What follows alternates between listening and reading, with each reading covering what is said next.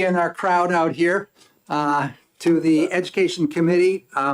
We're here today to look at eight bills. The first one we have on the docket is HB 1088. For me, this is kind of a sad day. I was brought up in Toronto. My grandparents all went to the University of Buffalo.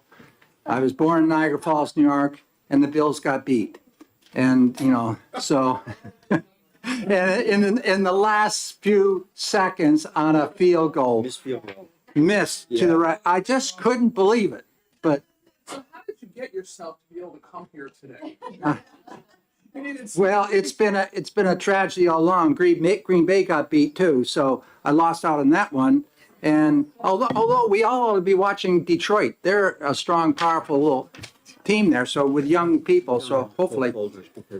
Yes, so getting off of that, I would like to mention to everybody on the committee here, be aware, we are going to be starting to schedule executive sessions. And I have executive sessions scheduled for the 30th, and we'll be starting somewhere around mid-morning. And you're going to see a whole load of bills on there. We won't be able to exec them all that day, but they will continue to the next day. So there'll be at the bottom of on the 30th, bills not exec on the 30th will continue to the next executive session, which will be the next day.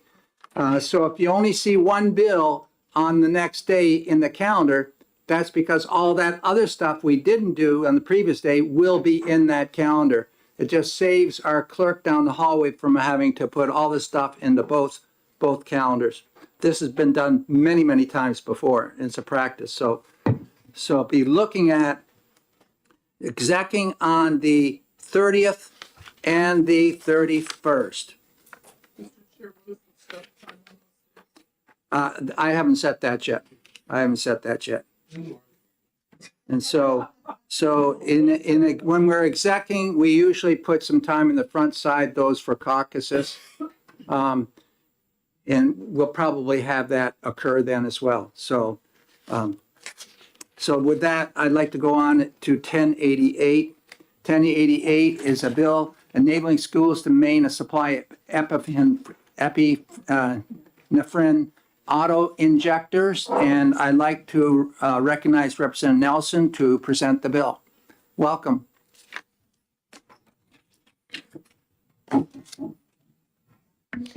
Thank you, Mr. Chairman, and good morning to the committee. My name is Jody Nelson, representing Rockingham 13 and Derry, and this is my very first bill, so it's an exciting day for me here. And I am here regarding my bill, which is regarding the stocking of emergency epinephrine injectors in school. Let me give you a little bit of background to let you know why this is so important to me. When my son was 2, I nearly killed him by giving him his first peanut butter cracker, and I learned how quickly and potentially deadly an anaphylactic allergy reaction really can be. According to the CDC, food allergies are a growing food safety and public health concern that affect an estimated 8% of children in the United States. That's 1 in 13 children, and in an average classroom, that's most likely at least 2 children in each classroom who have such a severe allergy. We now have kindergartners coming into school for a full day, which is great, but they may be introduced to new foods during school lunch that they've never tried before and may have a reaction to. We may have visitors to the school who are exposed to a food allergen or may have a bee sting. They might not have ever known they've been allergic and will possibly have an anaphylactic reaction. My school nurse, Lori Fleming from Hood Middle School, actually saved a child's life by utilizing a stock epinephrine auto-injector. He had a known peanut allergy and did not have a personal supply of epinephrine auto-injector in school. So this is another reason why it's important to have a stock supply. There is language in the pharmaceutical section of our RSAs pertaining to epinephrine auto injector use, but there's no clear language in our education section of the RSAs. The purpose of this bill is to provide clear language and uniform procedure for all public schools to have a stock of emergency use epinephrine pens. This is important for school administration, school nurses, and also parents to be able to navigate quickly to our education laws and be clear on what is the current law. This language is identical to the language that is already in statute regarding emergency use of asthma inhalers and the stocking of those asthma inhalers. And the language is clear and the process is running smoothly within our schools. Presently, our schools are allowed to contract with drug manufacturers for free epinephrine auto injectors. However, if a time comes when the program no longer exists, this bill allows for donations to cover the cost of the stock auto injectors, therefore providing a way to obtain them without cost to taxpayers. I have the full support of the New Hampshire School Nurse Association, and I know that Morgan is here from Convenient MD to speak on how this bill will fix a glitch in schools being able to utilize Convenient MD to facilitate receiving their auto injectors. Thank you for your time, and I am hopeful you will consider OTP on this bill. Thank you very much, Representative Nelson. Are there any questions you. for the representative? Yes, Representative Belcher. Thank you, Mr. Chair, and thank you for bringing this bill. A couple questions. I'm hoping you know the process a little bit just to help determine appropriateness. Under current rules and law, who is allowed to administer these EpiPens at school? Is it just a nurse, or is it anybody can administer? Sorry, I'm moving this a little bit. It is the nurse, and also teachers and school administrators are trained on administering that, and they are by law. What's the word I'm trying to think of? They're immune. They have immunity. Yes, If I follow. may, a follow-up on that one. So I noticed it didn't specify in the bill, are we talking about stocking adult dose epinephrine auto-injectors, child dose auto-injectors, or both? That would be up to the discretion of the school nurse. I know personally for me, my son is a big kid. So early on, he switched from EpiPen Juniors, which is the lower dose, to EpiPens for the adult use. I think it's 50 pounds and over, which is the adult usage. I know it doesn't specifically state in this, and if it would be more clear and helpful to the committee, I would be glad to amend that to include that in the bill. Thank you. Thank you. Representative Dry. Thank you, Mr. Chairman, and thank you, Representative. You're hearing from the EMTs this morning. That's why we're asking these questions. I'm on the rescue squad, which may or may not be actually on scene when the school nurse might not be there. And our requirement is that we match the person to the prescription. And since this is a generic prescription, I want to figure out if this will work in our protocol. In the EMT protocol? That's correct. I don't know that, but I can certainly find out, and if it would be helpful for me to amend that, to allow that to happen. I know when I spoke to our school nurse about how this usually happens, the general protocol is that the EpiPen is, I'm sorry, that's not the generic use, the epinephrine pen is delivered immediately, and then 911 is called. And I literally copied, I had OLS copy the exact language that's included right now in law for stocking and use of emergency asthma inhalers. So I just had them replace emergency asthma inhalers with epinephrine pens. So I don't know if emergency use of asthma inhalers at this time is okay with the protocol of EMTs or not. It's a different ballgame, basically. Okay, okay. Okay, Representative thank you. Damon, you had your hand up? Thank you, Mr. Chair. Thank you for taking my question. Thank you. And let me first say it's wonderful that you've brought this bill forward. Thank you. I'm a retired dietitian. I worked some in food allergies, and EpiPens are so critical and they're expensive. People don't always have what they need. So I have two questions. One is whether there's any statement in regards to paying attention to the expiration date, because since we don't know how much the school supply would be utilized and we know they do expire, I think there needs to be some address to that. And the other question is whether you have considered some language around not only coordinating with one for-profit entity, Convenient MD, including that, but whether schools could have a way to do this besides through one entity. That's not, oh, I'm sorry. Thank you for the question. That's not included in the language of the bill. I just have a representative here who is explaining why this is important for the current process. I think he can speak further to it, but I don't believe that is the only way to obtain a free epinephrine pen through the Representative Cordero? companies. Thank you, Mr. Chair, and thank you for taking my question.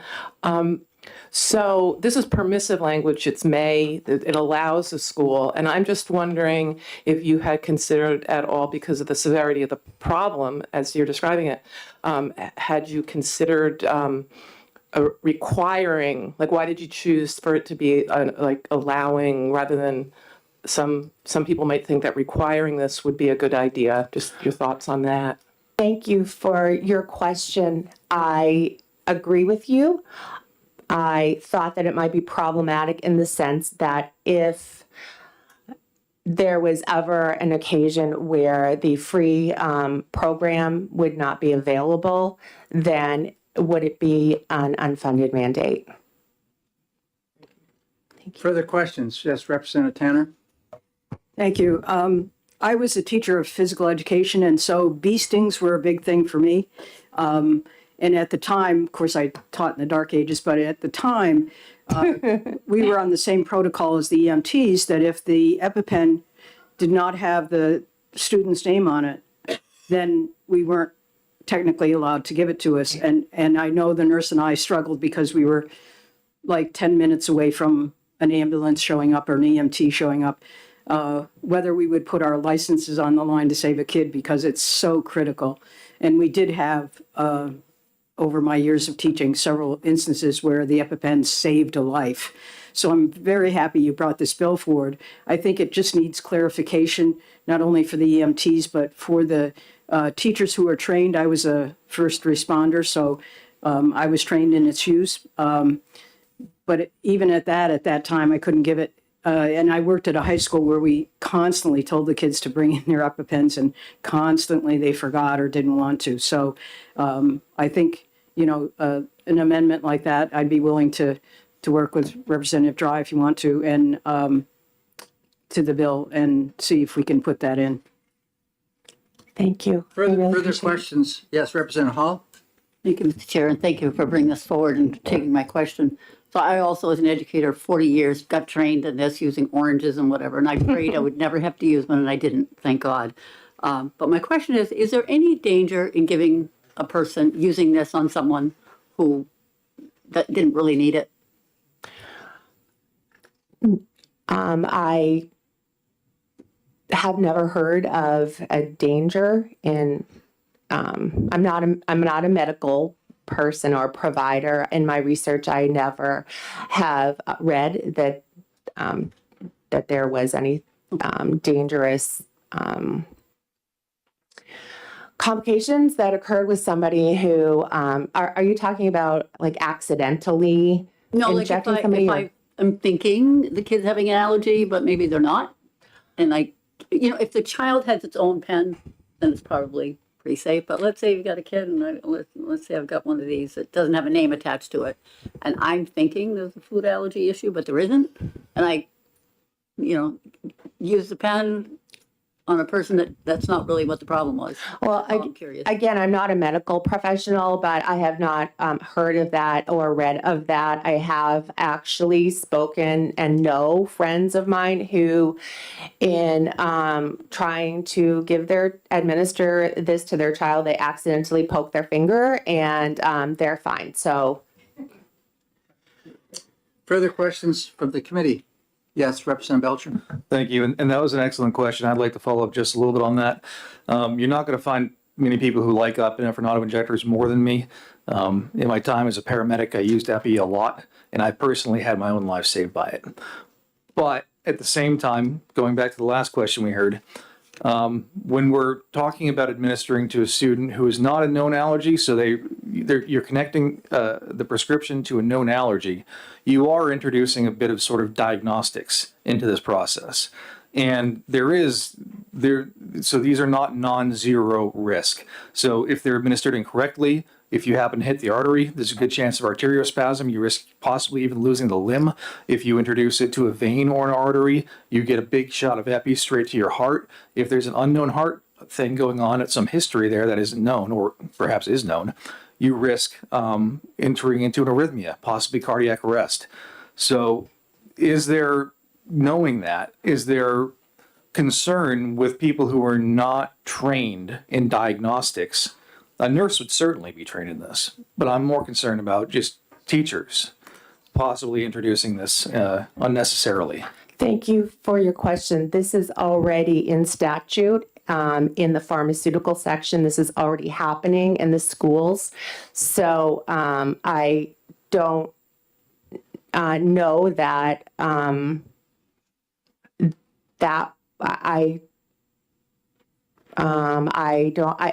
think that it's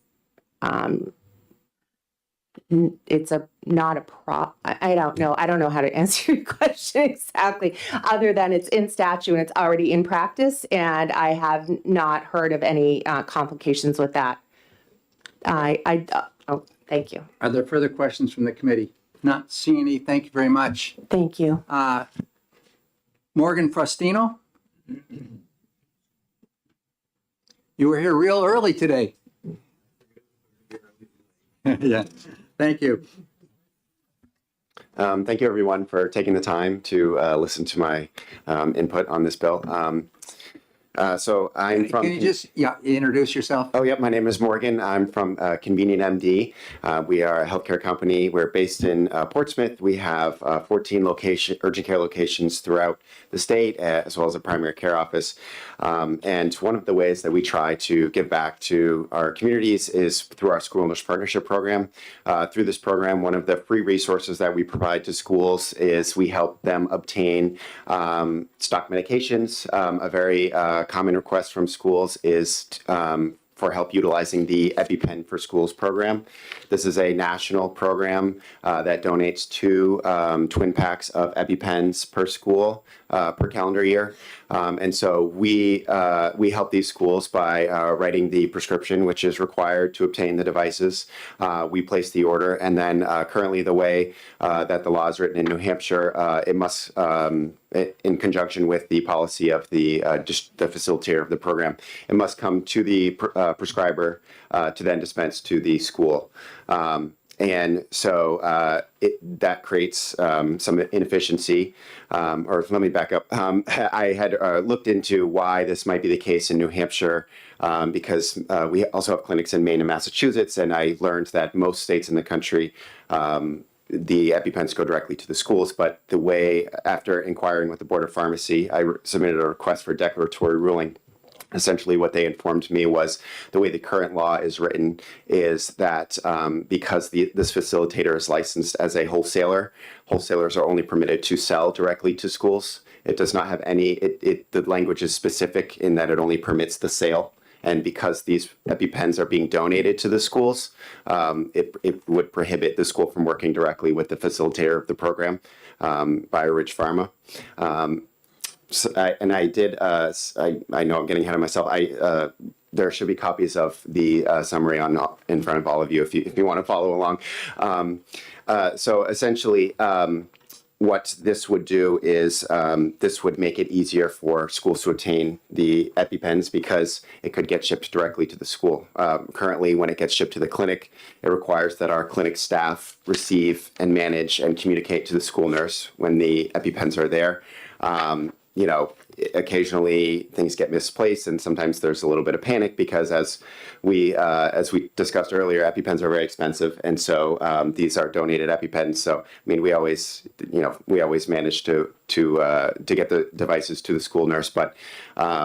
So that's one issue that may come up. Another issue is these school nurses are usually obtaining the devices on their personal time, driving sometimes, depending on where the school nurse is and where they have a willing prescriber, it can be well over an hour round trip on a weekend or after school, things like that. And it may increase potentially the availability of schools who can utilize this program because if a ordering provider, all I have to do is write a prescription, they may be more amenable to assisting the school in obtaining the devices as opposed to writing the prescription and receiving the shipment and managing it and communicating to the school nurse that they've arrived and asking them to come pick it up. So essentially, the language in this bill would make it clear that school nurses could work directly with a third party that is looking to provide the EpiPens at no cost to the school. Thank you very much. Are there questions? Yes, Representative Patton now. Thank you, Mr. Chair, and thank you for taking my question. From the prescriber perspective, what is the risk to the prescriber? Because I noticed in your testimony you say it would increase the availability of stock EpiPens and mean more willing prescribers for this purpose. So I'm just concerned. I simply meant that they wouldn't have to receive the devices to their location and hold on to them for the school nurse to come pick up, because this program, if this bill were to pass, the EpiPen for Schools program, instead of shipping to the prescriber to then dispense to the school, would be able to ship directly to the school as they do in many other states. I guess my question is more related to like malpractice risk to the prescriber. So if you write a prescription for a blanket prescription for the EpiPens to be used, does that ever in turn affect, if they're used inappropriately, can the prescriber ever be litigated for malpractice? I'm not sure what the logistics are there or the concerns. Yeah, I'll just leave it at that, I guess. I'm not sure. Thank you very much, Representative Belcher. Thank you, Mr. Chair, and thank you for your testimony on this. Just to clarify, this program it's not specifically your program as Convenient MD, but it's a program that you're helping to assist with, and they're donated not from Convenient MD, but the manufacturer. Correct. Yeah, it is a national program. Tens of thousands of schools every year utilize this program. Excellent. And if I may have a quick follow-up on that, just to clarify, so these are donated by the manufacturer, but do the participating organizations such as yours receive any compensation as a part of participating in this program? We do not receive anything. Excellent. Thank you. Yep. Further questions? Yes, Representative Damon. Thank you, Mr. Chair. Thank you for taking my question.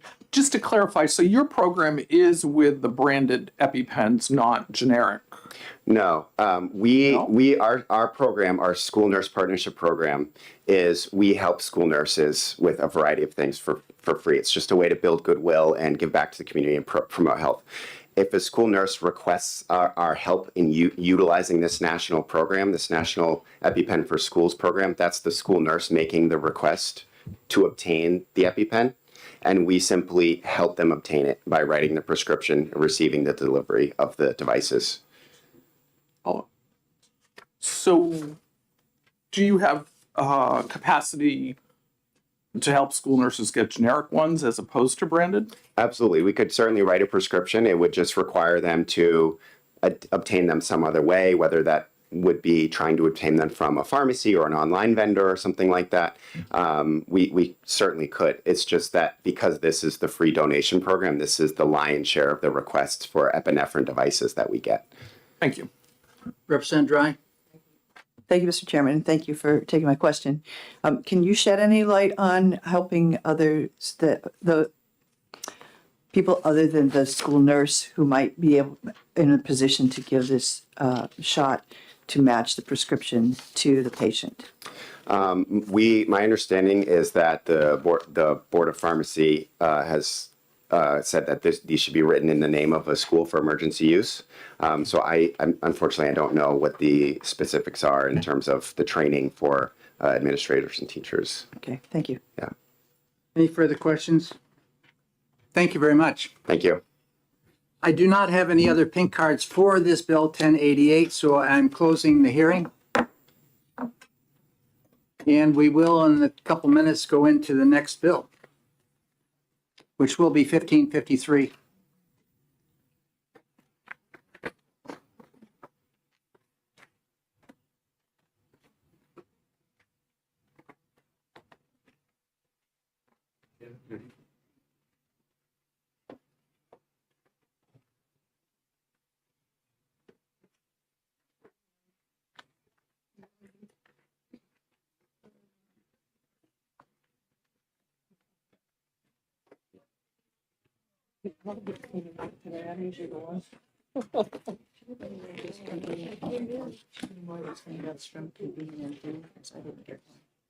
I don't have any, I think they went that way. If you find any, I'd like a personal copy. I have one for the record, but.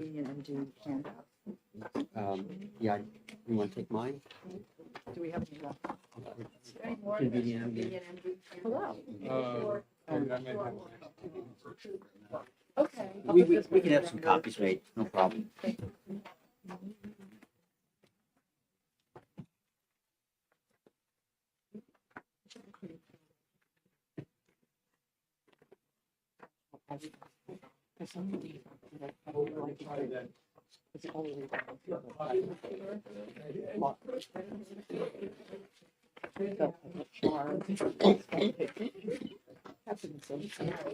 Yeah, it's got to. It's not gonna draw.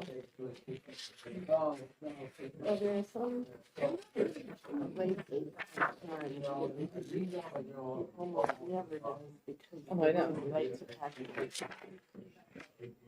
Used to be that way coming around on the one way, right? The lights were actually timed such that you had to stop and. Yes. One second on that. I eat. I drink. Well, yeah, most of it. I only have a few.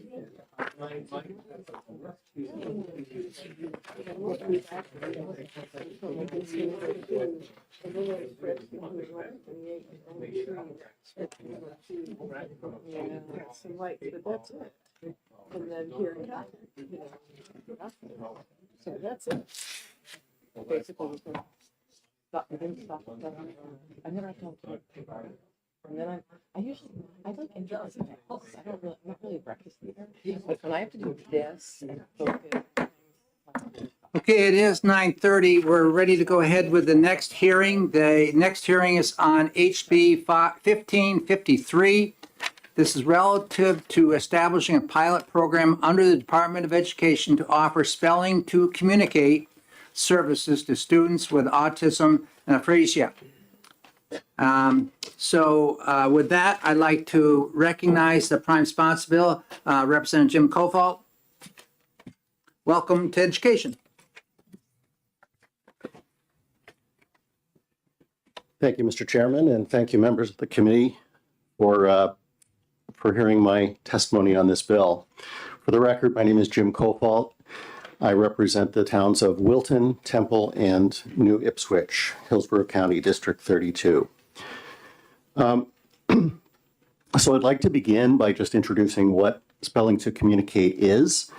It's a methodology that has been developed that teaches people with autism and apraxia how to spell how to spell out words by pointing to letters on a letterboard. Apraxia is a condition in which somebody cannot speak or cannot speak reliably. And one of the founding assumptions of spelling to communicate is that This is essentially a motor skills deficit, not a cognitive deficit. And so there is also an assumption that every person is with autism is fully as intelligent as anybody else, unless proven otherwise. So I want you to imagine for a moment that you have never been able to talk, that you are fully aware of everything that's going on in the world. You understand language just as well as the next person. You have complex thoughts and emotions, but you have never been able to express those reliably. What would that be like? There are tablet devices, applications, various kinds of tools that help people with autism to be able to communicate simple things, what they want for dinner, if they need to go to the bathroom, what they'd like to do today.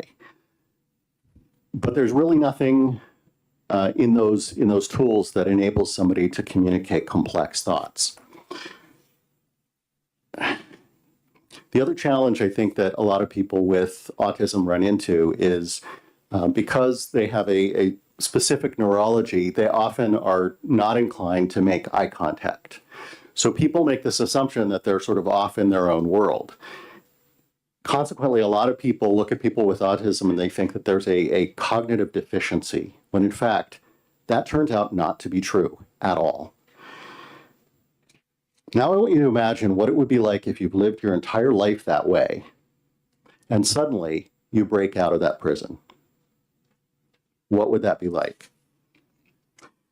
There's a young man named Gregory Tino, who is a blogger, who described his experience this way.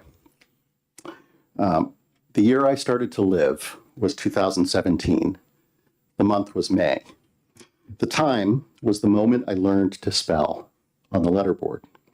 My world turned upside down in that moment. Never again would people think I was stupid or had the mind of a toddler. The look on my mom's face is forever burned in my memory. I would love to relive that again and again. This is the best moment of my life so far. There are no words to describe the depths of my gratitude. This is like winning the lottery. Like winning the lottery that you've always dreamed of. I first found out about Spelling to Communicate a little over a year ago when a friend of mine shared news about her daughter, and she said, "Jim, miracles are happening." I think you're going to hear from her today, and so we'll let her tell her own story. This bill would create a modest pilot program available through our schools, and if passed, it could potentially make New Hampshire the first state in the country to implement Spelling to Communicate or to make it available through our schools. I would like to point out a few arguments I think that you're likely to hear in opposition to the bill. The first has to do with something called facilitated communication. There was a methodology some years ago called facilitated communication that was discredited, and this is not facilitated communication. Nevertheless, the criticism that some make against spelling to communicate is that the instructor may lead the speller to certain letters, so that the communication really isn't coming from the client at all. It's coming from the teacher or the instructor. In 2020, there was a study published in Nature, in the journal Nature, that actually used eye tracking devices, and they were able to positively discern that in fact people's eyes were going to the letters before their hand was going to the letter. So there is scientific evidence that this is not facilitated communication. Furthermore, there are numerous people who've actually graduated from the letterboard to a keyboard. There is no facilitator, and they are communicating complex thoughts. That includes some people who write blogs, several non-speakers who write blogs, whom I will mention in a moment. So I think the the notion that this is facilitated communication or similar to facilitated communication is quite easy to debunk.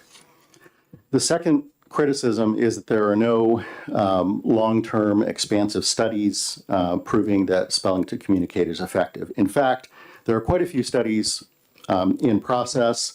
I think that the researchers are catching up to the reality of the experience that people out there in the world are having.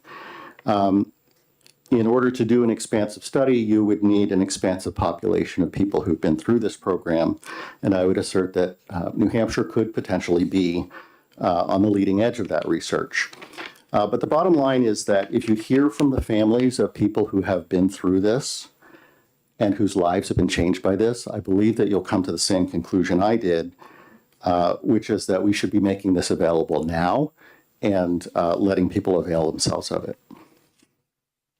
People like Gregory Tino, whom I mentioned before, he laments the fact that people once thought he had the intellect of a toddler. He has, by the way, published 4 books now on Amazon, and he writes a blog. Vincent Renisella is another prominent blogger, non-speaker. He has a strong interest in politics, and he aspires to be the first non-speaker elected to the United States Senate.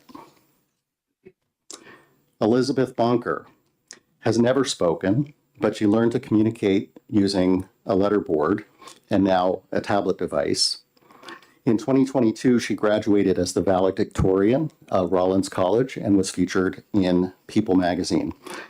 She's also the founder of Communication for All, a nonprofit organization whose mission is to ensure that all non-speakers with autism have access to communication and education. Jamie Handley, who did not communicate prior to the age of 19, verbally, co-authored a book with his father and a handful of other non-speaking friends.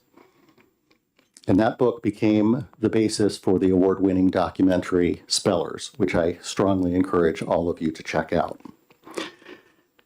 There are many other stories. I think you will hear a few of them today.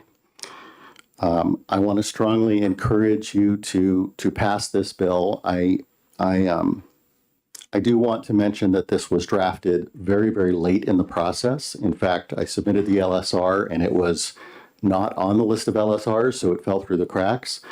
I reached out to OLS and they corrected that, but it was among the last of the bills to be drafted. So I will acknowledge that some may see fit to make some amendments to the bill. I would be very happy to work with anybody on this committee who is interested in doing that. Specifically, I have heard some people question whether or not the acceptance of a grant would be optional to a school district. I am entirely open to making an acceptance of a grant optional to the school district, if that is something that people would like to see changed in the bill. That concludes my introduction, and I will take questions. Thank you very Mr. much, Chairman. Representative. Are there questions? Representative Dry, and then Representative Cascadden. Thank you, Mr. Chairman, and thank you for taking my question. Can you describe the process a little bit? Is this something that we're paying for a person specially trained to come and work in the school? And are they one-on-one, distributed one-on-one with the students? It is a one-on-one process, and again, there are people here who can probably describe it in further detail.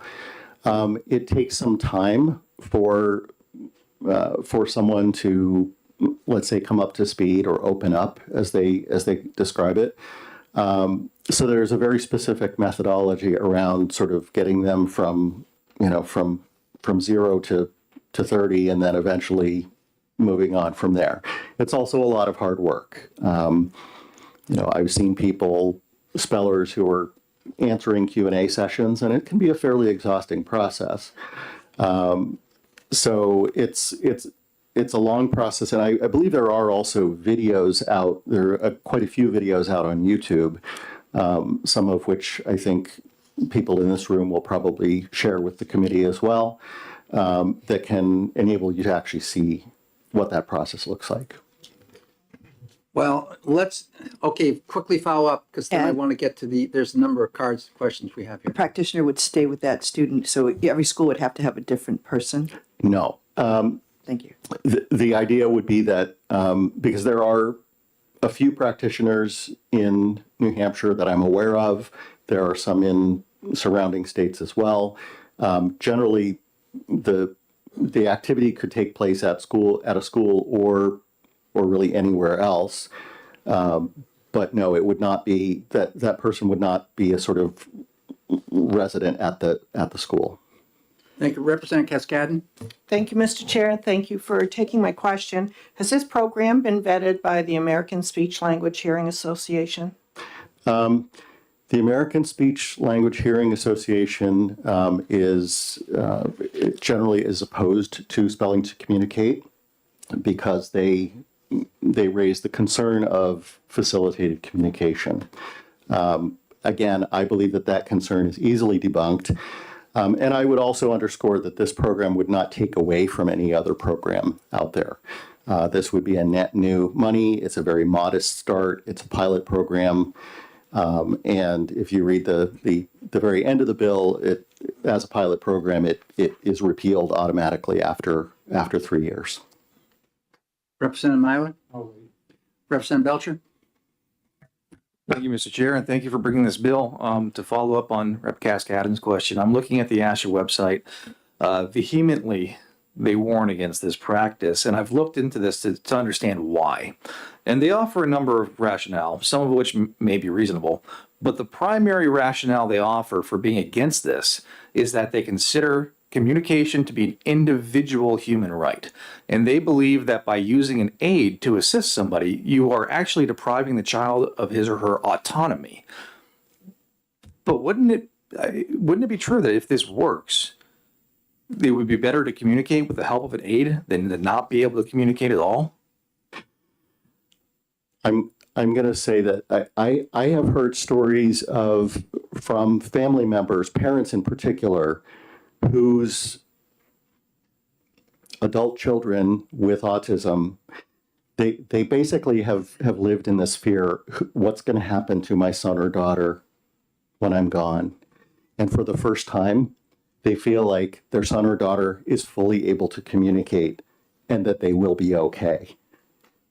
That to me is profound. I think that there is a profound sense that this enables autonomy, and again, I'll let some of the other folks speak to that point.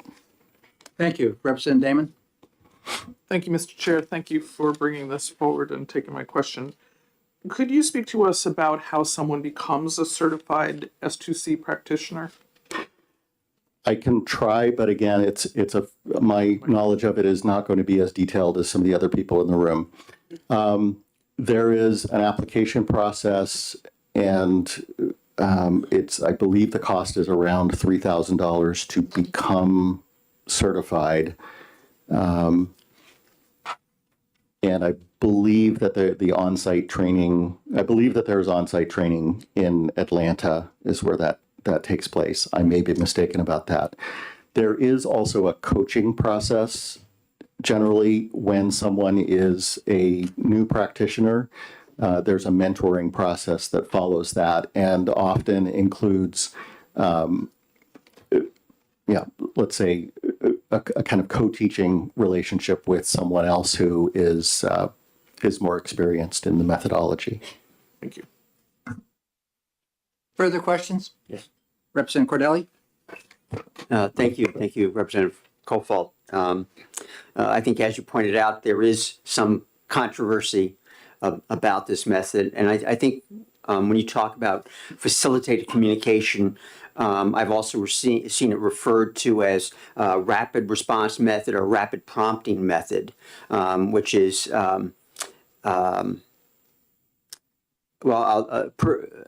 semi-personal experience in that my daughter is a special ed teacher outside of Austin, and she has used letterboard or spelling board.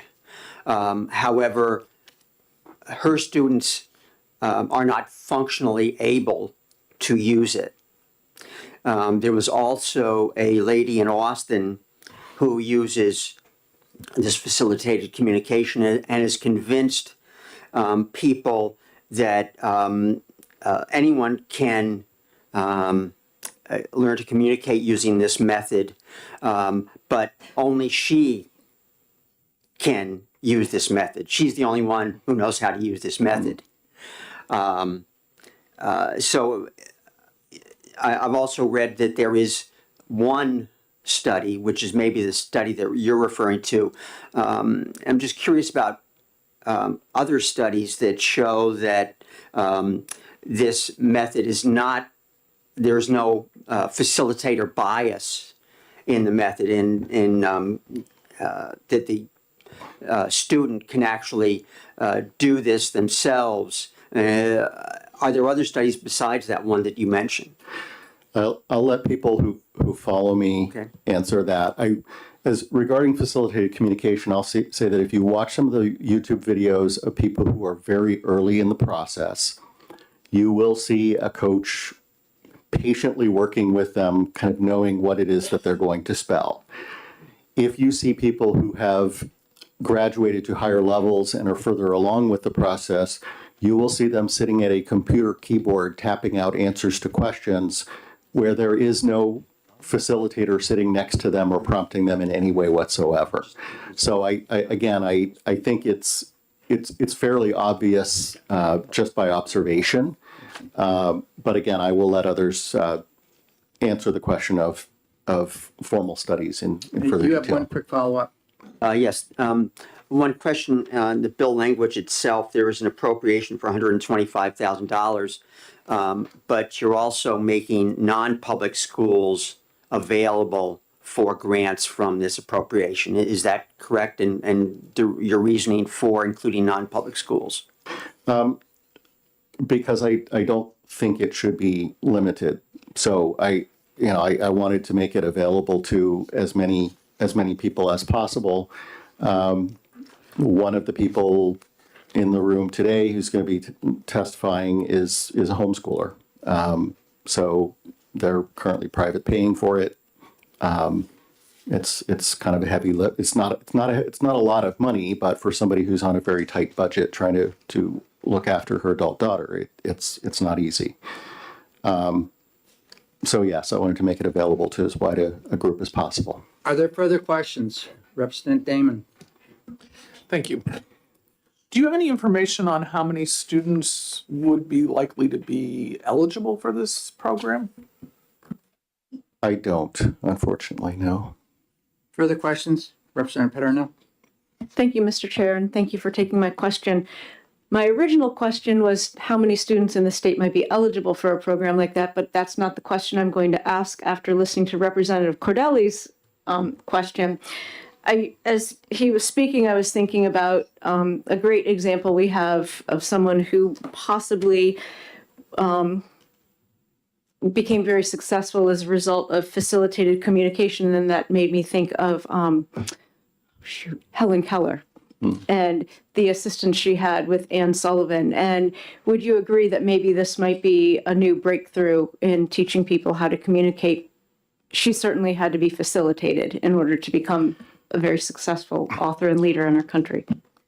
I absolutely believe that this is a breakthrough. I think when you hear from people whose lives have been affected by it and the impact that it has on them and how it takes somebody from being in a prison of non-communication to having autonomy and dignity, and to me, it's a world of difference. And you hear that, you'll hear it today, I think, and if you watch the movie Spellers or if you read the book Underestimated, you will hear those stories over and over again. Further questions? Not seeing any. Thank you very much. Thank you. For the following people, I'm going to limit discussion to 3 minutes per person. We have a number of cards here, so I'd like to invite Pamela Cook.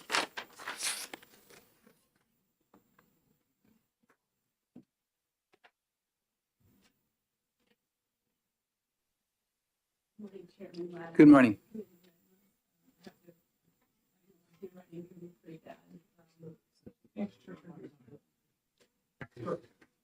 Sorry about that. My handwriting can be pretty bad, so I apologize for that. My name is actually Patricia Cook. Okay. And I'm from Londonderry, New Hampshire. And my friends tease me I should have been a doctor. I'm the mother of 4 sons, and I have been fortunate enough to watch them all grow up into men. And I've heard them speak their first words and see them advance into speaking into sentences. But imagine regressing and only being able to speak in 1 or 2 word phrases. That's what happened to my youngest son, Liam, when he was 2.5 years old. So I felt like I lost my son. He could no longer express himself and was using only those 1 or 2 words to get his basic needs met. So imagine he couldn't ever tell me when he was hurt, either emotionally or physically.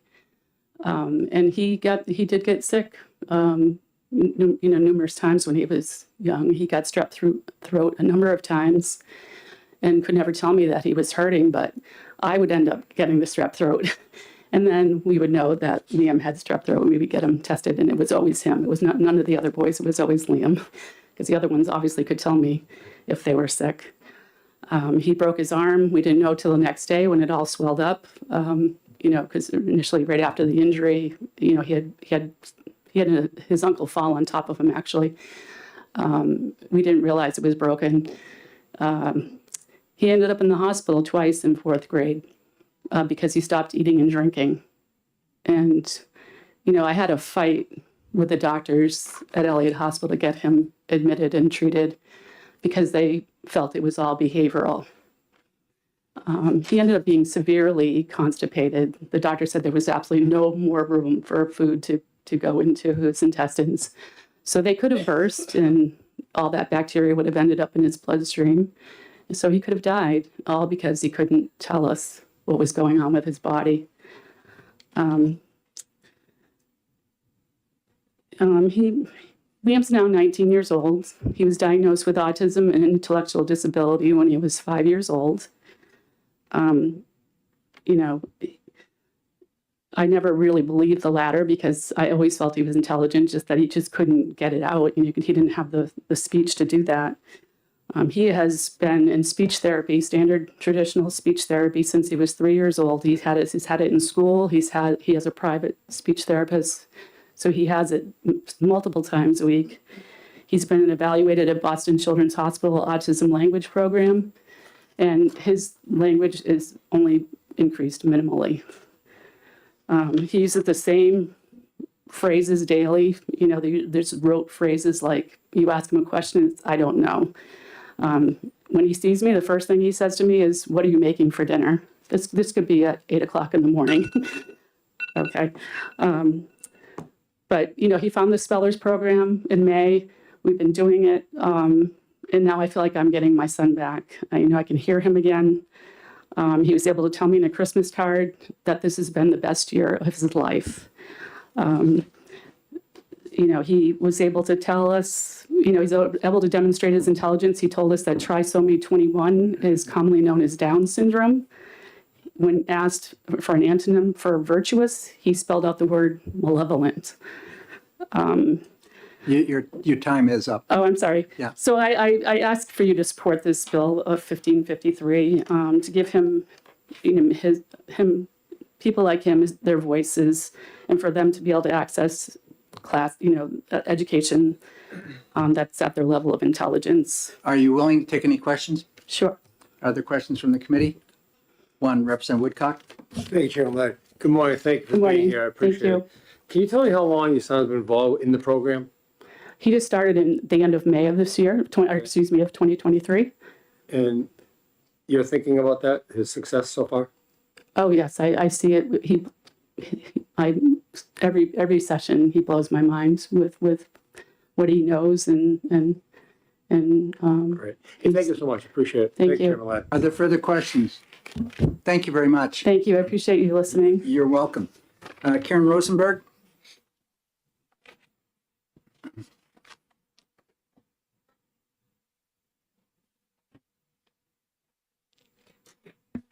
Good morning. Good morning. Chairman Ladd and members of the committee. I'm Karen Rosenberg. I'm the Policy Director at the Disability Rights Center. I've held this position for just a little over 2 years, and prior to that, from the fall of 2005 until I started my job as Policy Director, I provided individual representation for children, among other things, but children in special education cases. And I'm here to testify in opposition to this bill. Not because I'm going to say anything about spells to communicate. That is far beyond my expertise. But because I think that it sets a poor precedent. School districts are already required to evaluate children for special education. They're supposed to evaluate them in all areas of suspected disability and by qualified evaluators to determine, one, whether the student meets the criteria as a student with a disability, but also to determine what services and supports that child needs, including whether they need assistive technology in order to receive a free appropriate public education, FAPE, something you're all familiar with. So the idea of diverting funds to one particular program or incentivizing one particular program undermines that fundamental principle of idea that schools evaluate children by qualified people to determine what program they need and what is the most effective intervention, and to make that intervention available to students. And I know, having worked at the Disability Rights Center, where people don't call us if they're happy, that schools, we get calls from parents who are dissatisfied with what schools are doing to address their children's needs. And there are procedures in place, due process, complaint procedures for parents to follow when schools aren't doing what they're supposed to be doing to address needs. But just giving money to parents for a program without an evaluation, it may actually cause schools to send children to this program instead of providing the program that actually more closely aligns to what their individualized needs are. So I think that's problematic. I can tell you that I've represented children with communication issues, and AAC is incredibly powerful. It can be so powerful. But over the years that I've represented students with communication issues, I don't know that any of them have been prescribed the same program. I've had students start with something as rudimentary as objects, like when they really didn't understand communication at all. So, and literally a physical object to communicate. I need to eat. Here's a spoon. I need to use the facilities. Here's a little toy toilet. Up through students who are communicating at a much higher level using more sophisticated devices. So, children do need the opportunity to be evaluated and to communicate in the best way for them. And this wouldn't do that. And for that reason, we oppose this bill. And I'm really happy to take any questions you might have. Thank you very much. Are there questions from the committee? Representative Belcher? Thank you, Mr. Chair, and thank you for being here for this testimony. You brought up a very important point that I want to just drill down on a little bit. And you talked about the possible need for technology assisted learning and the provision of funds for that.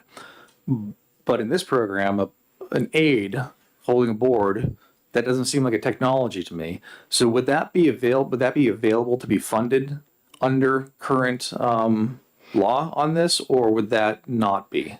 Yeah, it could be funded. Like I said, it doesn't, when you think about assistive technology, we think about like high tech, but assistive technology can also be quite low tech. So there are students that their technology might be, like I said, something as rudimentary as a client of mine who really had so much ground to make up that particular student was given little objects. That's not high tech, right? Eventually that student graduated to a much more high tech communication. But yes, if that whatever is appropriate and what that student needs to obtain a free appropriate public education, then that is what the school has an obligation to provide. And if I may, just to drill down, so not just the board itself, but you could fund the aid, having the aid there. Yeah. Okay, If that's, there's actually a section in an IEP that describes what kind of, if it's specialized instruction, what they need, if it's an auxiliary aid or supplementary service they need. So yes, all of those things that the student would need can be funded through the IEP. Thank you. Further questions from the committee, Representative Peternell? Thank you, Mr. Chair, and thank you for taking my question and for being here. So I just want to, I'm asking you to reiterate, your concern is probably in section, Roman numeral 2, where it says, under this program, any parent, so not just a student with an IEP who's already having, where the school already has concerns about their ability. Is that what you're referring to? But can you tell, so I'm on page 1, Roman 2. Yeah, Any line parent may 16. submit an application. Yeah, I mean, one concern I have is that schools that aren't doing their job, that want to kind of get out from under their obligations under federal law, might be incentivized to say to the parent, oh, your child is having problems, sure, we'll give you this $4,500 and you can arrange for your child's communication needs to be met, and then we won't need to fund an evaluation, which is required under federal law. We won't need to consider what is the most appropriate intervention for your child. So, yeah, that's a concern. Ruth. Yes, and well, the thing just has a mind of itself. Further questions? Thank you very much. Thank you all. I'd like to call forward Lori Rogers.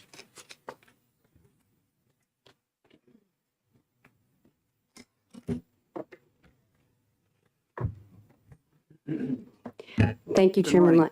Thank you, committee members, for allowing us to testify, or for me to testify this morning. I am here to please ask you to please support HB 1553. So I'm the mother of a 33-year-old son, Craig. He's a non-speaking young man with autism and apraxia. So his autism and apraxia prevents him from speaking the way I am right now. The messages from his brain to his mouth to these muscles is disconnected. So what Spelling to Communicate does is takes this very fine motor skill of verbal speech and puts it into the very gross motor skill of pointing to letters to spell out words, phrases, and sentences to say what he wants to communicate. It's so simple, it's amazing. So without a communication device like S2C, Craig, if you had seen Craig, you would probably think he was unaware of his surroundings or that he was not intelligent because he could not speak. With tools like this, he can now be open and not trapped in his own head with his own thoughts and pains and desires and wants and needs. He now has this method to tell us.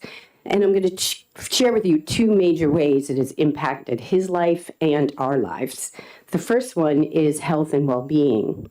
Before S2C, we never knew whether he was sick or had a headache, a sore throat, a stomach ache. Now, with S2C, the last time we saw his doctor, he was able to communicate, I have a stomach ache. She examined him and realized he had a hiatal hernia, which was treated. He also told another physician that he wanted to learn how to calm down and heal his anxiety. So we went through different methods of meditation. We taught him how to become more regulated, and he told us that exercise helps his anxiety. So exercise has become a major role in his daily activities, which is amazing. The second part is his education. Before S2C, we call it, or Spelling to Communicate, he could display very rudimentary, basic academic things. Now we are learning how smart he is. He's doing high school level and college level course material and answering the questions on the letterboard right now. His goal is to graduate from this letterboard, which, yes, I have to hold for him as he points to the letters, to graduate to a laminated board, then independently type on a keyboard to say and have his own autonomy in what he wants to say. So thank you for hearing my testimony. And also, I feel it's going to make the teachers' lives so much easier if they can actually communicate with their students where they can't now. Thank you. Thank you very much. Are there Sure. questions? Representative Myler? Thank you, Mr. Chair, and thank you for being there. Sure. Is that a letter board you have with you? Yes. How does it work? So if Neil were Craig, and I said to Craig, usually I ask him what he appreciates when I see him every day and we work together. I'll ask him what he appreciates, and I say, "All right, Craig, can you tell me on the board what you appreciate? Can you please move back because you're too close?" And you know, he's a lefty, so his hands over I'm here. not somebody who's my right. Okay, so and then he'll go right to the board and he'll answer. And I say, "Okay, find your letter, scan the board," and he'll tell me I am appreciating, like one day he said, "I appreciate Beth," who is his practitioner. And then I said, "Okay, well, why do you appreciate Beth?" And he answered, because she has patience with me. I'm not touching him. I'm not coaching him. I just say, "All right, go." That's what I do. Now, yes, when he was first starting, remember when you wouldn't put your 4-year-old out on a 2-wheel bike without training wheels first, right? And let them just go? They need training wheels too. So in this method, they need training wheels. They need facilitation, just like Heller Keller needed it. So initially, you are guiding them. Scan the board, find your letter. And then they graduate to no prompting at all and nothing from us, from their practitioner or from their communication regulation partner, which is what I am now. And then they move on to the laminated board and then independently on the keyboard. So, Thank you. yeah. Thank you. Yes, follow up. So, excuse me. So initially, your son has to learn the letters. No, he knows the letters. Excellent question. He knows the letters. He needs to learn the motor planning, remember? Because apraxia is that disconnect from your motor cortex to the muscles of your body. He needs to learn this, the motor planning to find the letters and the motor planning to tell his eyes where to go. Your eyes have like 9 muscles in each eye. So the disconnect between your motor cortex and your eye muscles is there too when you have autism and apraxia. So we have to tell his eyes, move your eyes, scan the board. He already knows the letters. He already knows many complex words and sentences and ideas and thoughts and all that jazz. It's the motor planning that's missing. That's the piece that's missing. Thank you. Jeepers, this thing. Representative Cordelli? Yes, thank you for being here and congratulations for the story about your son. Did he receive this instruction with the therapist facilitator via an IEP at school? No, Craig is 33. We discovered this in 2022. He was 31. He had speech therapy 3 times a week, every week of his life in public education. But what was missing there was he had apraxia.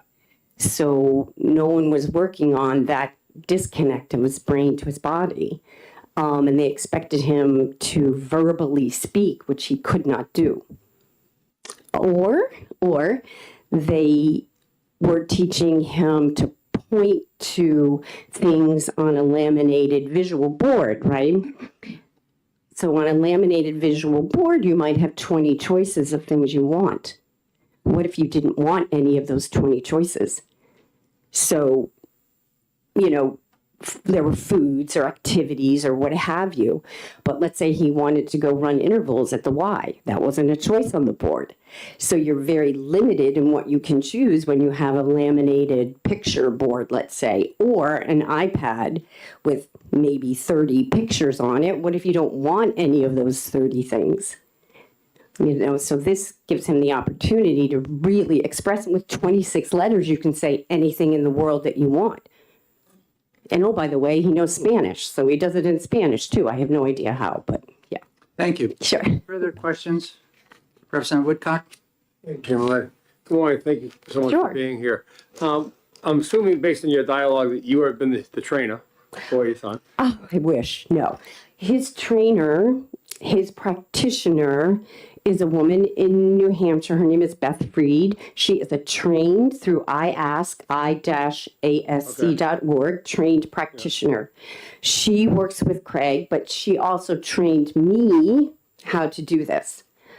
Also, I took a parent course through iAsk. So to get trained as a practitioner, it is about $3,000. It takes about 6 months. And you do it on Zoom virtually, and you're also going out into the community and working with non-speaking individuals. As a parent cohort, I went through the class. It took me about 3 months. That was $750, and I got trained. But I also sit with Beth when she's working with Craig, and she also coaches me on my method. It is so strict. iAsk has strict methodology. They never want you to force your thought or your will or what you think the child or adult should say on that person. It's very strict training, very strict protocols. Thank you. Yeah. Thank you. Sure. Further questions? We have more cards here, so yes, Representative Ford. Thank you for taking my question. Sure. Would you tell us a little bit about his reading experience? Yes. When he was younger, I used to take books, rewrite the sentences for him in probably like a 20-point font, cut them out, paste them into the book so that he could follow the words and read it. So when he was 5 or 6 or 7 years old, he could read, but the font was very large. So we're going back to that apraxia piece. Now he can, I don't know how to explain it, but he can read, but the typing is so small that when you have apraxia, to follow those words and letters and have your eyes move each line of the text is very difficult. So when we're doing lessons with him now, we read the lesson to him and ask him. He's not reading anything, he's listening. So the other day we were doing a lesson on courage, and I read the lesson and I asked him a question about courage, and he answers the question based on what he's heard, not what he's read. So we listen to books on Audible, and I ask him questions about the books or the material we just read, what he's just heard. Yeah. Thank you. Thank you. No, we're not going to have a follow-up. I'm going to, no further questions. Thank you. Sure. Thank you, everyone. I'd like to invite Wendy Liban.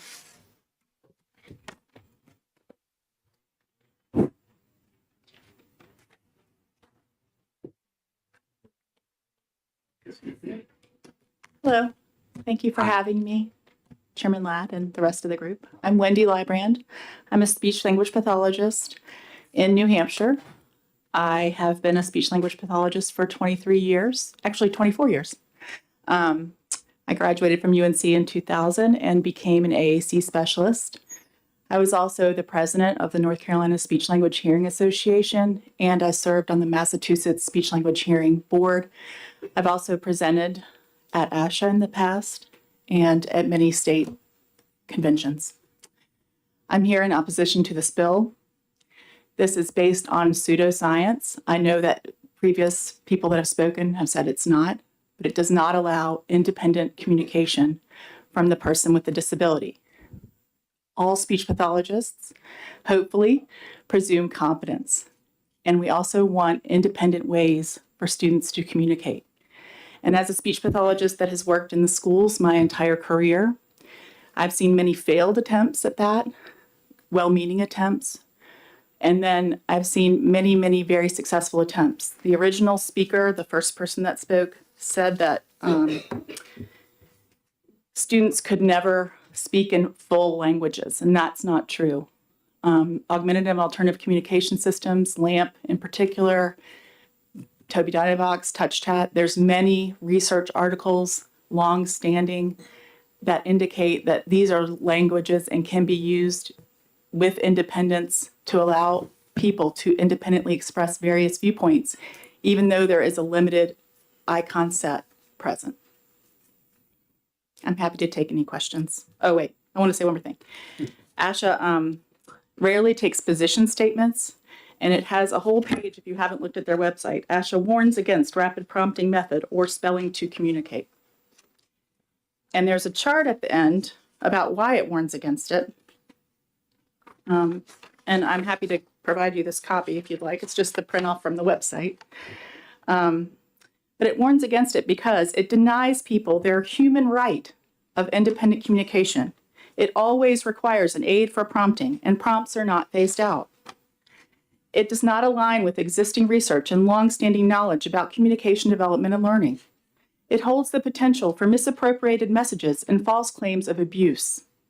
It replaces effective individualized communication, support, and educational opportunities by diverting resources, which is exactly what we're talking about here today, time and money, to ineffective techniques.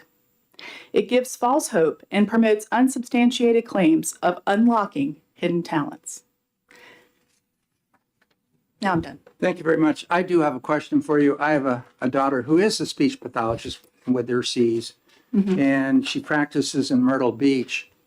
But I asked her, were you informed about facilitated communication when you were taking your master's program at University of South Carolina Medical School, Charleston? She said no. Can you explain why that is not being taught at the level higher ed through many of our teacher preparation speech pathology programs?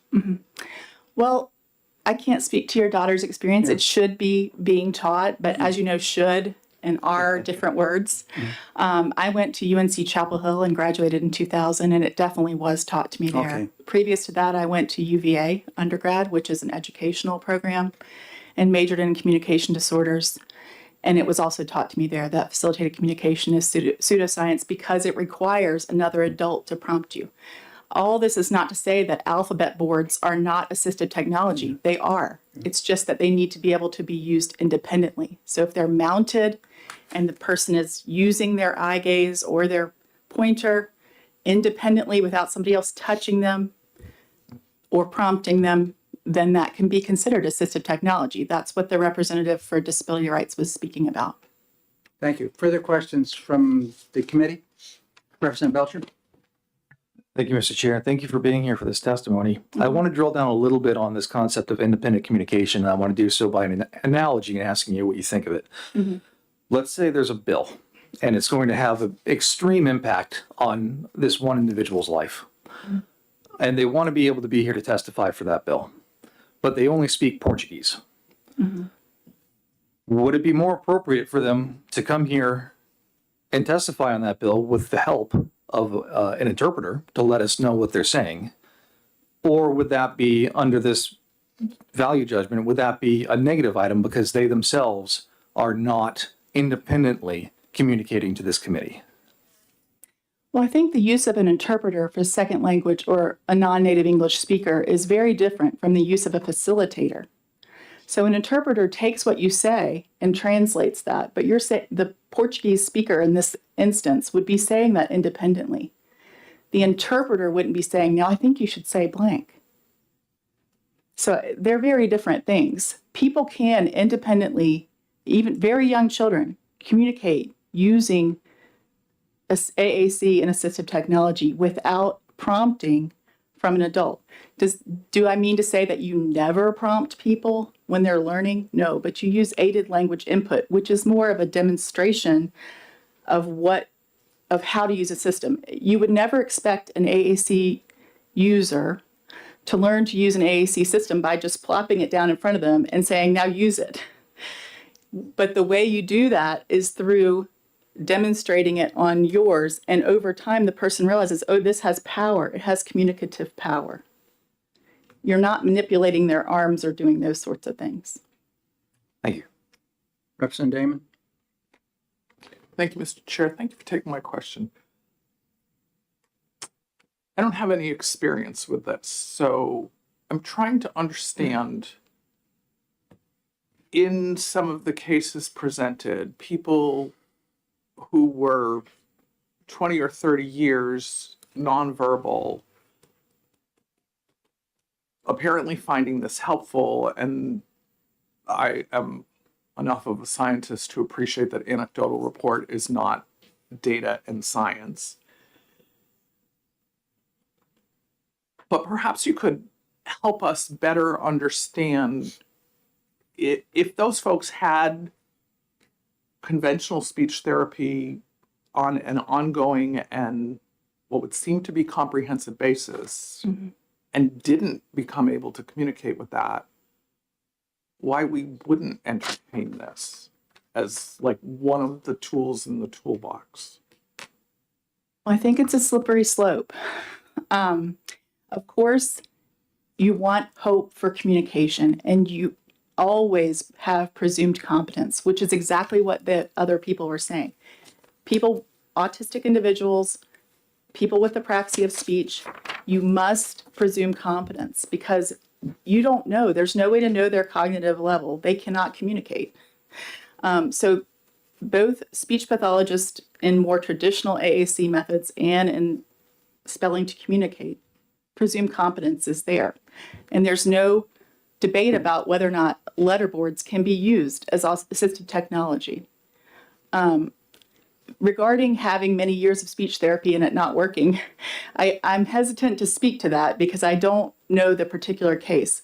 One example might be that the person never had an effective AAC evaluation and so therefore never developed independent communication.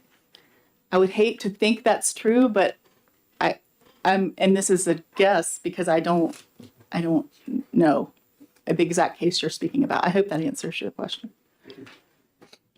Thank you. Yes. That is helpful. Could you also give us some perspective on what proportion of nonverbal folks with autism and or apraxia become able to communicate independently? Well, that's hard to say. I will say that the incidence of people using AAC across the nation is 1%. So it is a very low incidence, but that is not to say that it is not very important to the people it happens. Like it's gut wrenching for parents and families to have children that they cannot communicate with. And as a speech pathologist, that's why I went into the profession. I also became certified as an assistive technology professional through RESNA, which is the governing body of North America. I mean, this was my job, like my passion was to help people communicate that could not. Further, Representative Dry. Thank you, and thank you for taking my question. We heard a few examples here of people who have graduated basically to keyboards and things, which is not prompted communication. So wouldn't this just be considered a step on the way to getting to non-prompted communication? For some people, I guess it can be, but the idea that you are dependent on a facilitator at any point to communicate your ideas means that it's not independent communication, which leads to the whole host of problems and the reason that ASHA came out with this position statement against it. There's over 200,000 members of ASHA. And this is just, it's well researched. We've got many well researched and evidence-based methods to assist non-speakers. This is not one of them. You know, on their own website, there's 5 studies. They're all by the same person. Like, I'm all for the use of funds. I just think this is an exclusionary bill that excludes the use of that $4,500 for other research-based methods. If you want to open it up to here, if you're a non-speaker with autism and apraxia of speech, and you apply for a $4,500 grant to further your AAC, something that's been done by a professional that you need funds for training, then more power to you. And I appreciate your time. Hopefully that answered your question. Representative Dry, you had your hand up. Are you any more further? You're good. Representative Ford, did you have your hand up? Thank you, Mr. Chair. Thank you for taking my question. I wonder about communication in words and ways that don't depend on words, because children can do that. I have a 3-year-old at home. Not mine, my daughter's. But she lives very much Well, I was with going to me. say congratulations. Well, she lives with me in the same house. And she walks up to me and says, "May I kiss you?" You know, and you think, she knows how to communicate. And so then you look at when she gets frustrated, she screams because she doesn't have the word to say, I'm frustrated. Right. So communication to an actor is a lot of things. And so I wonder when we focus only on words, and don't get me wrong, I love words. I have a PhD in English, so I love words. But I've spent a long time playing with them. I taught myself to read. And my problem when I got to school was when they handed out the book in the first grade, I read it while they were handing them out. And so I wanted to talk to the girl next to me about what was in the book. Right. And of course, I was disruptive. So, and my colleagues will attest to that. So, I think your question is how much of communication is nonverbal? well, it's about, we've all been talking about articulation as communication, but it's not all there is to communication. That is definitely true. Much of communication is nonverbal, and most of what we say on a typical day, not today because we're here talking about this, but in your basic conversational speech, it's about 400 to 600 words, make up about 80% of what people say. So words are not everything. Thank you very much. Further questions? Thank you very much for coming. Thank you. I'd like to call Beth Pasquale.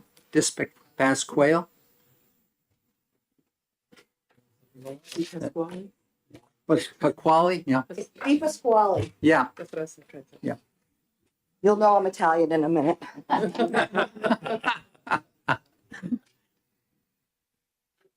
Chairman Ladd and members of the House Education Committee, my name is Beth Di Pasquale, and that is my adult daughter back there, Grace. We live in Wilton. I'm asking you to support the House Bill 1553 in creating a pilot project to introduce Spelling to Communicate, also known as S2C, into schools. This project is necessary for individuals who are non-speakers, minimal speakers, or unreliable speakers to live full, inclusive, and productive lives. For many years, I participated in traditional speech therapy with the hopes that someday I would have a meaningful conversation with Grace. And by meaningful, I mean, I'm talking about her telling me what she wants to do with her life. Does she think that Greek mythology is as awesome as I do? And what does she believe in? What is her spiritual path? Meaningful, as if saying more than just, "Mama, I want a snack." For the last year and a half, after being introduced to S2C at an autism conference, I have been blessed to experience those meaningful moments with my daughter. That's when I understood that the reason my daughter was not producing verbal output was due to her apraxia. She knows what she wants to do or say, she just can't make her body do it. I also learned that by using a letter board, which uses gross motor movements by poking letters, instead of verbal output, which is a fine motor skill and more difficult, my daughter has gained the skills to communicate what she wants to know and what she wants to share.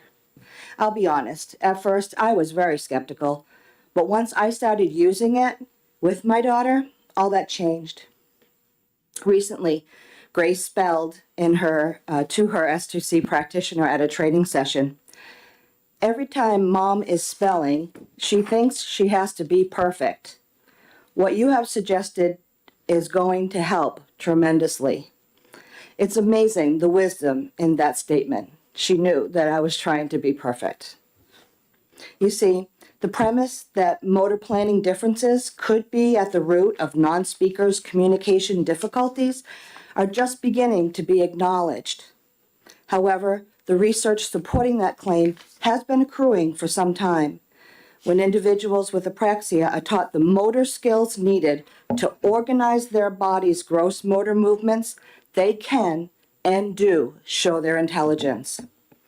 In all the tests that we have to access cognition, There is no accommodations made for motor planning difficulties. All of these tests require motor control and coordination of the brain and body in order to show what they know. Only after being given a reliable communication method can cognitive ability be accurately measured. Spelling to Communicate is that method for my daughter and countless others with apraxia. Passing this bill and allowing this pilot project to move forward could be the key to unlocking many doors for those who are prisoners in their own bodies. Thank you, Chairman Ladd and members of the House Education Committee for considering my testimony. I urge you to support HB 1553 to create a pilot project for S2C. Thank you very much. You have written testimony right there that you just read from. Yes, sir. Can you submit it? Did you make I copies? submitted it online yesterday, but I would be happy to. If you could provide that to the clerk, she can put that right into the record. Sure. We're still paper, pencil type stuff. I love that. Yeah, okay. Are there questions from the committee? Not seeing, thank you very much. Okay. And the last person that we have a card from here is from Isadora Rodriguez. Yeah, and you say you have written testimony. You didn't take a position, just want to speak to this bill. That's correct. Thank you.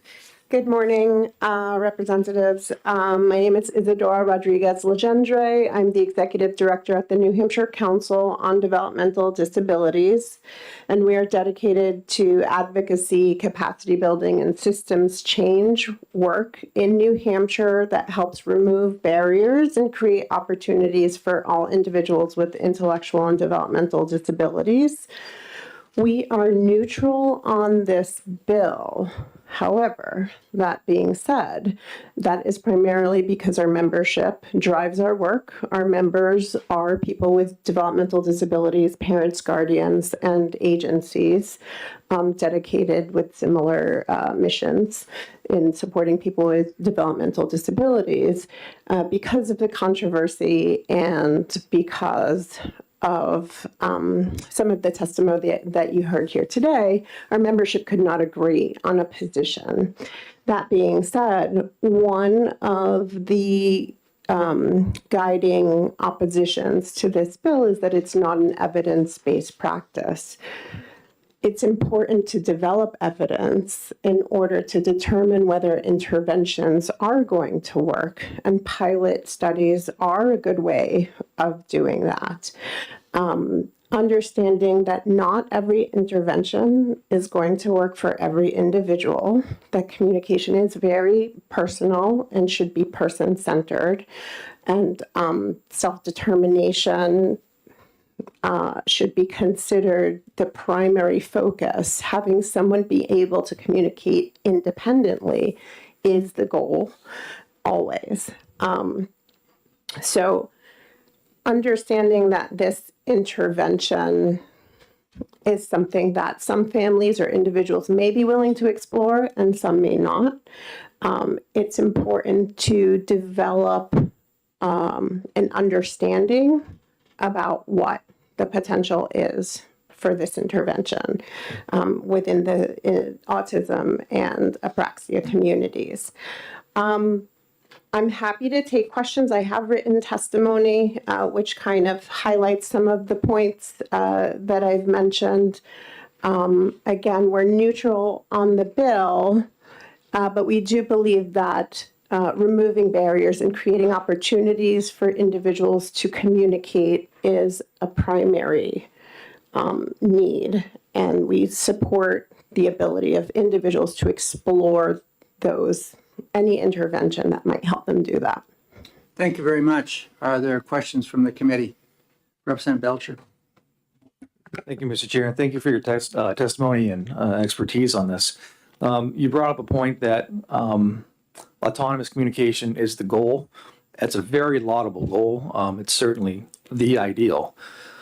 I'm wondering, is it possible, at least in a hypothetical context, that given our current abilities, our current knowledges, and our current practices, there might be a portion of the population that is not currently going to become capable of fully autonomous communication, but might be able to enjoy some degree of communication through an intermediary? That's a great question. And I would not want to speculate on that point. However, that being said, there are individuals with all kinds of disabilities who depend on supporters, on direct support professionals to be able to eat, shower, go to work, be transported. And so very likely this could be another skill set that someone may need support with. Further questions from the committee? Thank you very much. Thank you. You're welcome. With that, I'm going to close the hearing down for 1553. And we will get ready here to move into the next hearing, which we have scheduled for today. It's relative to establishing a local education freedom account program, which would be 1652. I have to go out and make 3 phone calls to the DOE.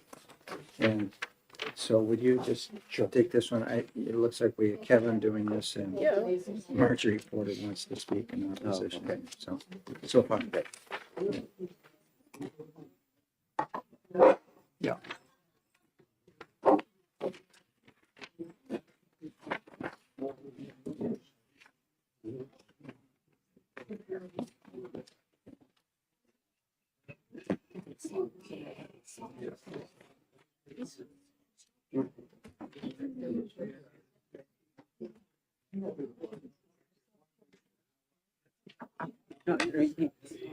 We're ready for you. I'm going to call it.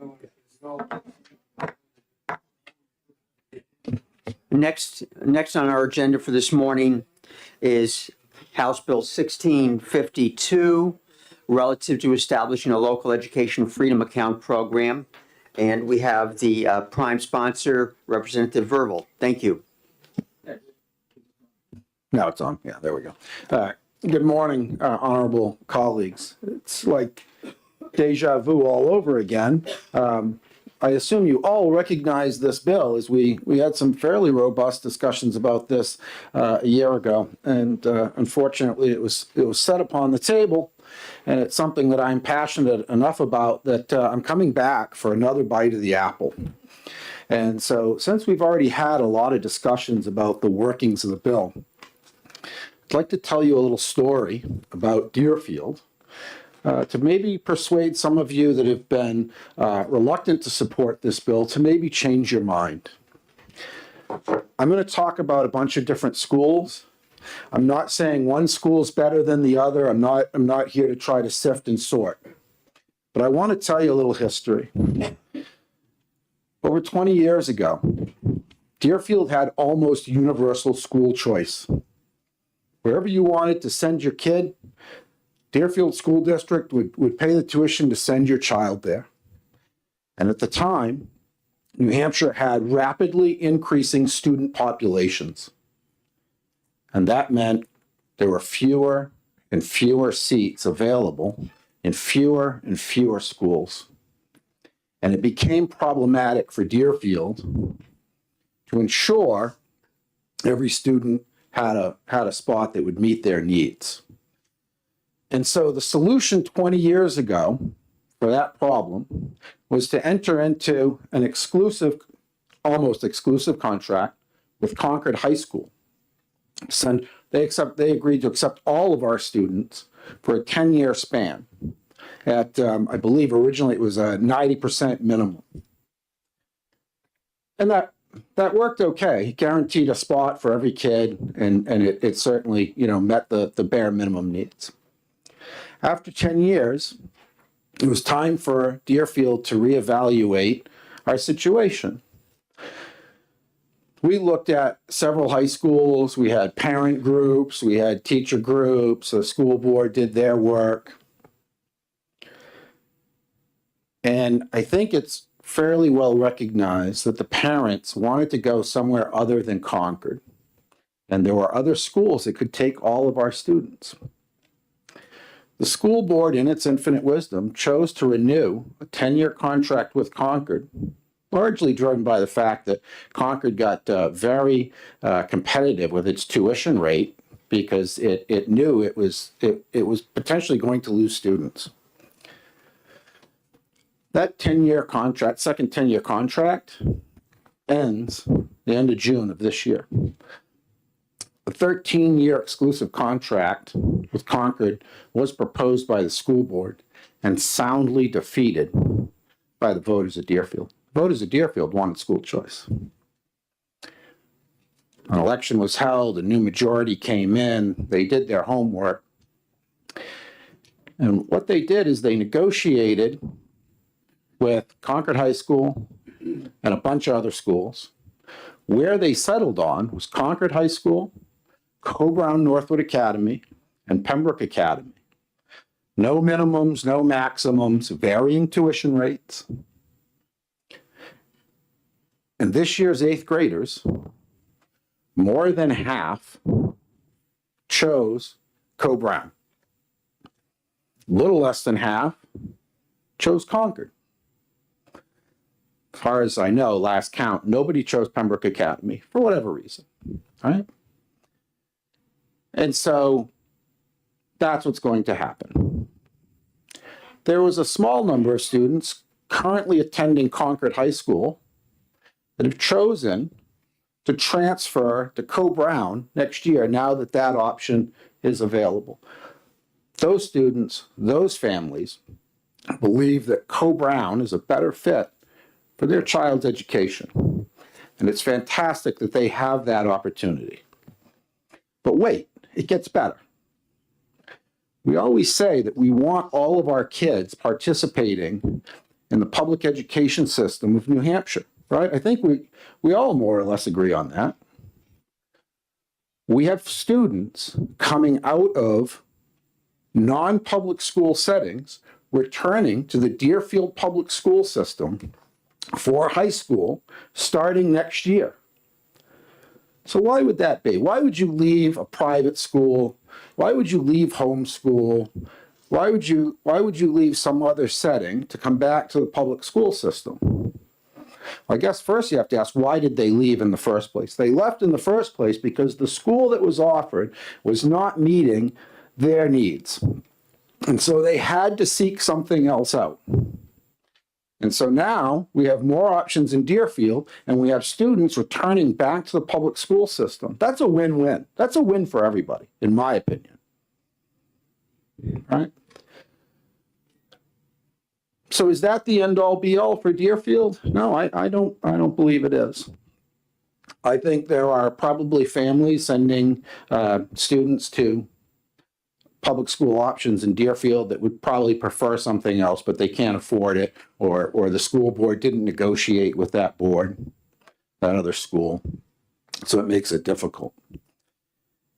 And so what this bill does is it allows a community by a supermajority vote to decide for themselves if they want local education funding money, local tax money, to be able to follow the student into a school that they believe is a more appropriate setting for their child, for their children.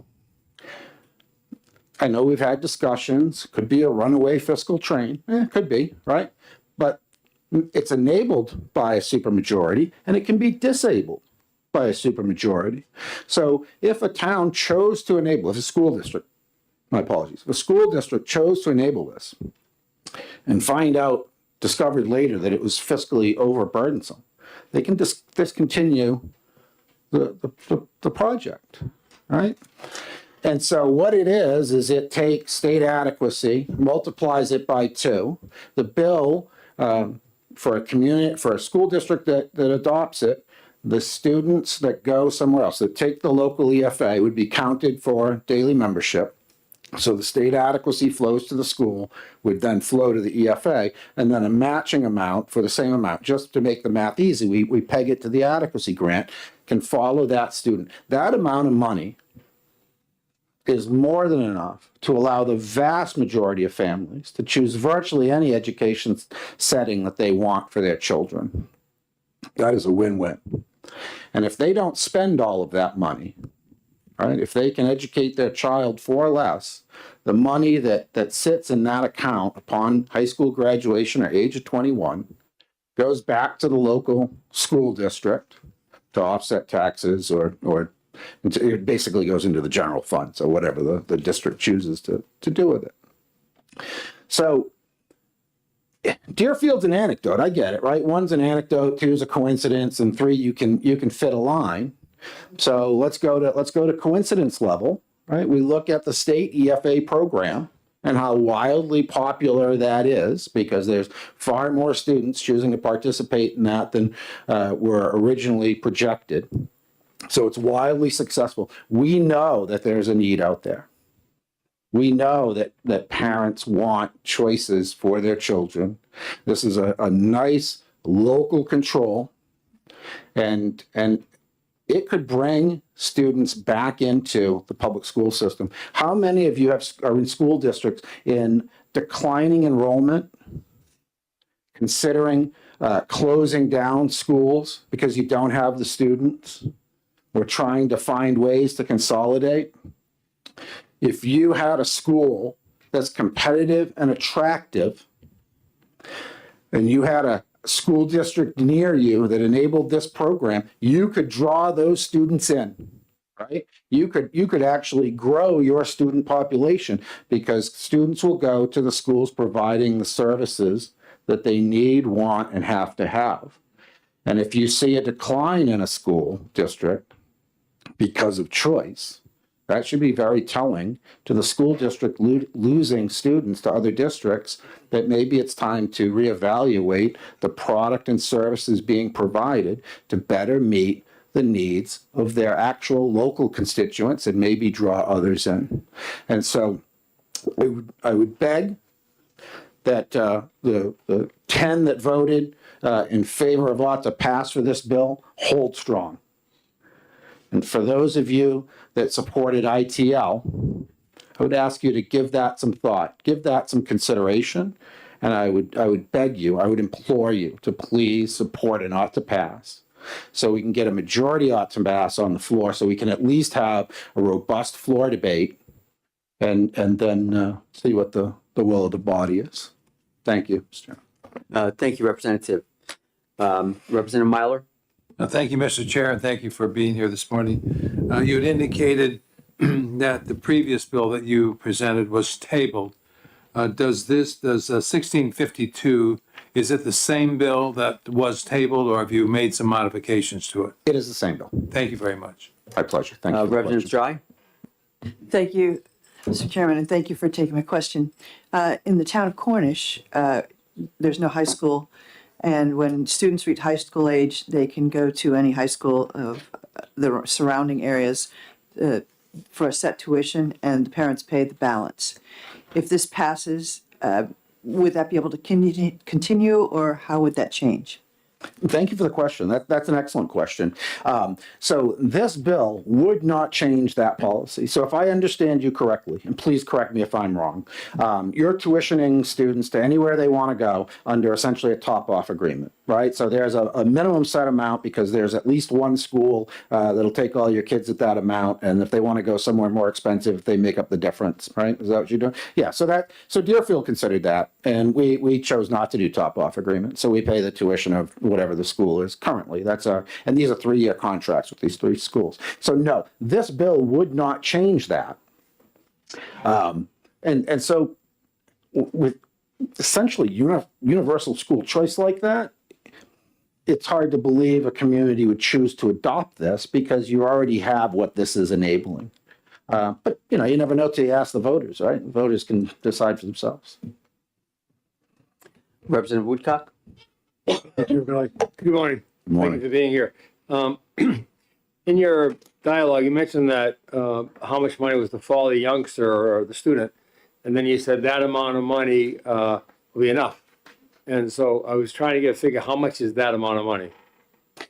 Yeah, that's an excellent question. And so I'll refine my remarks. So I think it goes to similar to what they're doing in Representative Dry's district, right? So there's a lot of working class, middle class, working poor. They cannot afford school choice, period, the end. They just don't have the cash for that. we're talking about approximately $8,000 following a student for a school district that would approve this. There are high schools in New Hampshire that you can attend for about $8,000, right? If you choose a more expensive school, then yes, the burden would fall on the family to make up that difference, right? Because you're not forcing anybody to do anything. You're not forcing them to take this up. But if you look at the state EFA, that $4,000 has enabled a lot of families to pursue other options that previously they could not do. This, increasing that amount, significantly increases the amount of students that potentially could try something differently. Paul? Thank you. So the figure you're talking there is about $8,000.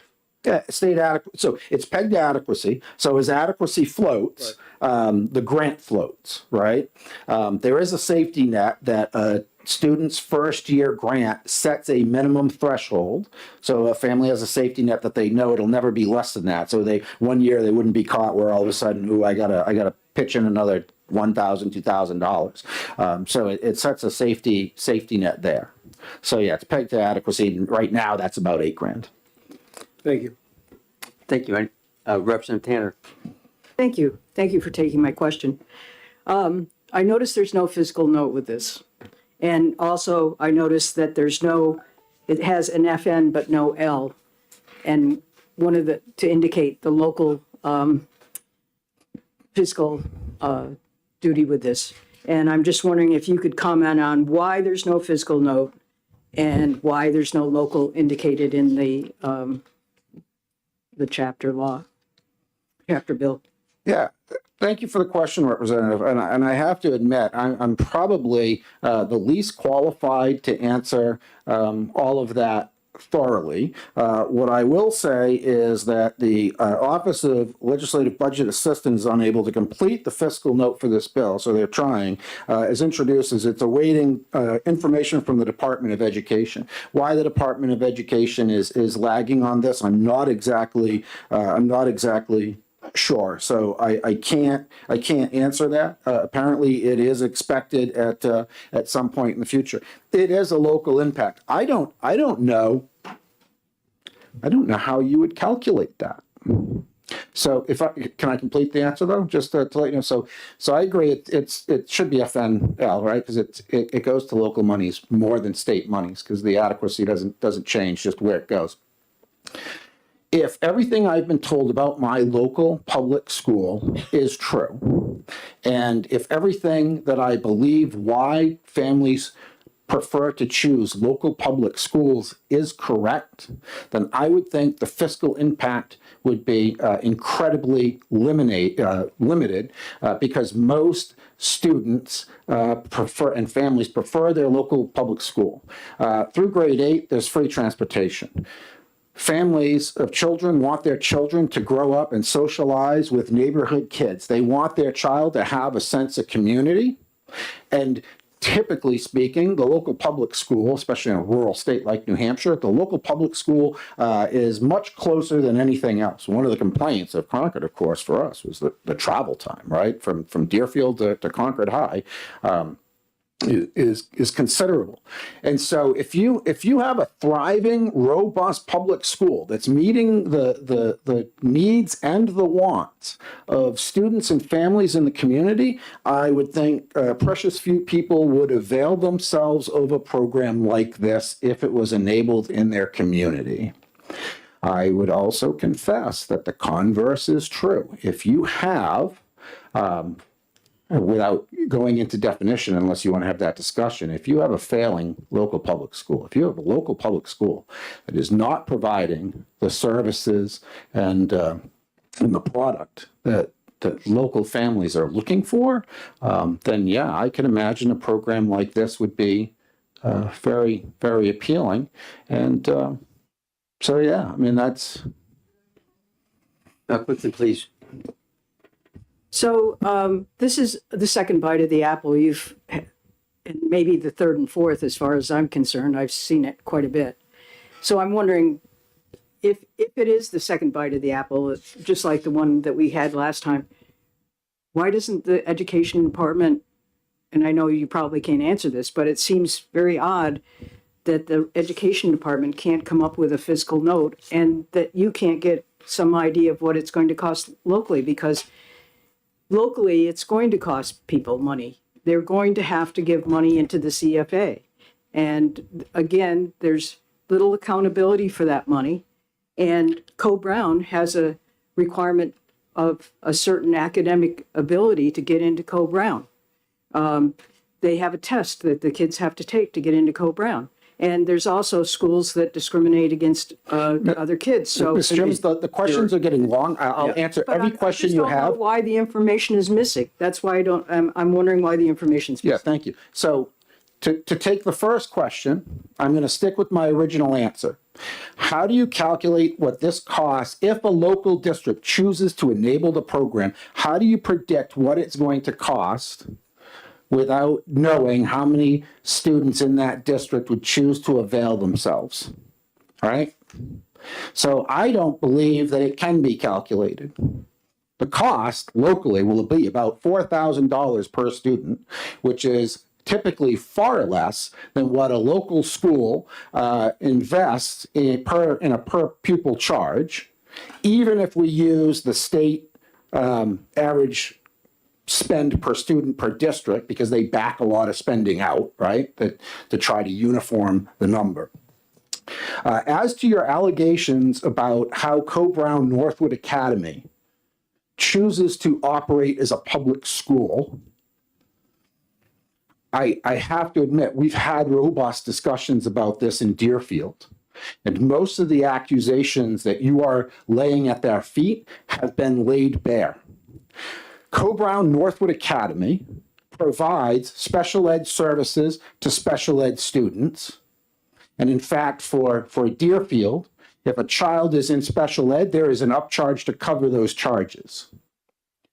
Co-Brown Northwood Academy is one of the best academically performing schools in this state and has been for decades. And it is a desirable school. And they receive students from Northwood and Stratford, and I think a few other communities, but Northwood and Stratford, that is the school of record. That is the school they send all their kids to.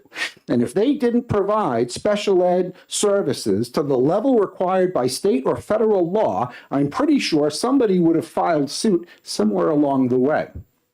If you are from out of the district, say, I don't know, maybe Dover Sense, Lancaster, and you want to send your kid to Co-Brown Northwood Academy, yes, there is an application process because there are only so many seats available in that school, and it can't be wide open, I think, for business reasons. The deal that we have with Deerfield is they will take any and all students and meet any and all students where they are and comply with all laws. So Co-Brown Northwood Academy is a public academy. It's not a traditional public school, so there are some differences.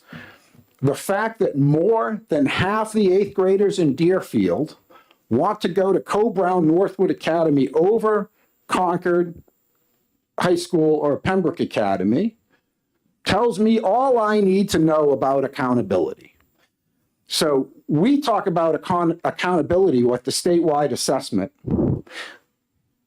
The Deerfield Community School is below 50% proficient students in English language arts, mathematics, and science, and has been for years. Okay, so I know my school is underperforming, in my opinion. That's my opinion. But that's what the test that we all agreed on, the assessment we agreed we would use, they don't meet the bar year after year, and so where's the accountability? Where is the mechanism that forces them to do better? When children choose a school, when families choose to send their child somewhere, that's the accountability because they're choosing that. They're not forced into it by zip code, by the address in which they live, but because they want to go there. So I would say that this has the accountability in that it forces no one to go anywhere, but allows for freedom of choice in education. I think I hit all your questions, and if I didn't, I'd be more than happy to take them individually. Thank you. Representative Balboni, quickly, please. We have 3 more cards. Thank you, Mr. Chair. It's a very brief question. Why is it needed? Couldn't any local district already put this on the ballot as a warrant? Thank you. So, thank you for the question. I appreciate it. So, this is local enabling legislation, so Deerfield's a little funny, right? So we don't have a high school of our own, and so we have to contract out for high school, and so we can either choose one size fits somebody, or school choice, and we can decide on the size and scope of the school choice. My understanding is that if you have a high school to allow school choice like this, I believe legislation is required to allow it. Further, this is letting the taxpayers, it's letting the voters of a school district decide their self-determination if they want expanded school choice in this district, if their district or not. Not the school board, not the executive board if it's a larger district, an SAU comprised of other districts. And so this is a vehicle to actually let the voters and the taxpayers decide for themselves how they'd like to proceed forward. Thank you. Representative Lakis. I just have a really quick technical question. Sure. On page 1, line 27, it just says where the student or the educator are both not physically present. And I'm just wondering if you meant that to be one or the other or both. Because with the or, it's, I don't know, grammatically confusing. Did you mean student and educator or both, or did you mean for it to be one or the other? Yeah, it's probably an and or if one or both, and so I would be more than happy to work on a friendly amendment to correct that. And I appreciate the question and bringing it to my attention. Thank you. Representative Luno. Thank you very much, Mr. Chair, and thanks very much for bringing this forward again. By the Department of Education's own numbers, the vast majority of students in the FA program were already attending private schools or in home schools. They didn't just exit their public school district. But I was wondering, in the in your proposal here, would the local property taxpayers in that district be responsible for contributing that $4,000, $5,000, $6,000, $7,000, which is the base plus the differentiated aid, to pay private school and homeschooling costs for kids already in private and homeschool situations? So that's an excellent question. So you have to be a member of the local school district in order to qualify for a local EFA if a district was to adopt this. And so just to go back to Deerfield's example for a minute, right? There was some wailing and gnashing of teeth about increased educational cost because of kids coming out of private schools and homeschool to now attend, apparently, Co-Brown Northwood Academy. We don't know those numbers exactly because of privacy reasons, but it's fairly safe to assume. But those children have now come back into the public education system, right? So that's a win-win. So yes, if a district was to adopt this, and let's say I had my kids attending a private school somewhere, right? My kids are in public school. But if my kids were in private school and I lived in Deerfield and they hadn't graduated high school or hit 21, yeah, the year after this comes into play, or the year of, I guess, I could notify my local school district that I'm returning my child to the local school district, taking them out of wherever they were and putting them back in, and then avail myself of the EFA. Some people find that rather problematic, and I sense that you do, and I don't. I find that to be a joyous occasion, and I guess it comes down to what your perspective of public education is. A lot of times when people talk about public education, they're really referring to public schools. They talk about institutions, not students. I believe public education is the funding of a child's education using public money. A lot of districts force a monopoly system based on home address to the school that's allowed to be attended. So we're making certain families pay twice, right? So if I had my kids in private school, I'd be paying for my local public school first. I have to do that first. That's my tax bill, legal obligation. Then if there's money left over, I can afford to send them to private school, right? So I don't see the harm if a community chooses, right? Because we're not forcing anybody. If a community chooses to fund the education of all kids in their community up to high school or age 21, I find that to be a win-win for families that, in my view, are paying twice. But the short answer is yes. Follow up? Actually, with the short answer being yes, that what you're basically saying, I just want to confirm this, that family lives in Deerfield. They've been sending their student to a private school for years and years and years at no cost to the Deerfield taxpayer. That if Deerfield were to adopt these provisions, the Deerfield taxpayers would be on the hook for $5,000, $6,000, $7,000, $8,000 a year in those private school tuition costs. Well, the only place, so on the whole, I'd say yes. Your number estimates I don't agree with, because the state adequacy is state But money. it also includes differentiated aid, in that it's both, it matches. If that's Right, applicable, right. yes. Thank you. Certainly. Thank you for the question. Seeing no further questions, thank you very much, Representative, for being here and bringing this back. Thank you. I appreciate your time. Oh, I'm sorry. This is the third time, Representative Tanner. But the first model fiscally didn't work out, but this is the third bite. Thank you. The Honorable Marjorie Porter, welcome back.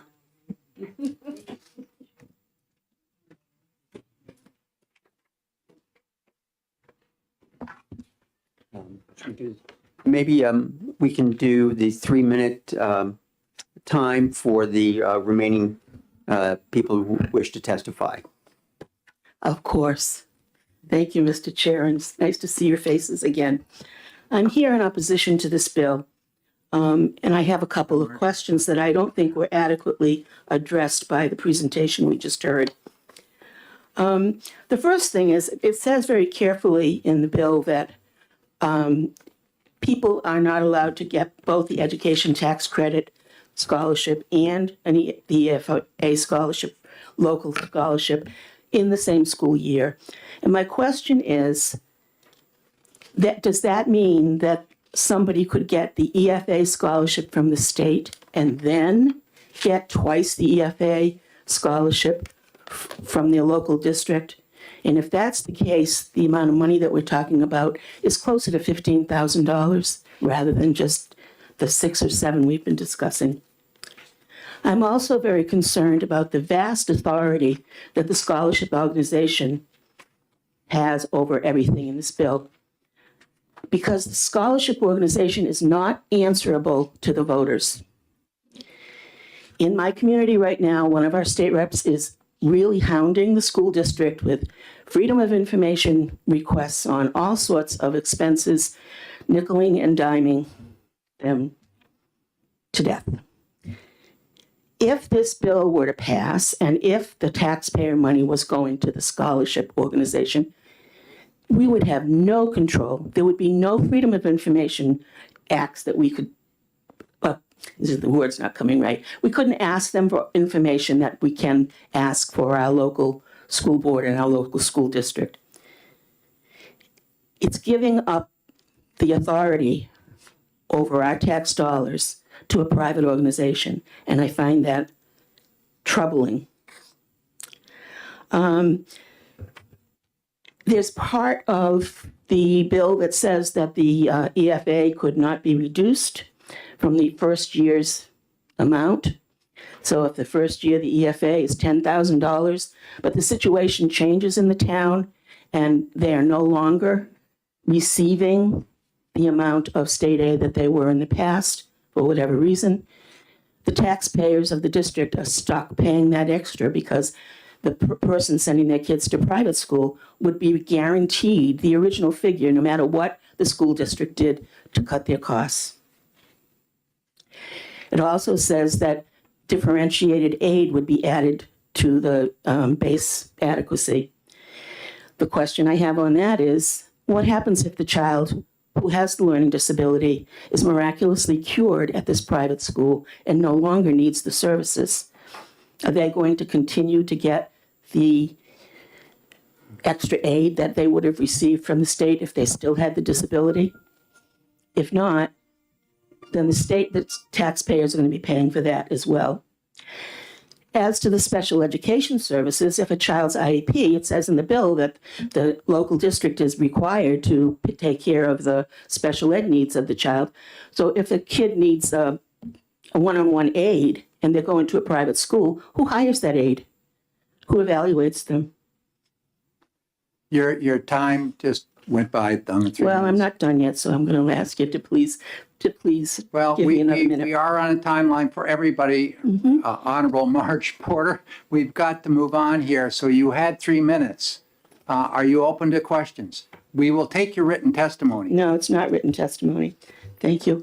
Are there questions from the committee? Not? Yes, Representative Woodcock? Thanks, Your Honor. Representative Porter, could you give me one point that you didn't talk about? Yeah. Please. Yeah, thank you very much for that question. Twice in the New Hampshire State Constitution are assurances to me as a taxpayer that none of my tax dollars would ever be used to support a religious school or religious education. Twice. First in the Bill of Rights in 1787, and second later on in the late 1800s. Twice in the Constitution, I said that I have been promised that my tax dollars would not go to pay for religious education or religious schools. This program takes my tax dollars that my husband and I struggle to pay our property taxes every year, takes my tax dollars and sends it to the Christian school up the road who teaches that the earth is 7,000 years old. And I find that difficult to accept. Thank you. Further questions? Representative Damon? Thank you for your testimony. What else would you like us to know? This bill is effective date of 60 days after passage. Further questions from the committee? Representative Luno? So thank you very much, Mr. Chair. I'm guessing from what you said that your friends and neighbors in Hillsborough would not be very excited about seeing their property taxes go up to cover private school tuition costs. But do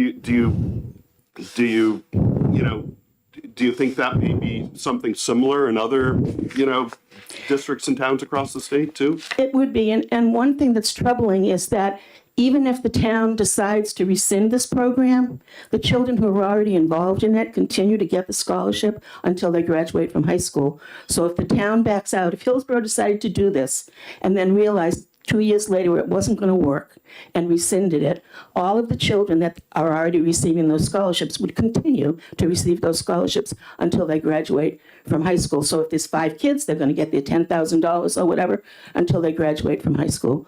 That's a lot of money. Thank you. Further questions from the committee? Thank you very much. Thank you, Mr. Chair. I'd like to invite Mr. Trumbull.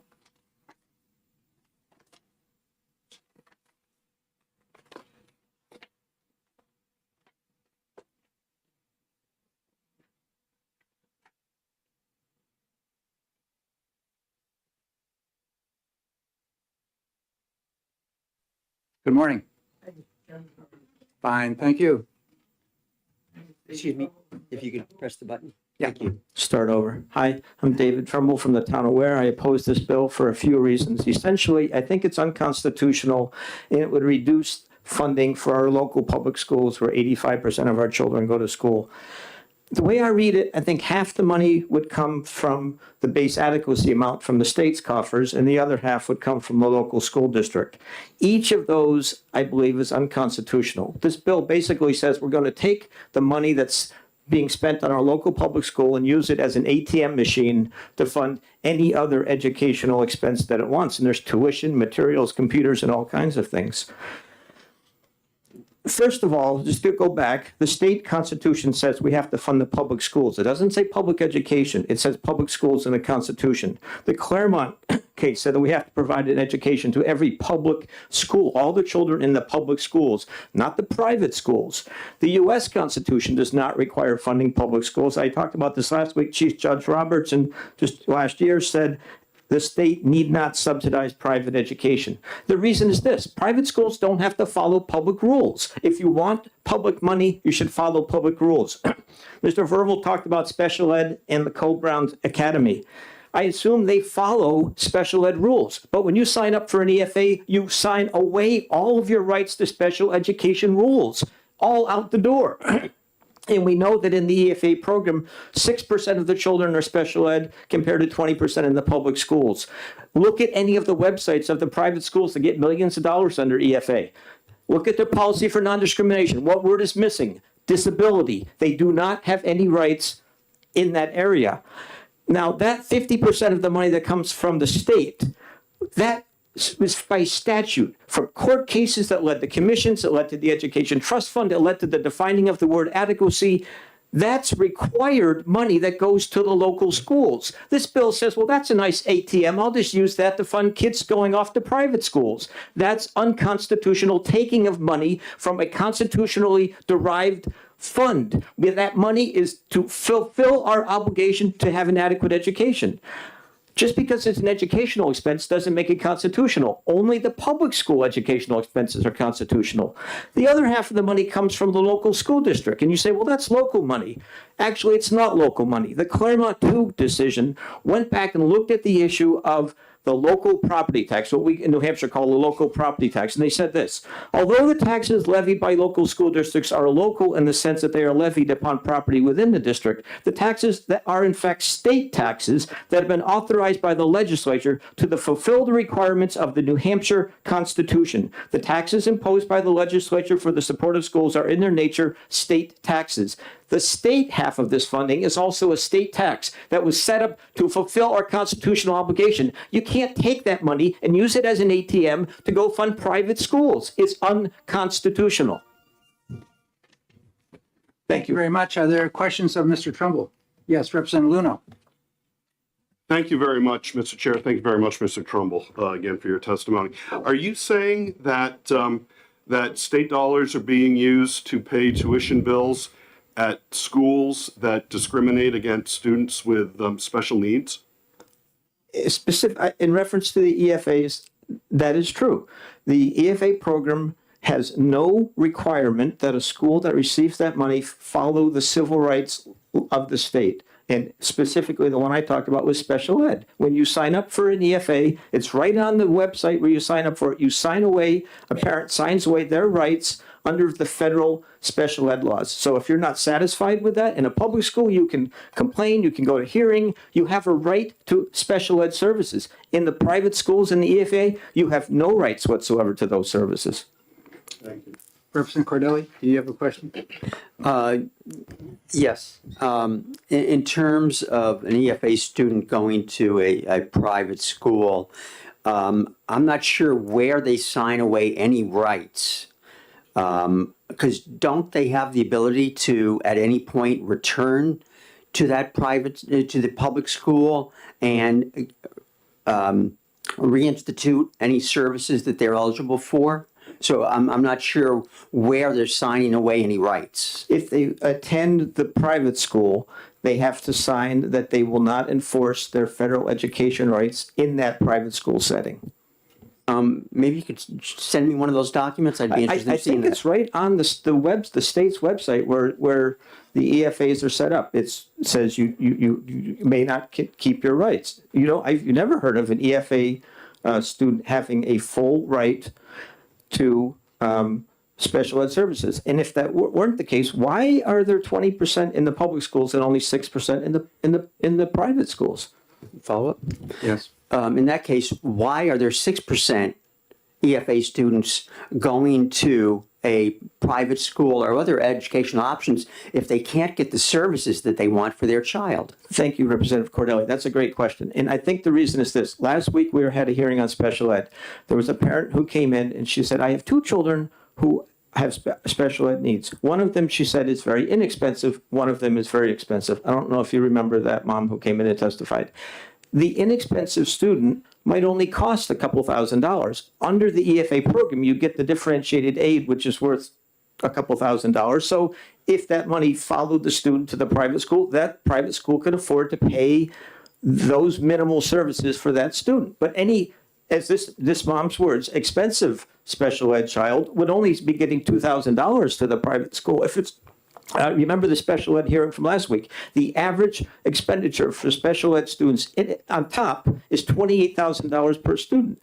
If you're only getting a $2,000 bonus, if you will, in the private school through the EFA program, that leaves you $26,000 short. So that's why you have so few special ed students in the private schools. And I would imagine, just from pure math, we see no evidence because there's so little data from the EFA program, but probably the 6% are, that mom calls her inexpensive child. Further questions, Representative Petronell? Yes, thank you, Mr. Chairman, and thank you for taking my question. Should we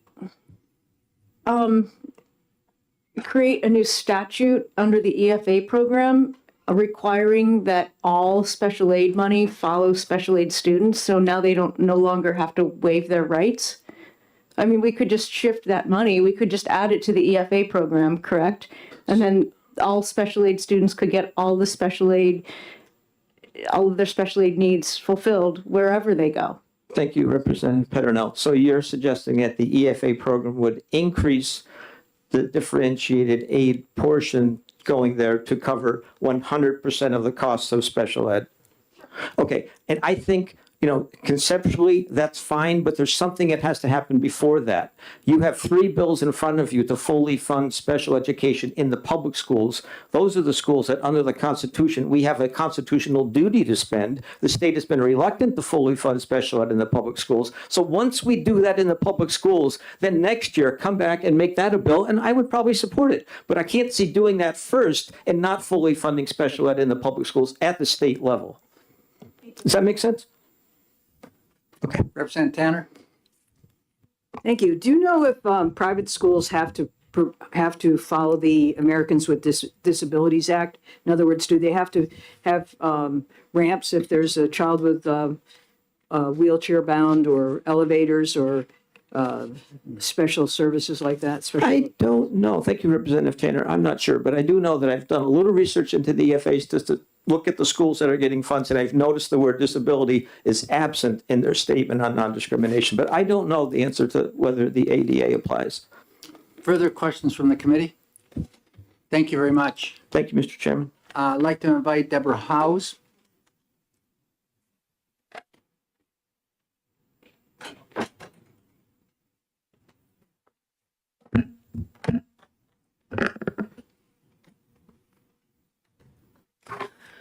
Okay, good morning, Chairman Ladd, members of the committee. My name is Deborah Howes, and I am here on behalf of the American Federation of Teachers New Hampshire and our 3,700 members across the state to speak in opposition to HB 1652 relative to establishing a local voucher program.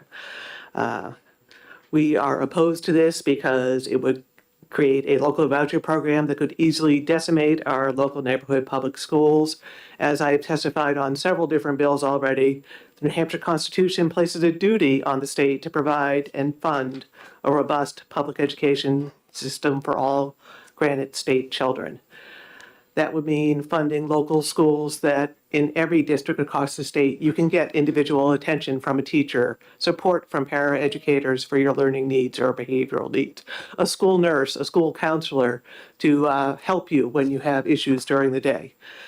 Until we have that in every district across the state, we shouldn't be talking about any other funding programs because that is spending of choice by the state or by local governments. So we need to take care of those needs first. This bill would oblige local taxpayers to pick up the tab for a second system of education based on families' individual choices. And since there's only so much money you can wring out of local property taxpayers who support both the funding at the local level and the state level with their local property taxes or in statewide property taxes, the creation of this second system of education would lead to cutbacks in the constitutionally required public education system. And those cutbacks come back and hurt our students. And I heard a previous testifier talk about how the voucher system is wildly popular. There's about 5,000 students using the state vouchers. There's over 160,000 students using our local neighborhood public schools.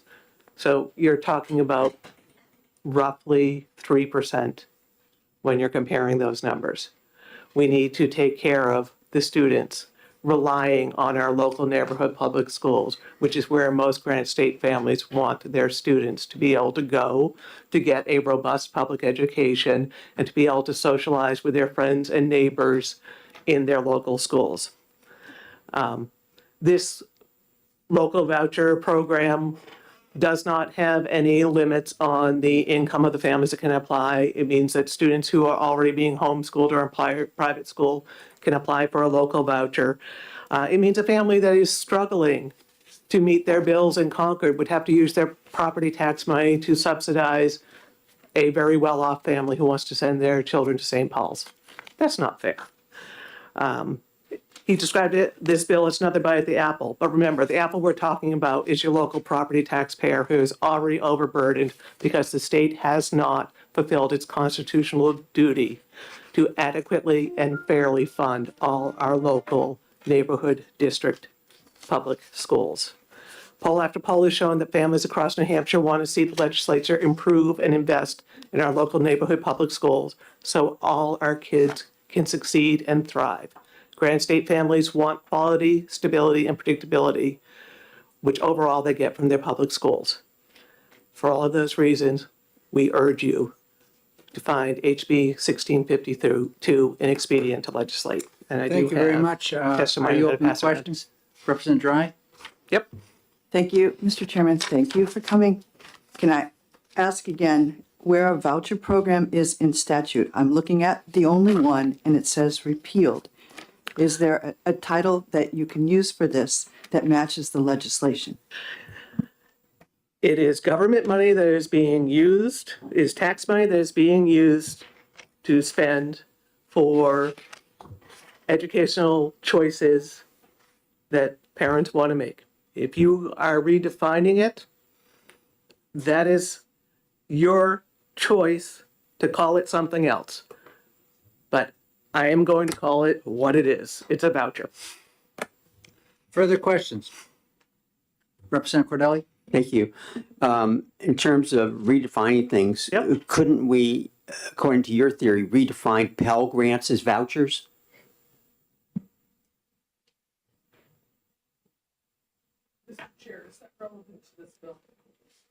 Well, it seems vouchers not in the bill. I think the whole conversation's not relevant. Okay. Okay, I'll further let that questions lie. from the committee? Thank you very much. All right, so we have no further pink cards on this one, so we're closing down 1652. And if members in the committee want to stand up and stretch a little bit right now, we're going to be starting this up again in a few moments. We have one bill before lunchtime here. So stretch it out a little bit if you have to. I'll have to leave after this one, after the next one, for the afternoon. I'll be here all day Wednesday, though. And Margaret knows. You got an escape plan here, huh? You know I'd rather stay.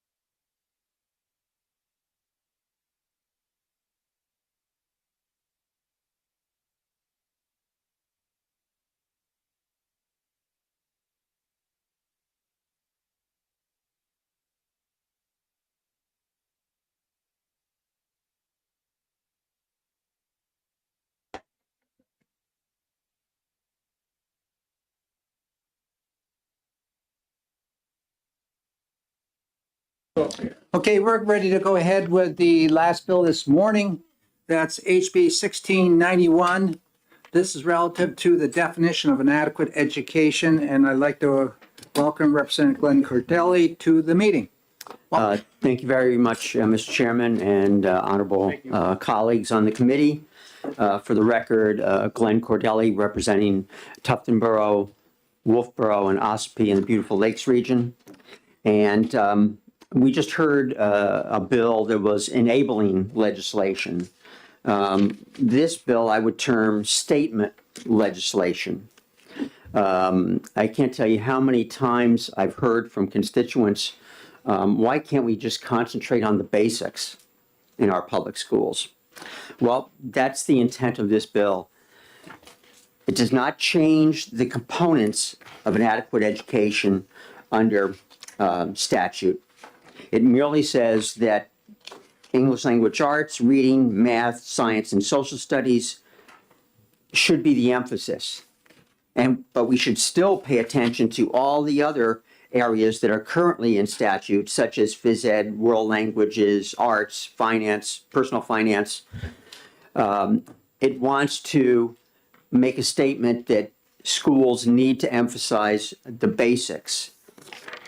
And if you look at our proficiency scores, I think that very well illustrates the need. About 15 minutes ago, you each should have received in your emails a spreadsheet showing math proficiency levels and English language arts proficiency levels for every school in the state. It's very instructive. Not yesterday, Friday. It seems like yesterday. We had a hearing on several funding bills, and in one in particular, there was new spreadsheets that went through the towns and the schools and how they would fare under the formula. One of the examples was Alton. Alton would be sending back money to the state. Let me just mention the proficiency rates in Alton. Alton Central School, their elementary school, math proficiency 25%, English language arts 38%. At their high school, math is 27% and English language arts 69%. I'll go to my own district, Governor Wentworth School District. English language arts proficiency is 51%. Math proficiency is 43%. And we are what is affectionately termed a donor town or excess swept town. So we have a lot of room. And if you look at Tufton Borough, is also a very similar town to Wolfboro in terms of property values and so forth. These students go to the Kingswood Regional Middle School. Regional Middle School, 7 communities. Tufton Borough students, 7th grade math, 14%. Reading, 33%. If you look at the kids from Wolfboro who go to that same middle school, 7th grade math is 40% and 7th grade reading is 39%. I think this illustrates the need for concentration on the basics. I've seen countless articles recently on businesses talking about trying to find qualified employees. I've seen 40%, 60% of businesses saying they can't find quality employees to hire. In that line, let me read a note I got from the chairman of our Board of Selectmen in Tufton Borough. In recent months, I have interviewed recent high school graduates for entry-level carpentry jobs. None could read a tape measure or divide a number by 2 without using their phone. Based on those 2 criteria, I have decided not to proceed any further with interviews as the simple carpentry techniques would be far beyond their level of comprehension. I'm not going to prescribe, well, in this bill anyway, I'm not going to prescribe what has to be done to improve those. I've tried that. I tried that last year, and we'll see what happens this year. But I think by stating that the emphasis has to be placed on the basics, I think we can send a message to our New Hampshire schools, but also to our New Hampshire parents that we recognize the problems that we face. And we are trying to take action by telling the schools they've got to pay attention to these subject areas, because without these subject areas, what does our future hold? Thank you. Thank you very much. Are there any questions of Representative Cordelli? Representative Myler. Thank you, Mr. Chair, and thank you for bringing this forward. Isn't this bill the same bill that was, that Commissioner Edelblut brought before us 2 years ago? Well, I think it was actually Chairman Ladd who brought it forward a couple of years ago, and I believe it is different from that bill. How is it different? All the current subject areas still remain as part of adequacy. All we're doing is saying that emphasis should be placed on the top four, the basics. A follow-up, please? Yes. So that would still mean that the local school district could determine exactly what the curriculum should be, correct? Correct, and how they would emphasize those subjects. Thank you. Further questions, Representative Tanner? Thank you, and thank you for taking my question. Could you put proficiency in terms of the old-time A, B, C, D, E, F basis? Is it an A? Is it a B? Is it a C, D? I think it's a different measure along those lines. There's cut scores determined for the 4 proficiency levels, and that's what it's based on. And so what's under proficiency? What's the next level down? I'm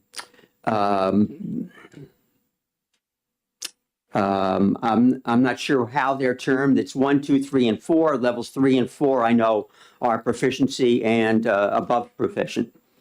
Thank you. Further questions from the committee? Representative Dry? Thank you, and thanks for taking my question. Just humor me why we're still saying beginning in the school year 2008-2009 when it's 2024. I just used current language from the statutes, but we certainly could revise that. Further questions, Representative Woodcock? Thank you, Chairman. Just Representative Cordelli, thank you. Good morning. Good morning. Just a question. In your dialogue, you mentioned that you're talking about Alton. I assume you're talking about Prospect Mountain when you're talking about the high school. Correct. You talk about those towns that fund in that area, and you said that the excess SWEP money is donor money. So I want to know where is the excess SWEP money donated to? I didn't know we had donor towns. We don't anymore. So that's not true, right? Excess SWEP's not donated? Right. It was under the formula we were looking at Friday that they would be sending money back to the state, and they do have excess SWEP now. And follow up with that, Representative? Yes. Thank you. But discounting Friday's dialogue, we really don't have excess SWEP donated anywhere. The excess stays where it comes from. Is that correct? That is correct. Yes. Thank you. Further, Representative Cornell? I guess I'm confused. Does this mean that you don't think that school districts put the emphasis on English, math, science, and social studies in their daily core subjects? I think that more has to be done to emphasize those core subjects. Follow up? Yes. So what do you think they're doing? Because I spoke to my school superintendent after one of the other bills last week, and she said the emphasis in all Manchester schools is on the core curriculum of English, math, science, and social studies. Then they're fine. They don't have to do anything further to comply with this bill. Who's going to define it? I'm leaving that to the local level. I'm not going to prescribe, additional time requirements or anything like that. I'm leaving that to the local school district. Thank you. Are there further questions, Representative Cascadden? Just a little bit off of that question. Is there a percentage of school that is not focused on emphasizing the core program? I have not done any surveys. So we don't know. I know from the proficiency levels for all of our schools that we have to do more. They're far short of even state targets for proficiency levels, percentages. Are there further questions? Yes, Representative Lekis? I just have a quick clarification. Level 1 is below proficient, level 2 is approaching proficient, 3 is proficient, and 4 is above proficient. Further questions? Thank you very much. We have other cards in this. I'd like to invite Deborah Howes.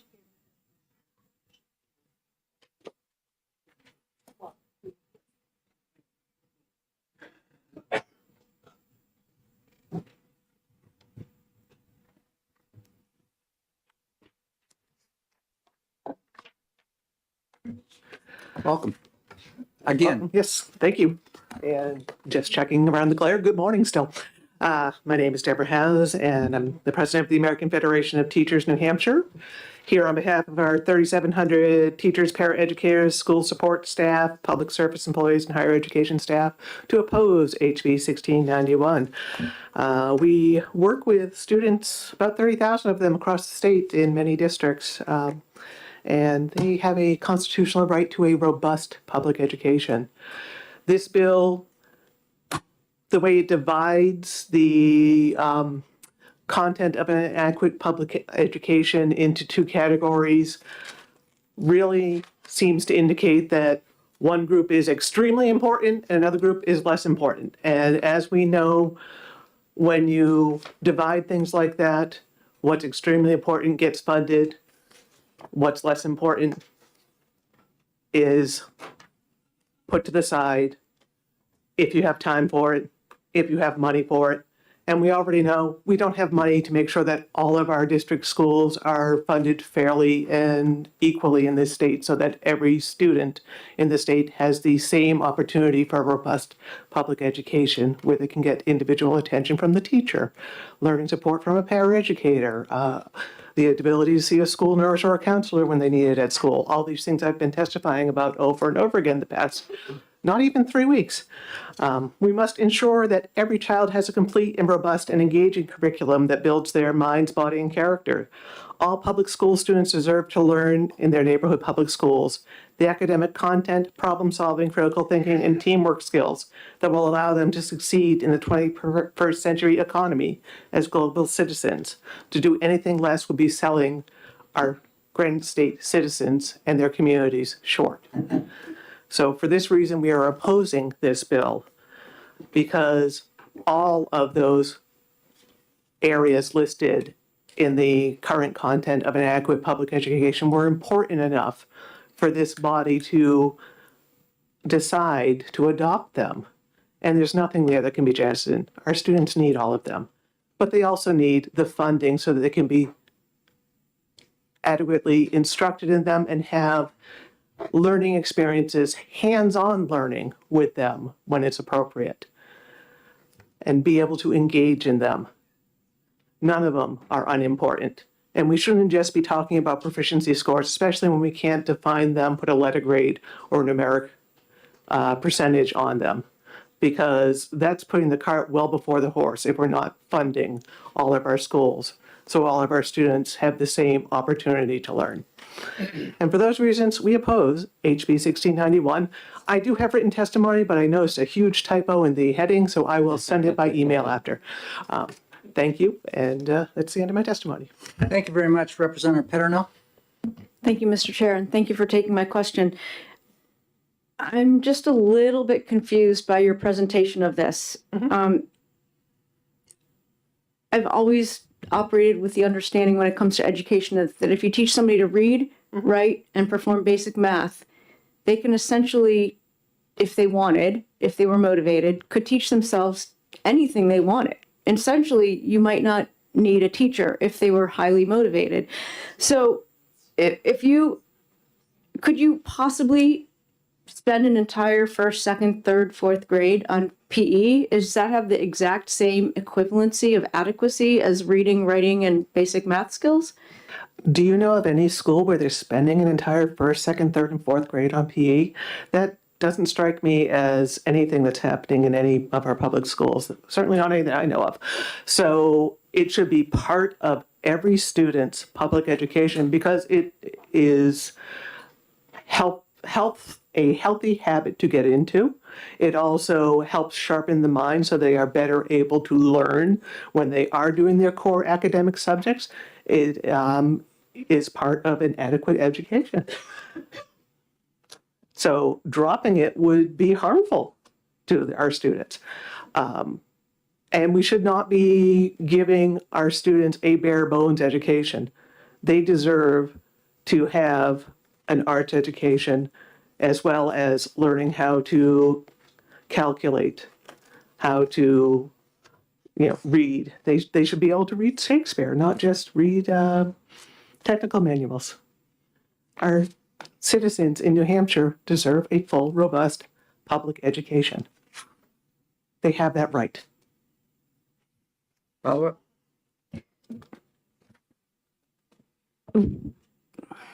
It's possible you and I might agree on something. When I hear the word adequacy, to me, it actually kind of equates bare bones education. So maybe we need to redefine what a basic education is. Because I actually do find that term kind of nebulous. Because to me, adequate means just enough to get along in the world. So do you think maybe we need to change the term?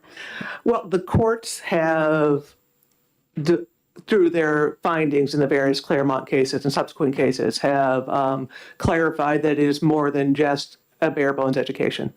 So that is where my understanding of adequate being a robust education. And that's why I always refer to it as robust education, because it is far more than just basics, living skills and a little bit more.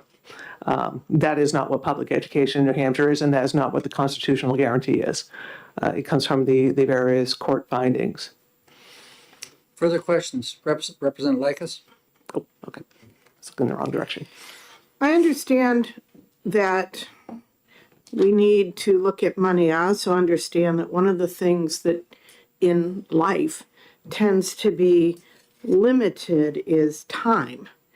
And I know that students have limited time that they can spend in the day. So my question is, are you saying that all things are equally important, or should we perhaps prioritize some things over others when we have limited time and we have to look at all of it? That was I had a second one as well, but start with that. I don't think you need to be doing that from this building. Thank you. Was there a follow-up you had? I had a different question, which is I was wondering where it says that the lower ones are not important. That is more a observation of what the effect of making two categories like this. We have seen how that plays out. Thank you. Further questions? Representative Tanner? Thank you, and thank you for taking my question. The business community has made some different statements about what kind of education experience that they really want in order for people to be workers in a complex world economy. Could you just say some, or do you have any information on what they expect and why some of these other topics that are taught in public school are important? Among other things, the business community wants students to graduate being able to work well with a team, being able to communicate clearly, being able to learn new skills and domains, because it is a fast moving economy. What you train for now may not even exist as a field in 5 years or 10 years, or a new field may grow that you are going to have to transition into, because it is a whole new category that springs up. So they need lifelong learners who are able to work together and problem solve and be nimble and be always looking for ways to keep improving themselves. That's the feedback that we've heard. Further questions? Representative Ford? Thank you for taking my question. Would you consider, as you're making these statements, whether or not we need to define more carefully what it means to be adequately educated in a subject? To which point I would point out an example. I worked as a carpenter. One day we were framing houses, and the boss told us to measure the frame and check it to see if the foundation area that we built was square. And one of the young carpenters said, well, how does that work? And so he quickly explained, 2 right triangles, you put them together. And his expression, and I'm going to quote with one small exception, he explained, you mean there's a use for that? The vernacular is a word I can't say, but you understand what I'm saying. And he clearly had learned about triangles, but he didn't learn how to use triangles.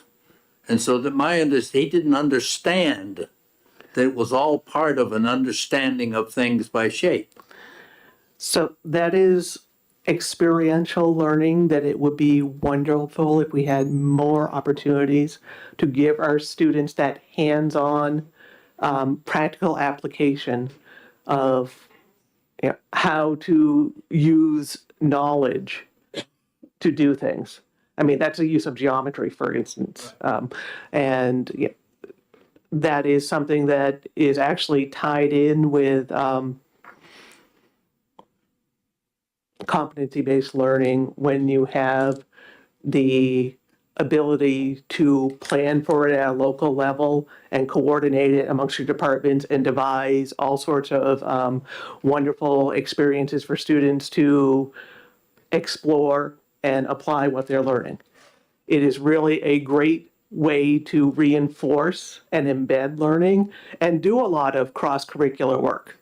But it is not something that can be done top-down or by a broad statement or by trying to shoehorn it in one size fits all across the state. It has to be done, either district by district or, in cooperative districts. It's something that is a wonderful way for students to learn, but it does take a lot of professional time of teachers and departments getting together, looking at what they're teaching and how they can create experiences where students can be applying it and exploring with the knowledge, so that next time they come across a situation, they'll be able to use that knowledge again, or come across a similar situation and apply it across other situations.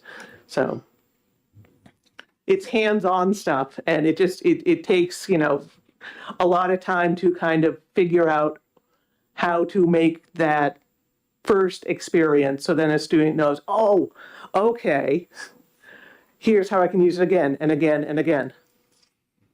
And it's... I guess I'm just a former teacher myself. Yep. I'm a little skeptical. Is there a question there? Sorry, I got talking pedagogy. I apologize. I think where we're going is we're getting to... We can talk pedagogy another time. This can be done on the side. Yep. Are there further questions? Thank you very much. Yep. And the last person we have is David Trumbull.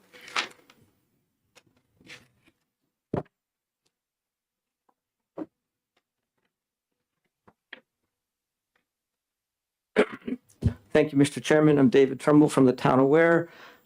I appreciate that this bill wants to send a message and find ways to improve our schools. I think everybody in this room does.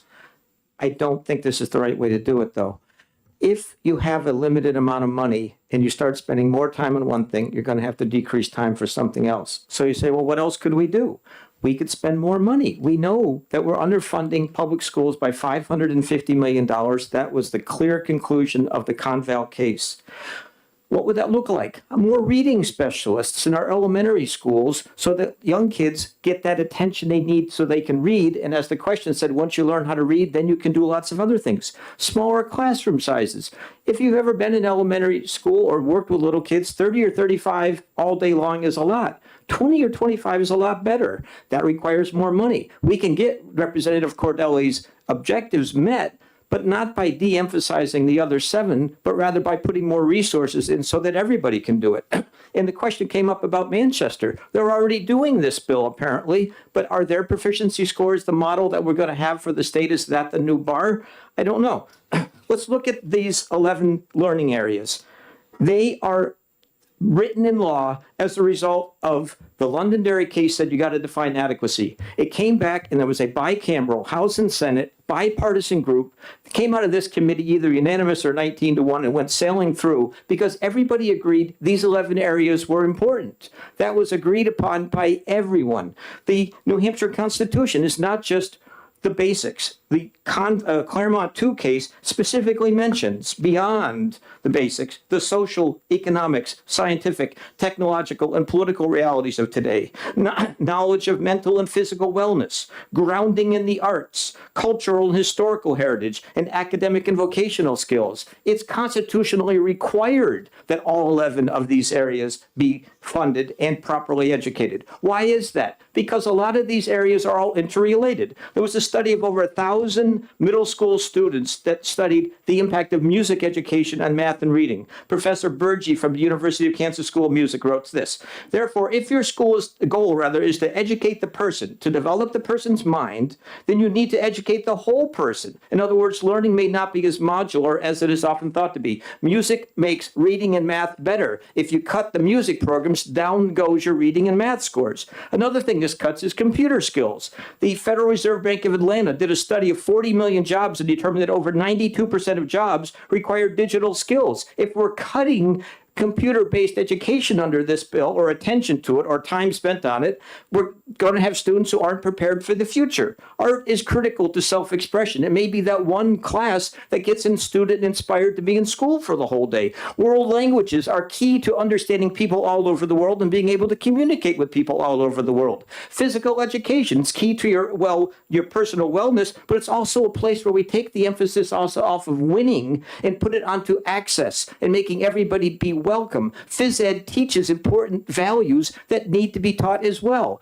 We can't solve this problem by taking a small pie and making it smaller for lots of other skills. The solution, we all know it, I think, is to make the pie bigger so we can have better class sizes, more reading specialists, then we can meet the goal of this bill without cutting these other 7 essential learning areas.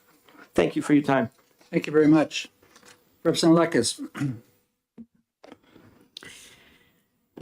Do you think that we could emphasize English, math, science, social studies while teaching arts, world languages, physical education, etc.? I think they're all interrelated, yes. So how is this bill cutting those things? Okay, well, this is the problem I have with the bill is in the language. Let me go to the bill. It says right now the current bill just has the initial language that says all 11 of these are what it means to have adequacy, and we must meet all 11. The new bill says that we're going to put emphasis on 4, and then for the second group of 11 it says with attention to. So there is no definition of what attention to means. If a school says, well, we're going to cut phys ed and we're going to cut financial literacy and computer training and art and world languages by 50%. We're still giving it attention, so that would be legally acceptable under this bill. And I think that without additional resources, if you're going to spend more time on the basics The four at the beginning, you're going to have to take time away. So either you take time away from these other 7, or you put more money into the system so you have smaller class sizes, more reading specialists. Then we can meet the goal of emphasizing these first 4 without taking it out of the other 7. I got a question for you. Yes, Mr. Chairman. If we're looking at numbers 1, 2, 3, and 4 as subject content areas there, do you think by doing this that there's going to be any more attention given to science and social studies due to the fact we only have a statewide assessment for the top 2? Is the statewide assessment part of our issue here, that we have that driving the ship? That's what people are held accountable for. That's what we look at achievement and base that on and growth on. We had testimony last year from NEA that there's a problem we have with civics education and social studies. There's a lack of that in our schools today. So by doing this, are we going to see any improvements if we don't absolutely look at how we're assessing and where we are putting the emphasis in terms of our accountability? Thank you, Mr. Chairman. That's a great question. I do agree. We only test, I think, those 2 areas. So that's the only area that you can have some data from that gives you longitudinal, over the years. But as people point out, the proficiency standard is an arbitrary one isn't really set in stone. I think all of these 11 areas, I'm not against spending time on the top 4. I'm saying if you got a teacher who's got 35 children in their classroom, it's really hard to help Johnny, who's having a hard time reading, if you got 34 other children. If you can have a reading specialist or smaller class sizes, those children are going to learn the basics better. And then we can have all of the education. Every subject gets better. But saying we're going to spend less time on these other 7, I think, would be to the detriment of the children. Oh, don't misunderstand me. I'm not trying to say that. I understand that. If I asked an elementary kid their favorite course, they're going to say recess.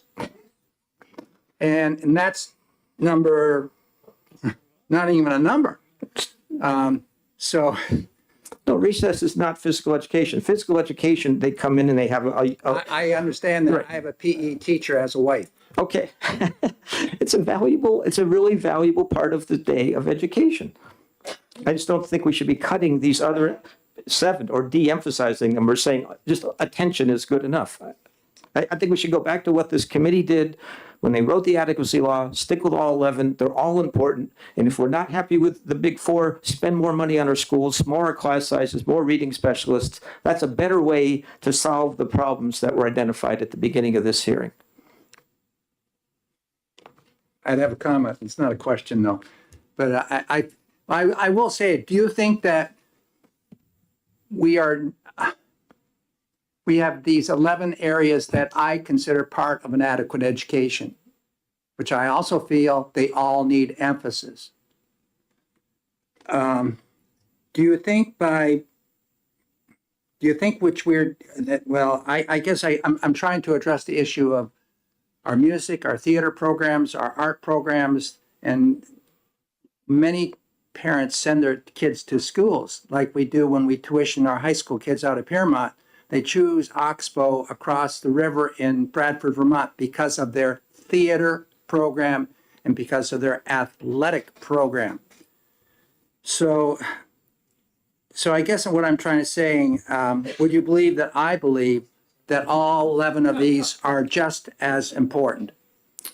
Are you saying, do I believe all 11 are equally important? Well, do you believe that I believe? Do I believe that you believe? Otherwise, did I make my point? I'll go with that. Yes, sir. Yeah.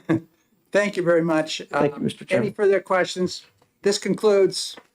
We have no more cards, so it's lunchtime. We will close this hearing and come back at the prescribed time, which is 12:45.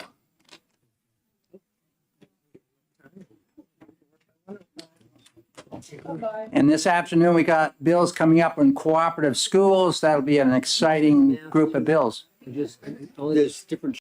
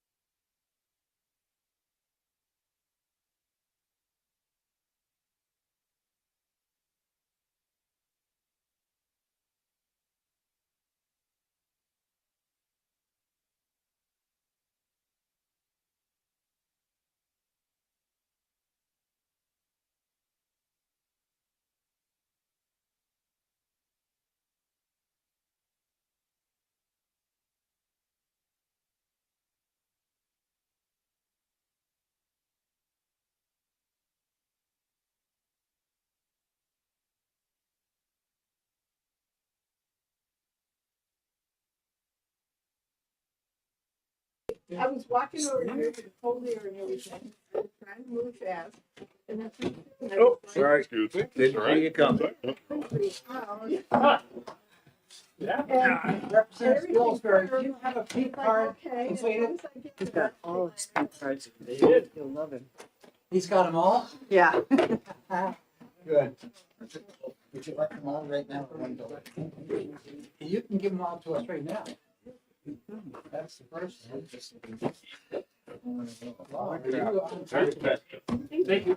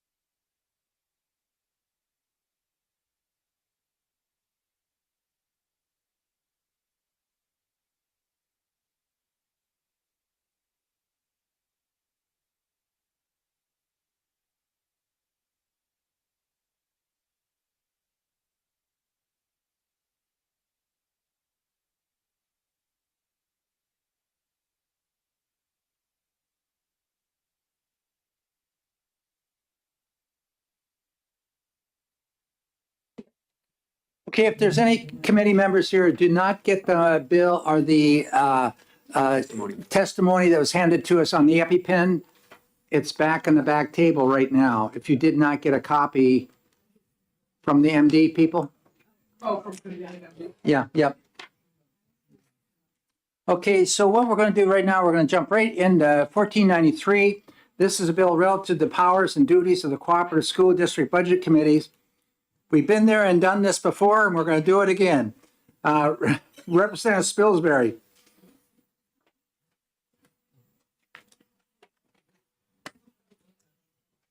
Welcome. Thank you, Mr. Chairman. Well, I think if we didn't regularly have a rotation of new representatives, who don't know past history, we'd lose a lot of the drama. Thank you, Mr. Chairman and members. I've been a guest of the Education Committee the last 2 weeks, and I hope I don't overextend my welcome this afternoon because I'm going to come up on 4 bills. Well, it's interesting to note your bill has a little over 10 lines in it, of which you've asked for 10 minutes. Well, I think I can probably do with. The way we work is the prime sponsor has as much time as they need. You don't. I'm leaving time for questions. The bill is very simple. The current statute 19512A says that the Cooperative School Budget Committee shall have the powers and duties of Municipal Budget Committee under RSA 32. Insofar as the budget for the cooperative school district is concerned. Now that sounds fairly sweeping to me, and I think if you read it casually, you would assume that it's therefore implied that absolutely everything having to do with spending. But as it turns out, school districts are being guided by their municipal attorneys that means that the school budget committee only has to be involved with the formation of the budget itself. So my amendment adds a new sentence. Additionally, the committee shall review and evaluate any warrant articles or supplemental appropriations involving the expenditure of funds not previously authorized. No warrant articles shall be printed on the annual town meeting ballot or special meeting ballot without approval by the committee. I hope this is non-controversial. The essence of it is to say that any motion, special appropriation, warrant article that involves spending funds that are not previously authorized would have to go through the Budget Committee. And the Budget Committee would have to evaluate it, express their opinion, and that would then be disclosed when the warrant was being considered by the voters. I would have thought, as I said, that an amendment like this wouldn't be needed, but I've listened to the opinions of Counsel to Fall Mountain. I won't mention his name, but he is highly regarded as arguably the foremost municipal attorney in the state, practicing with the districts. And his guidance is, nope, warrant articles, special spending measures, supplementals. The question that came up in the fall was, how will the funds be used that were the result of the increases to adequacy aid authorized by the legislature in June in HB 2. And at the public hearing, I was offered the opportunity for the first question, and I held back on any commentary about what was being proposed. What was being proposed was to take the bulk of the funds and repave the parking lot and driveway at the high school. My question was, where does the Budget Committee stand on this? And I was told the Budget Committee hasn't been consulted. And I asked why. And that's when we got the opinion, and then backed up by the opinion of the council, that the statute didn't require it. Now, as a very technical matter, I forget the citation, but it's in 195. I went back that evening and read the statute very closely, and I then wrote a memo to the school district arguing that, in fact, even for those kinds of supplementals, the Budget Committee you can't bypass the Budget Committee. But it's an ambiguous area of law. It doesn't make it absolutely clear. It doesn't make it clear that it involves other situations than the kind that occurs when the state legislature sets the state budget after the district budgets have been set in March. And so I'm willing to take any questions. This is just simply a good governance measure in a district where the voters have adopted a formal budget committee. That budget committee, in my opinion, needs to be involved in every new spending matter. Thank you very much. Are there questions from the committee? Representative Luno? Thank you very much, Mr. Chair. Thank you very much, Representative Spilsbury, for joining us this afternoon. In my 12 years on the Hopkinton School Board, obviously we had a number of warrant articles and with respect to capital reserve funds, some warrant articles that actually created capital reserve funds. And so my question is, when a capital reserve fund is created by the voters at the school district or at the town meeting, on a warrant article, and the capital reserve fund gives, let's say, the school board sole authority to expend monies from this fund, given deposits from that fund are still subject to approval by the budget or recommendation by the budget committee and a vote on the warrant. But talking about expending from the capital reserve fund, would this proposal run, essentially conflict with existing voter approved capital reserve funds? So let me make sure that I understand the distinctions you're making. I'm very familiar with the kind of warrant articles you're talking about, and it typically Fall Mountain would have warrant articles to expend from existing reserves, town by town, typically 5 plus a 6th one for the high school. And then they would have another warrant article that gets to the question of whether any surplus funds might be deposited to the. I would contend that every one of those should be reviewed by the budget committee so that the budget committee can register its opinion before the voters are called upon to vote. But that doesn't, once a warrant article has been approved, to take $35,000 out of the such and such reserve fund for, secure entrance, then it wouldn't require reapproval. Follow up, Mr. Chair? Yes, go ahead. So my question though is if a school district such as Fall Mountain had a capital reserve fund for facilities and maintenance or something like that, that was and that fund was created years before at a school district meeting, and that fund was created on the warrant, and the description of that fund gave the school board sole discretion for expending from the fund. Would this language here conflict with that? Because now it's saying that the school board does not have sole discretion, that it would still have to go to the budget committee for approval first.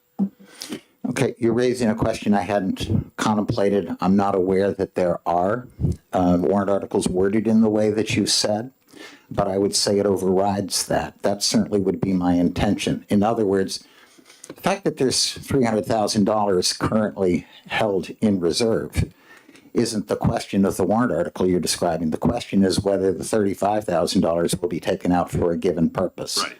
And I would say that we need to make sure the budget committee is part of the evaluation and that their opinion is expressed and made known to the voters before the voters make an informed decision. Representative Tanner. Thank you, and thank you for taking my question. I'm on both the school municipal budget committee, and our work basically is from the fall up until the time the budgets are set in January, February, early February. And after that, we aren't involved in the expenditure process until the following year because we're a budget committee. We're not a legislative oversight committee or whatever you want to say. We're not like vice school board or vice selectmen. We don't tell the selectmen. I mean, they have capital reserve funds that are for fire engines, that sort of thing, but the school often has capital funds for facilities and they'll have a capital reserve for special education. It's not as specific as the municipal one is. In this bill, do you expect that the budget committee will be involved in all the decisions throughout the whole year? No. It's not the purpose of the bill to involve the budget committee in actual spending. It's the authorization of spending. It's the appropriation process. It's what occurs leading up to any decision that the voters would have to make, right? So we know that that's at the least an annual budget cycle with a February deliberative, if you're SB2 town, and March ballot. But the point of the bill is to make sure that that also is enforced as to warrant articles and supplemental appropriations. A supplemental appropriation is entirely different than how the money is then administered and spent once the appropriation has occurred. Yes. So, we're on Sullivan County, and we actually come in and as the representatives and do what you're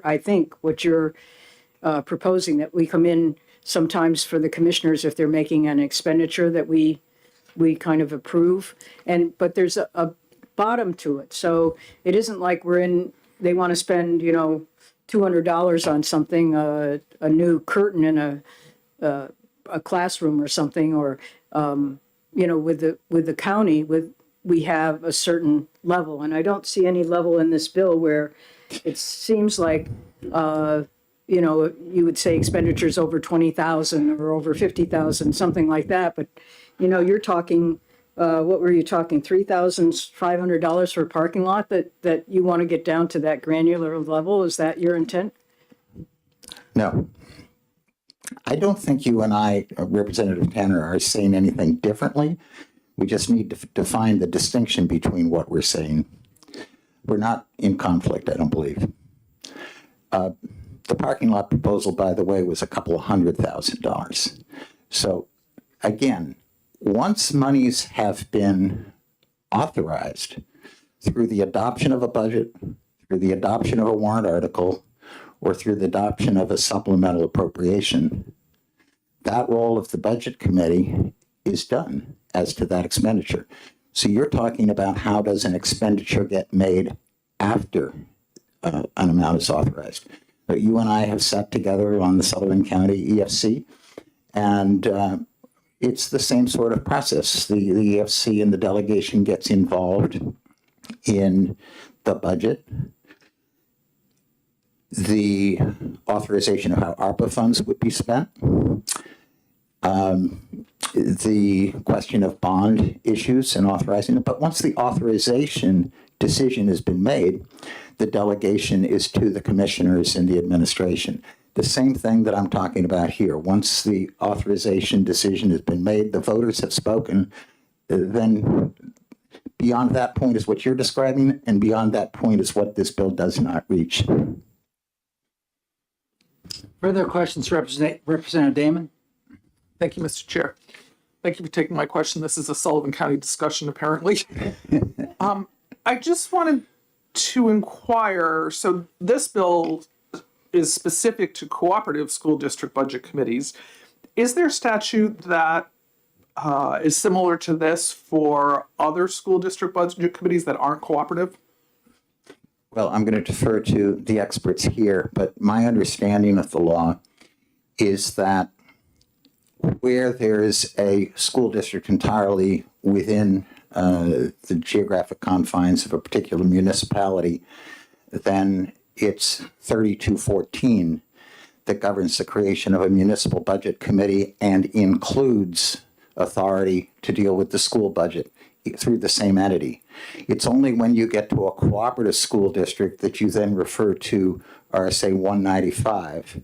And there's sort of a confusing link between 3214 and 195. But so that's why I've addressed cooperative school districts. I've also found, I have some bills before municipal and county, and we get into this thing here in the legislature where bills relating to the municipal governance are delegated to one committee and those that relate to the schools another. And then every once in a while, we look at the intersection and we're a little unsure. Further questions? Yes, Representative Balboni? Thank you, Mr. Chair, and thank you for taking my question. My question pertains to line 9 on your bill where it says no warrant articles shall be printed on the annual town meeting ballot or special meeting ballot without approval by the committee. I'm confused by that. Does that mean that the committee has to approve of the warrant article before it's even printed? Because I know in my budget, there's a space where it says, you know, the town budget committee approves this or doesn't.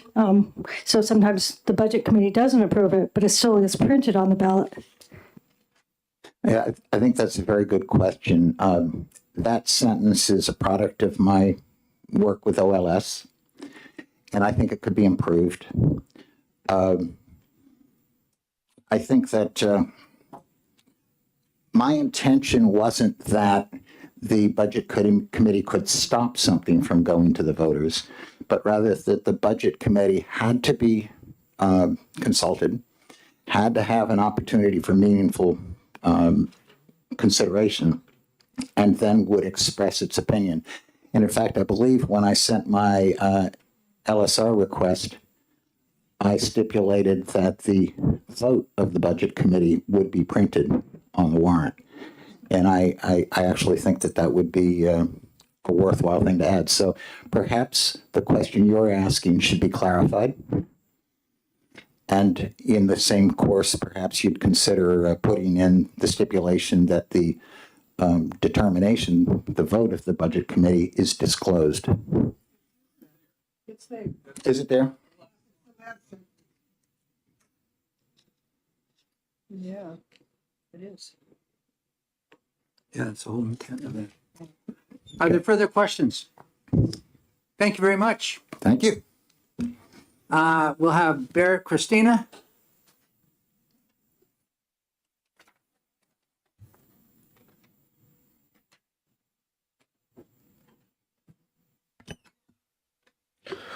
Thank you, Chairman Ladd. Good afternoon, members of the committee. Barrett Christina from the School Boards Association.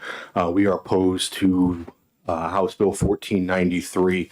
A couple aspects in existing law that I want to hopefully provide some clarification for the committee. Relative to the budget committee's authorization, we know that RSA 195:12A, the budget committee, this is paragraph 2, says the cooperative school district budget committee shall have the powers and duties of the municipal budget committee under the provisions of RSA 32 insofar as the budget for the cooperative school district is concerned, and insofar as RSA 32 is applicable to the cooperative school district budget. So that statute talks about the budget. The bill brings in other sorts of expenditures, special warrant articles, expenditures from capital reserve funds, so on and so forth.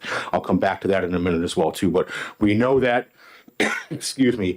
cooperative school district budget committees operate similarly to as they do under municipal budget committees under RSA 32. RSA 32:16, the duties and authority of the budget committee.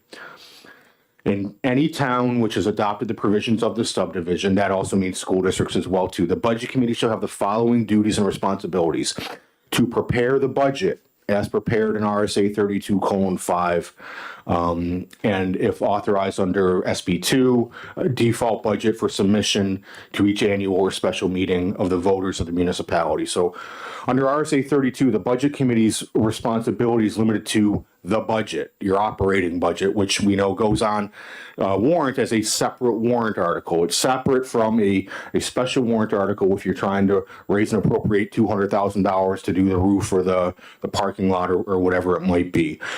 We also have another bill that was in municipal and county, House Bill, I believe it's 1105, which is looking to clarify the definition of the budget.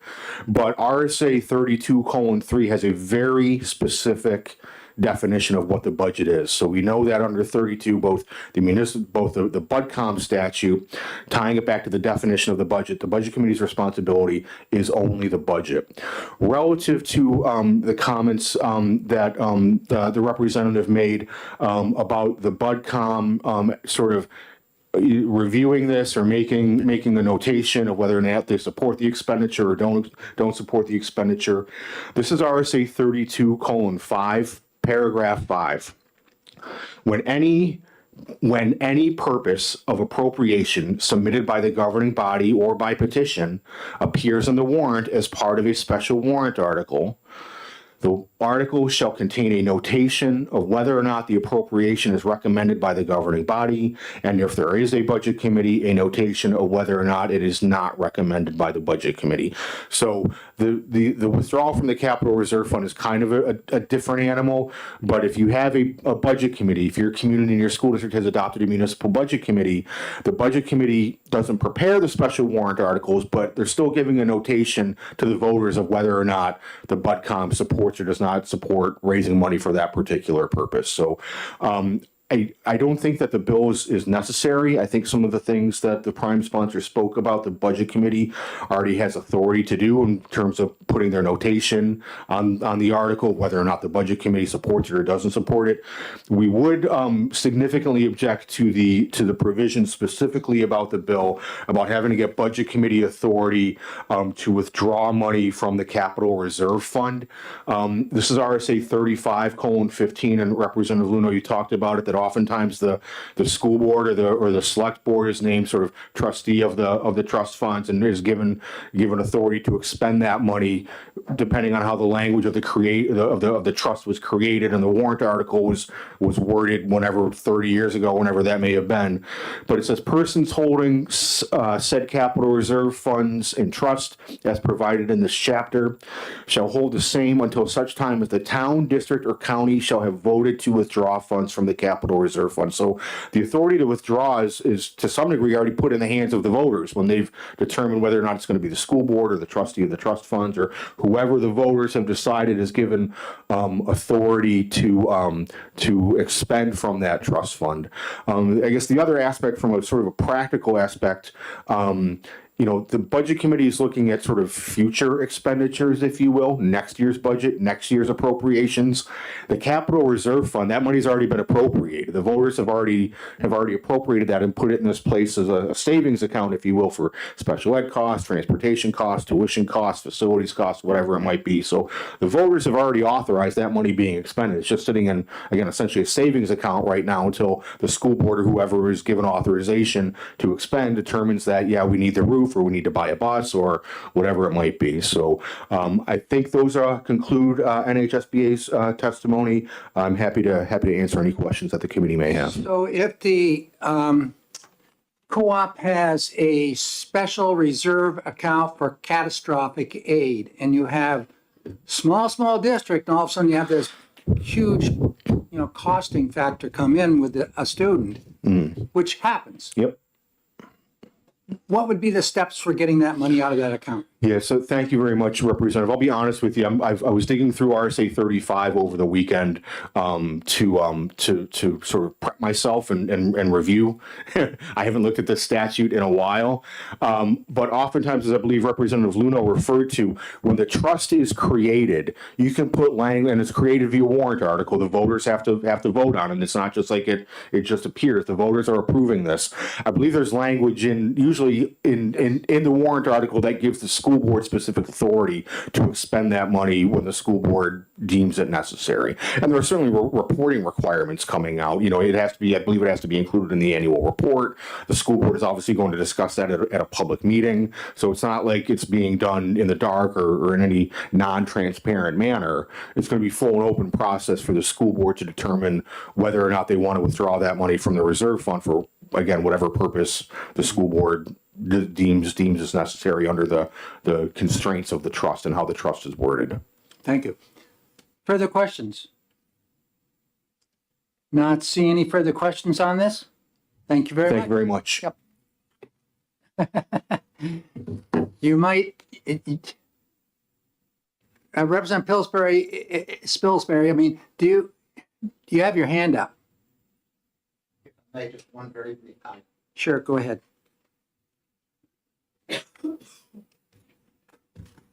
I think much of the discussion has been a red herring. It's off target.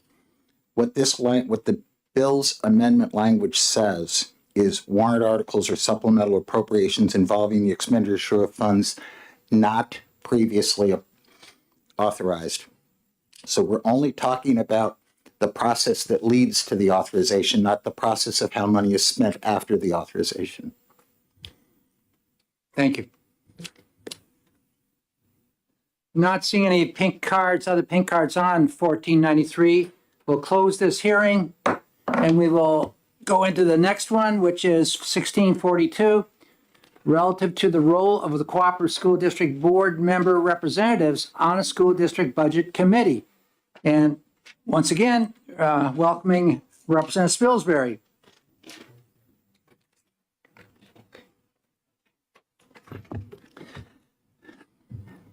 Thank you again, Mr. Chairman.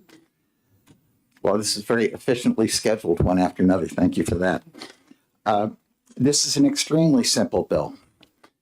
Current law says that there will be a ex officio member of the budget of the Cooperative School District's Budget Committee from the school board with all powers and duties of any other member of the committee, which of course includes the right to vote. So the bill simply changes the school board members' participation to that of an ex officio non-voting capacity. So why? It's very interesting. In Fall Mountain, again, to use the example that's home to me.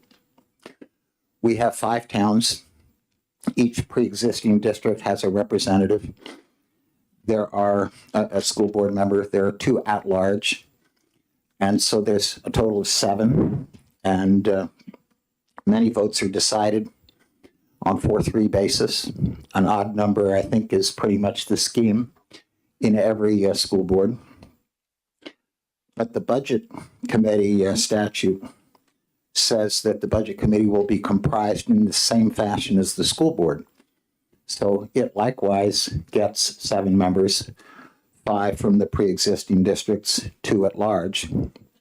And then we go and we put an 8th on it. So my question to the education committee is, why are we designating 1 member of the school board, which is making its own independent decisions and voting? Why are we putting 1 of their members onto the budget committee, taking the budget committee out of having the same composition and balance as the school board and weighting it in that fashion? I think it's illogical, and I've watched it play out in ways that I think are unfortunate. So in the tender balance of interests that I see in Fall Mountain, I suspect that this is probably playing out weirdly in other districts as well. Very simple bill. School board still designates somebody. School board still has a rep. There's still communication and understanding passing between the 2 bodies, but it's a non-voting position. So I got a question for you. If you're on a local select board, and the select board can appoint a member from that board to the zoning board who is a voting member, why should that not be able to occur then here in this situation? It's an interesting distinction. The statutes on planning boards describe 6 elected members, and the 7th member, as statute requires, is an ex officio voting member from the select board. So that's a distinct statute, sets up a distinct scheme, ends up with a odd number, and it makes sense to me. But here, where the statute says the Cooperative School District Budget Committee shall have the same composition as the school boards, we then end up knocking it off of that. Further questions from the committee? Oh, Representative Balboni. Thank you, Mr. Chair, and thank you for taking my question. My question has to do with, you mentioned that this is your particular cooperative district, and you thought that other districts might have the same sort of issue that you're having. I'm wondering if you could name any of those. No, I'm not here in a position to speak about other districts. Thank you. Further questions? Thank you very much. Wait a minute, is there somebody, Representative Hall, do you have your hand up? Oh, okay.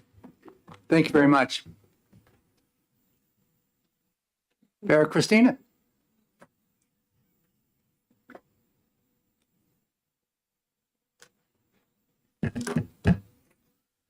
Thank you again, Chairman Ladd. Hello again, members of the committee. Barrett Christina from the School Boards Association. We are opposed to House Bill 1642. I understand the prime sponsor's concern with you end up with an even number of committees on the co-op budget committee because you have an odd number of school board members, which is a statutory requirement that you have an odd number. Rather than making the school board member an ex officio non-voting member of the committee, we think that maybe an amendment to the preceding language on lines 4 and 5, where it says the budget committee, this is current law, the BudCom shall have the same number of members as the cooperative school district plus the school board member. That makes an even number. Change that language and just say that the BudCom shall have an even number of members plus the school board voting member would make an odd number, so we're not going to run into a tie or whatnot. I guess the other issue that NHSBA would have is if the budget committee is that split, and it's going to be a 4-4 vote or a 5-5 vote or whatever it is. I mean, that tells me that, one, the school board needs to perhaps do a better job kind of explaining its rationale for presenting its budget to the school, to the budget committee, but also the members of that budget committee have to sort of maybe work to reach some sort of compromise on either what the bottom line is or what specific, appropriations are going to be made or what line items are going to be adjusted within that budget. We don't think that taking away sort of the voting voice of the school board member on the cooperative school district is the best way to address some of the challenges that may have been raised in at least one cooperative school district. So for those reasons, NHSBA opposes the bill. I'm happy to answer any questions. Are there any questions? Yes, Representative Leckes. I'm wondering why you're wanting to give a school board member two voices, two votes, rather than one vote on the school board and then the budget committee has their votes and they're separate. It makes sense to have a member of the school board there for asking questions and all of that kind of stuff. But why do you think they should have two votes as opposed to the budget committee, their votes? Sure. And it's Sure. Thank you for the question, Representative, and that's certainly a fair question. I guess I would say while they're getting two votes, they're on two different, very distinct public bodies. The budget committee is a separate public body than the school board is. People can't serve on both per statute, but people can certainly serve on more than one public body.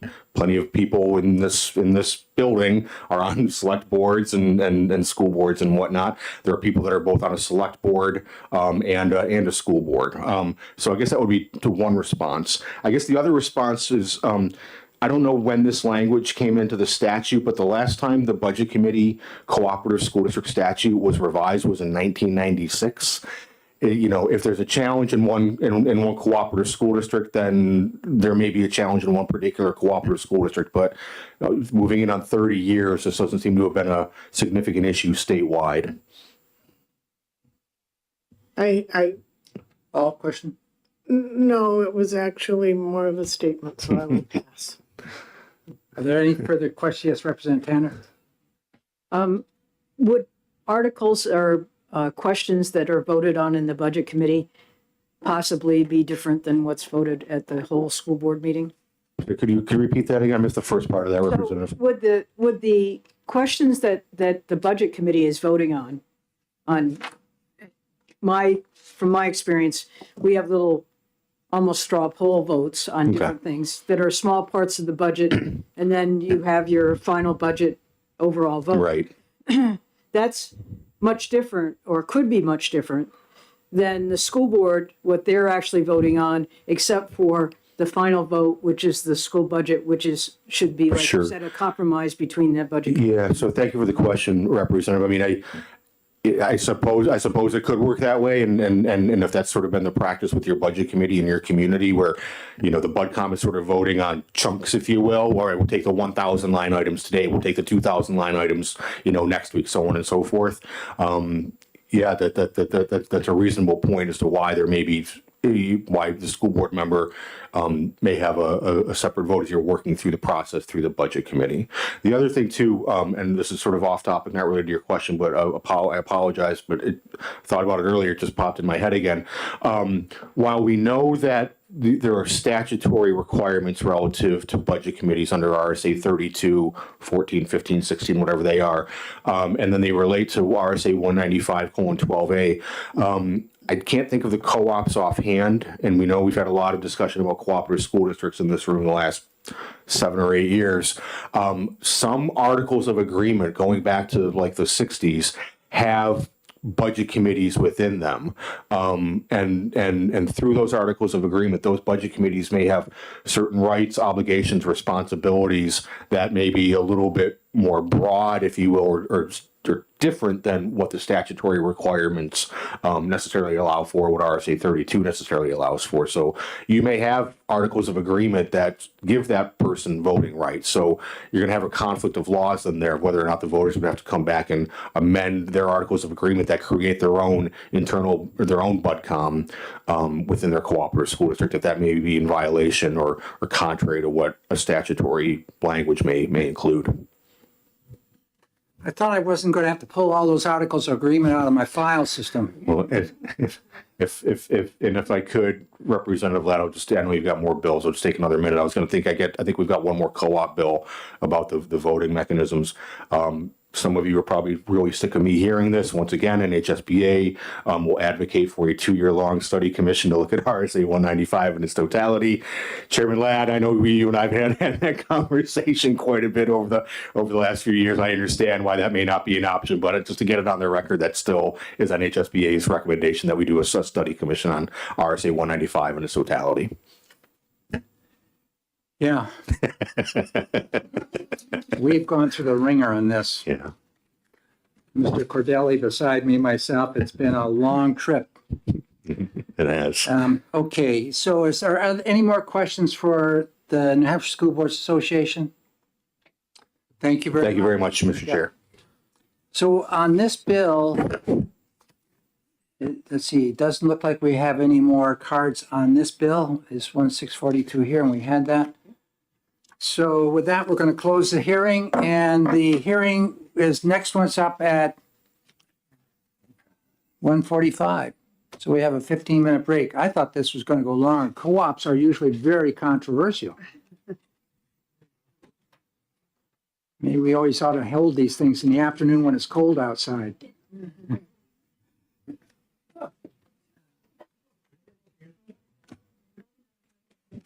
All righty, so.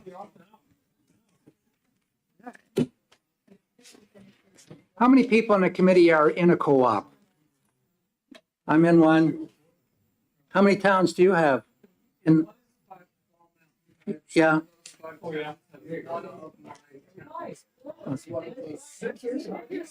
And Kearsarge, yeah, yeah. Springfield? Yeah. Yeah, I'm in a co-op in Haverhill, which has 1 town in it and 7 at-large members.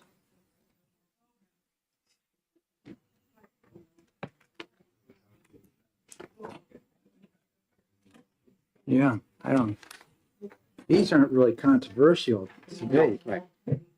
Yeah, we getting down to membership though? Do we have anything on membership? Yeah, this one is about vacancies.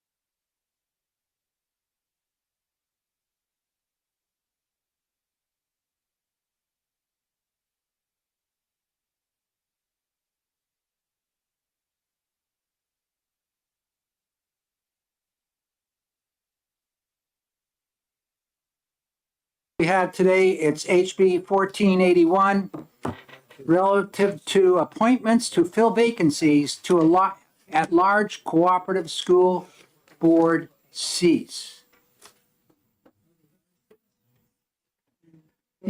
One thing we need to be aware of, all these co-ops are different. So it's not one size fits all here. So Representative Spilsbury, you're welcome. Come tell us about your co-op.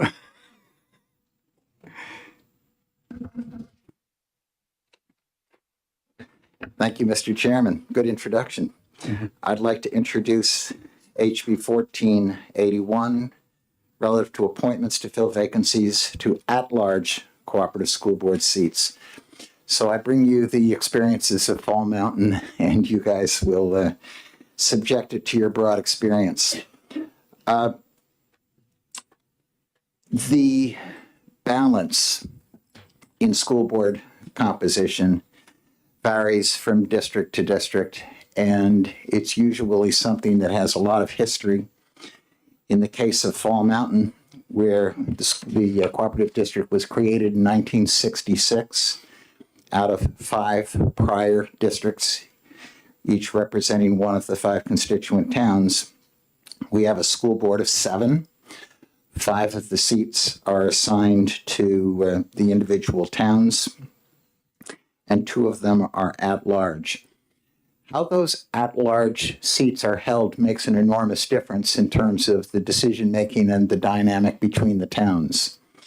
Charlestown has about 45% of the ADA, bears about 45% of the budget, although we have an extraordinarily complicated, I've been told by state DOE that we have the most complicated allocation formulas. There's something like 7 or 10 different formulas within the articles. But generally speaking, Charlestown bears 45% of the cost. And we have a very different dynamic and a very different profile in our town than the other 4 towns. It is very typical that Charlestown will vote something one way and the other 4 towns with their 55% will aggregate to overwhelm Charlestown. This is going to come up in the next bill you'll hear as well. So the purpose of this bill is that specifically midterm vacancy, specifically an at-large seat. It says when a vacancy occurs in any cooperative school board seat that is elected at large, any successor appointed to fill the vacancy shall be domiciled in the same municipality as the outgoing member was at the time of their elections. I wouldn't be bringing you this bill unless I hadn't seen repeatedly how it plays out. If it is typical where we have for Charlestown to hold one of the at-large seats and for Walpole to hold another. Walpole's about 2/3 the size of Charlestown. The other 3 towns are considerably smaller. So when a Charlestown representative holds an at-large seat and resigns midterm, you wouldn't think it happens that often, but it's happened several times in the last few years. What this bill would say is, for the balance of that term, the appointment power of the remaining select board members is restricted to choosing a candidate from that community to maintain the balance that the voters established at the last election. Now, of course, every several years, when the term comes up, it's back to the voters to decide who's the best candidate and where they're going to come from. But it's no accident in a district like ours that it is almost invariably 2 at-large seats, one held by a Charlestown resident, one held by a Walpole resident. And yet repeatedly, when a Charlestown resident has resigned midterm, the school board has moved to seat somebody from another town. This is all decision dynamics based on balance of power. Thank you very much. Are there any questions of Representative Spilsbury? Yes, Representative Tanner. Thank you, and thank you for taking my question. So in your scenario, there's still a Charlestown representative, right? Because you're just talking about at-large seats in Charlestown. If the Charlestown representative, that's one of the 5, bails out, then they have, Yes, that's then they have correct. to do a Charlestown one. So there'll always be at least one Charlestown person on that. That's correct. There would never be fewer than one Charlestown representing Charlestown's 45% interest. Okay, thank you. Within your articles of agreement, if you have them, now some co-ops do not have articles of agreement. So does it spell out how this is to be done within your articles of agreement? It spells out that each prior district will have one representative and that there will be 2 at large. It does not spell this out. The replacement, if, No, it has no language either addressing or conflicting with this bill. thank you. Further questions? Thank you very much. Thank you. Barrett, Christina?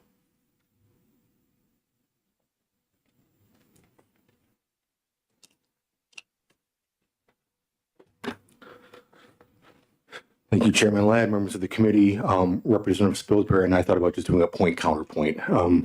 But I joke, I hope you take a little humor in that. We are opposed to the bill, primarily the language that says it has to be from the same municipality as the outgoing member. At large is at large. That's the cooperative as a single entity, whether or not that's a 2-town co-op, 3-town co-op, 5-town co-op. At large means at large. The other aspect too, relative to this bill, and I get it. I know that you are elected if you're in a co-op school board member. If you're not elected at large, you are representing to some degree that particular community. NHSBA goes through significant lengths when we're doing our trainings, when we're talking to school board members. And while, yes, you have an obligation to the voters in your town that elected you, your obligation is to the co-op as an entity, as the whole, all the kids, all the towns, all the money. The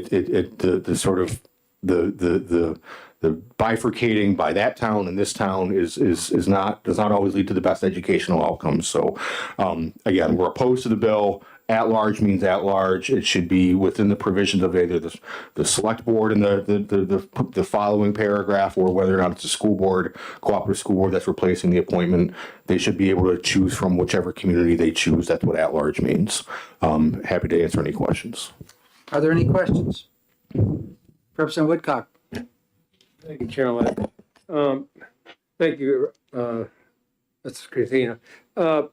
I'm kind of confused. I'm only seeing that the change is, and I may be being wrong, Barrett. The only change I'm seeing is the bold on 15 and 16. And you're talking about the at large. Thank you for the question, Representative. If you look at lines 3 through 5, that's new language.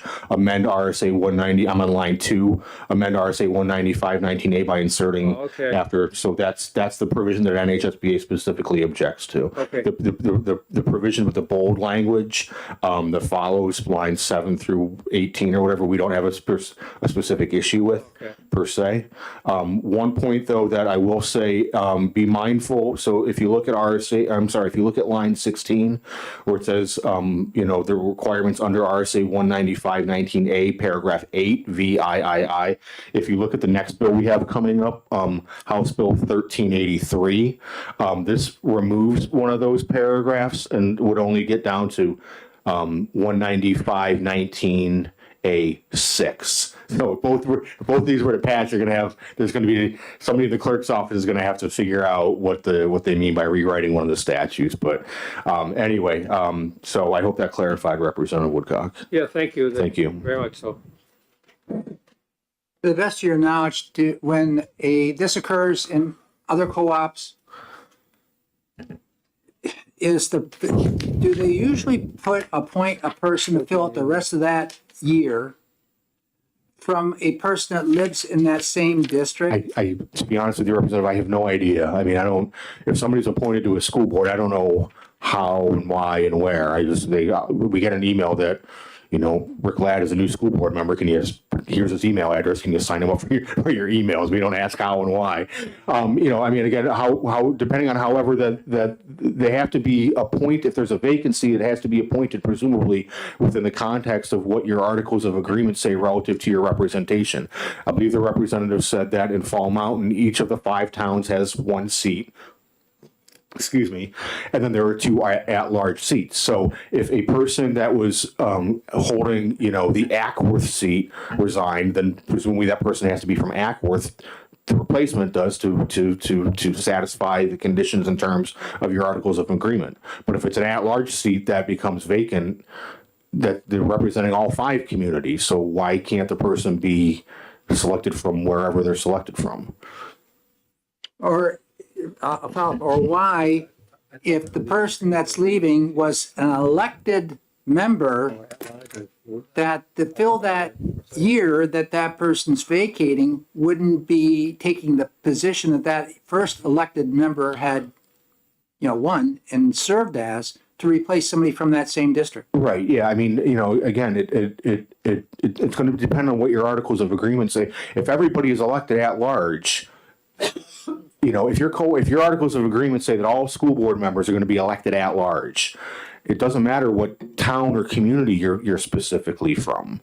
You know, I mean, I don't think there are many co-ops that do all at large. I think most of them are. Yours may be a little bit different though. You're a one-town co-op, so it's just its own animal. They're all at large. Right. So anyway, I hope that helps. Okay, thank you. Any further questions? Thank you very much. Thank you. We have another break. What's good?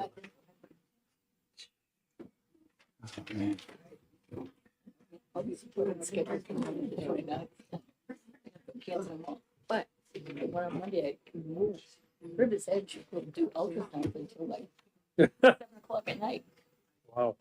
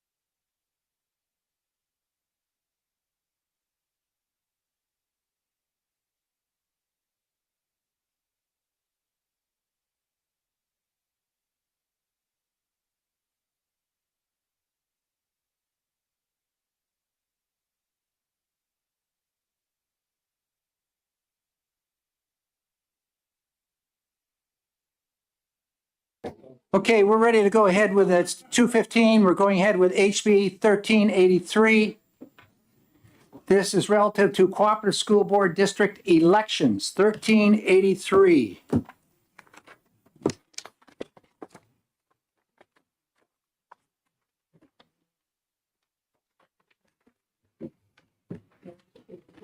And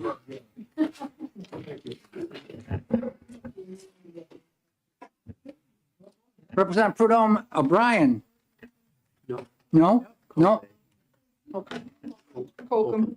That's next under a different card. 1383. Oh, yeah, okay. Where's the other card then? I thought she was, Oh, you know what? I'm sorry. I've been sitting there this whole time and. you don't have the card in. Okay, so I thought, I will fill it This out was going before to I leave. introduce I it for you. apologize. I know which she better. could probably do, or whatever. So I will fill it out. when you leave, yeah, thank I you. apologize. I know better. Just too many things in the head. Go ahead. Thank you, Mr. Chairman, and thank you, members of the committee. I am Representative Rashay Colcom from Hillsborough District 30. I appreciate your time today.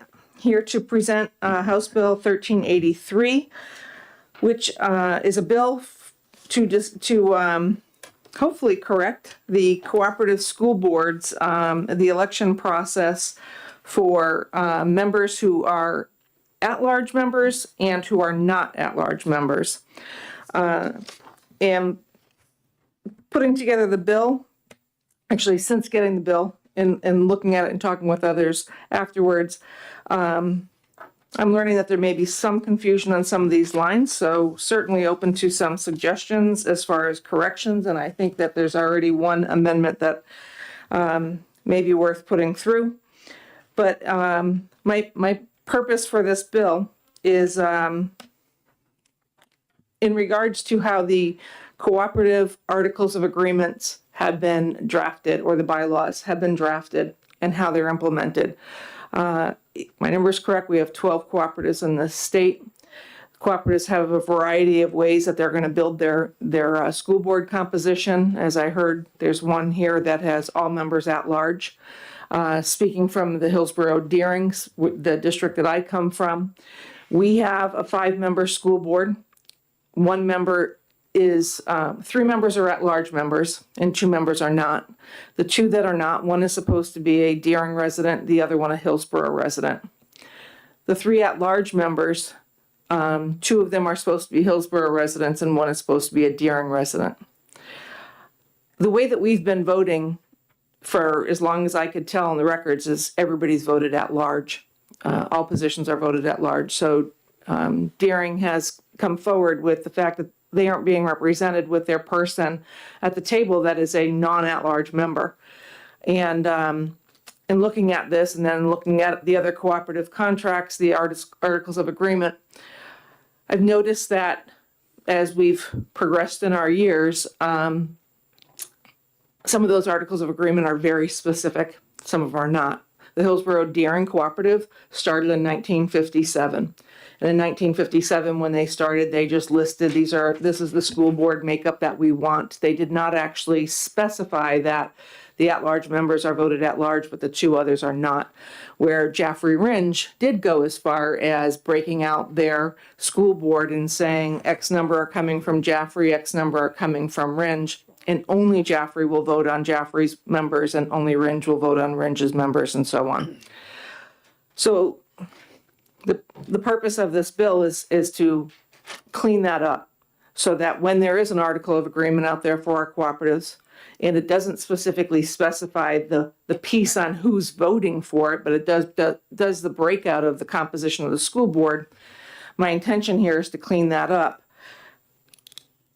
with the wording here. On line item 9 of my bill, where we've crossed out all members of the cooperative school board shall be elected at large, we crossed that out. And originally that was crossed out not because we don't want to have any at-large members. That's not what my intention is here. I don't want to get rid of the at-large members. What it is that we don't want all members to be voted on in an election process at large. So what was happening with some of our school districts is they were coming to this line and they were stopping and they were creating their ballots in each of the towns so that all of their school board members were being voted on and elected in an at-large position. So I think maybe that we can leave this line but change the word shall to maybe for those school districts, those school cooperatives rather, that do have a 100% at-large representation at the table. Further down on line 26 of the bill, we had to make a correction. RSA 669 is actually referring to a town election, where 671 is the school district election. So if nothing else, that change should be corrected in our statute. But I'll open this up for questions. I just want to recap. So in case I wasn't clear in this, and I'll use Hillsborough Deering as my example, where we have a Hillsborough representative at the table and a Deering representative at the table that are not at-large members. My intention is that Hillsborough member is only voted on by the residents of Hillsborough, and that the Deering resident is only voted on by the residents of Deering, and that the 3 at-large seats are voted on by both towns. And that be consistent with every other cooperative that doesn't actually have that spelled out. So for the cooperatives that are listing 5 members, 7 members, 12 members, all as at-large, that doesn't change. For the cooperative such as Jaffrey and Renge, where they specifically spelled it out in their articles of agreement, it's a non-issue. But there's other school districts out there that are following suit with how things are being done in Hillsborough Deering that we want to just clarify that for so that they're getting the proper representation at the table. And I'm happy to answer any questions that you may have for me. Thank you very much, Representative. Any questions? Representative Lekis. Can you explain the change of nonpartisan to official? That is a recommendation that was asked of me through the School District Governance Association because they have another bill out there that is looking to take away the nonpartisan elections at the school, I think, and municipal level. So it was requested that I add that in there so that if this does pass and if his passes, the 2 bills are consistent. Thank you. Further questions? Representative Whitcock. Thank you, Chairman-elect. Good afternoon. Good afternoon. Hillsborough and Deering, the 2 systems you're talking about specifically, are they both in support of this change? Yes, they are. In fact, yes, thank you for the question. Yes, they are. They both, I had members from both districts come to me to request this change. Thank you. Thank you, Chair. Representative Damon. Actually, if I could expound a little bit further. In fact, the last election cycle we had, Deering actually voted for a school board member. So the residents of Deering picked a person, and then after Hillsborough voted, they picked somebody different. So Deering came to me and said, here again is why we need to have this fixed, because we are not getting our representation at the table. We're getting Hillsborough's representation. Yes. Thank you, Mr. Chair. Thank you for taking my question. Are Washington and Windsor, only tuitioning to Hillsborough Deering High School, or are they part of the cooperative? They are tuitioning and they're part of the SAU. They're not part of the cooperative. Follow-up? Yes. So what kind of representation do they have on the cooperative board, if any? They don't have any representation on the cooperative board. They have their own school board, so they have their own town representation that they hold within their town for their school board. And then they combine once the SAU. So they have individual school board representation in their town. Representative Myler. Thank you, Mr. Chair. And thank you for being here. Could you clarify what you just said just a minute ago about Deering electing somebody to the board and then they're not seated? I mean, I don't understand what you just said. Okay, thanks for the question, and I'd be happy to clear that up. Deering has 1,200 registered voters, round numbers, in their town, and Hillsborough has roughly 3,800 registered voters. They had 2 residents that were running for the resident seat, the non-at-large seat. And Deering chose the female who was running, and she outnumbered the gentleman who was running and the incumbent, he's the incumbent. When we counted in the votes from Hillsborough, because they treated that as an at-large vote, the voters of Hillsborough preferred that the gentleman, the incumbent, take the seat and did not vote in favor of the female. So therefore, Hillsborough's voters were able to outnumber the Deering voters just by population of voters. And they selected the incumbent rather than the challenger. Correct. And this language would change that? Correct. Thank you. That is my intention. Thank you. Representative Cordelli? Thank you. Thank you for bringing this forward. This is something that several of us have worked on before, unsuccessfully, I might add, but we're hopeful.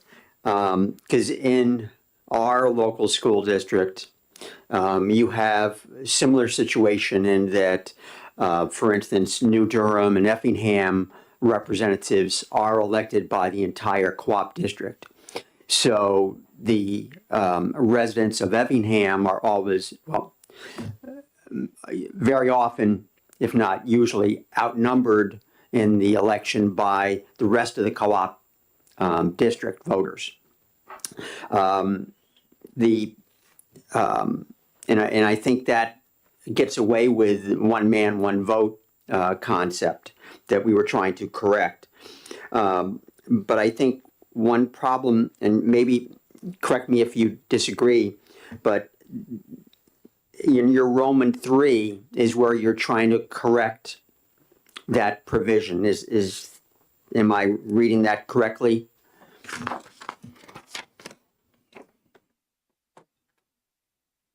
That's correct. Okay. The follow-up? Yes. The other thing that we had addressed in previous legislation that I'm not sure how you see being handled in your bill, but we said that as of such a future date, all members had to be elected in accordance with this statute. Whereas you just have an effective date of 60 days, and it, the law will take effect, but there won't be an election until who knows when. So I don't think it would be possible to comply with the effective date without setting a date by which the district or the co-ops had to be in compliance with this new statute. Do you see any problems with the effective date? I viewed it a little differently. What my intention was here was my intention is to follow the articles of agreement that are currently in place and to not seek any changes to what's already out there as far as what's defined in the articles of incorporation. So, or articles of agreement, I'm sorry. So therefore, to me, I just viewed it as an election process, which means that this wouldn't really require a long effective date process, because if the articles of agreement say that you're going to have a 5-member board of which each member is supposed to be from a specific town and not an at-large member, then the correction is only those towns are voting on them. If your articles of agreement or your bylaws state that you're going to have 12 members at large, there's nothing to change. All members stay at large. The voting stays the way that it has. And in the case where we have a mixture, such as Hillsborough Deering, where we have 2 members, each representing a town, and 3 at-large seats, again, there's nothing to change. The correction being that at the next election cycle, which I would assume is going to be in 2025 rather, the next election cycle, Hillsborough votes for the Hillsborough resident, Deering votes for the Deering resident, and the at-large seats are voted by both towns. So there's no change needed. Yes, one more if I might. So then your intent here would not change the situation in my co-op district where Effingham voters would vote for the Effingham representative to the school board. That's correct. If your seats are not listed as at-large seats, then only the residents of Effingham should be voting for that, and no other town should be voting for that representative. Ours is a little, situation is a little different. They're not listed as at-large seats. Effingham seat is an Effingham seat. It's not at-large, but the entire co-op district votes for the Effingham seat, not just Effingham voters. Yeah. Say that. Correct. So that falls under Roman numeral 1, which on line item 9, which it appears that your district is voting all members to be at-large, as if they're at-large members, and that's where I don't think that should apply. And that's the whole point, is that your seats are not designated at-large. They should not be voted on that way, in my opinion. Thank you. I think one of the things, just a comment here, I'll get you, Representative Balboni, is that we need to look at all these agreements, and there are over 30 co-ops in the state. And when you look, and there's some co-ops that don't have articles of agreement. And so there's a lot to this puzzle here. Representative Balboni. Thank you, Mr. Chair. And actually, that was part of my question is why couldn't this be solved through the Articles of Agreement? Why does it have to be solved through legislation? That's a loaded question. Really, based upon how they vote and the Whose weights question? within the Are you committee. asking him or? Representative Cordelli? Correct. Oh, I wasn't sure who she was sorry. asking. Okay. The reason that I believe this needs to be handled here is because of Roman numeral 1 on line 1, where we have it written and defined in the Articles of Agreement. The schools, the cooperatives, are choosing to go with line 1, where it says all members of the cooperative board shall be elected at large. And I think that's what's creating our problem. So therefore, I think that needs to be corrected. Representative Cascade. Thanks. Would it solve the problem if line 1 just read, all members of the cooperative school board shall be elected as defined in the warrants of article? Because all the warrants of articles might be different. Articles of agreement? I mean, I'm not that familiar with Is that question to me or to your chair? I'll ask you, could it be done that simply? Not in my opinion. And in my opinion, it's because in the case of Hillsborough Deering, when I looked at their contract, their articles of agreement, they did not, although they specified 2 seats were not at large and they specified 3 were, they did not specify who is to be voting on that. So it directs to this law as far as how it should be voted on.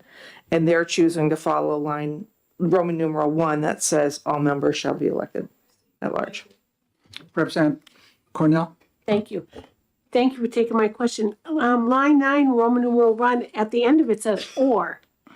And every one of those says district as possible or most nearly achieved or. Are they just ignoring the ors? Because it says all members of the cooperative school board shall be elected at large or the cooperative school district shall be divided into or. So I can there's only an or. speculate because I'm sorry, go ahead and finish. No, I'm sorry. I can only speculate that they may be ignoring it. I don't really know for absolute fact, but there obviously is confusion between several school districts as Representative Cordelli is sharing a similar experience. Representative Woodcock. Well, this is probably for you. With the Articles Agreement, if this passed, would the Articles Agreement, the original ones, supersede this anyhow? I'm not an attorney. I know that. But these Articles of Agreement go way back into the 60s and even earlier than that. And there are districts who have changed what they're doing, even though their Articles of Agreement say something contrary, i.e. my district. We had 4 for one district and 3 for the other district within the same town. And for some reason, we're all at large now. And I think it was the district that had 3 couldn't get anybody to run. So it ended up that the at-large was coming from the 4. May I ask a question on that? Mm-hmm. Do you happen to know if anybody voted on that change? Because I'm running into the same situation and I can't find where the public body ever voted to change our composition. That occurred when there were schools in both ends. We consolidated in one in Woodsville. And we're a town about 5,000 people. And no, I can't tell you how anything functioned at the time. I was chair of the select board, chair of the fire district, all that. But it goes back to the days that the town was founded back in the 1700s. And so it's just, it's really difficult to understand some of this. And we did take it, and then, how their towns are broken up based on demographic, based on property valuation, based upon some other kind of denominator, numerator. It's a mess. Representative Damon. Thank you, Mr. Chair. Thank you for taking another question. That's what you wanted to do. Would you consider it reasonable to think that if we didn't pass this bill or some similar version of it, in districts where the municipalities are very different in population size, that the larger communities would always prevail in having more representation? I would think that that's a fair assumption to make, which is, I think, the importance of having articles of agreement when you are joining forces with a cooperative school district. Oh, so this would somewhat address that the folks living in the smaller population communities would be more assured, potentially more assured of representation.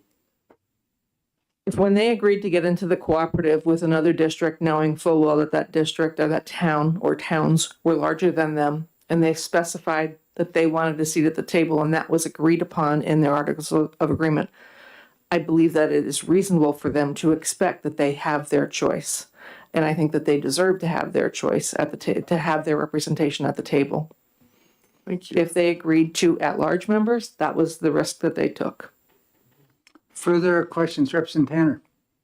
Thank you. I don't want us to lose the vision of the change on line 26 from nonpartisan to official, which then makes it partisan. Seems like we've had a lot of, particularly during the mask, no mask period, a lot of contentious school board meetings, and school boards in general have been having a difficult time, I think, actually getting people to run. And really with the local elections like select board, county commissioners, it's basically a nonpartisan, and it's on a nonpartisan ballot. Do you see that this little change is going to make a huge change as far as school boards are concerned? I will say that I'm in agreement with you. I personally am okay with a nonpartisan, and I do believe that our local elections should be nonpartisan. However, the reality is they're not, and we know that.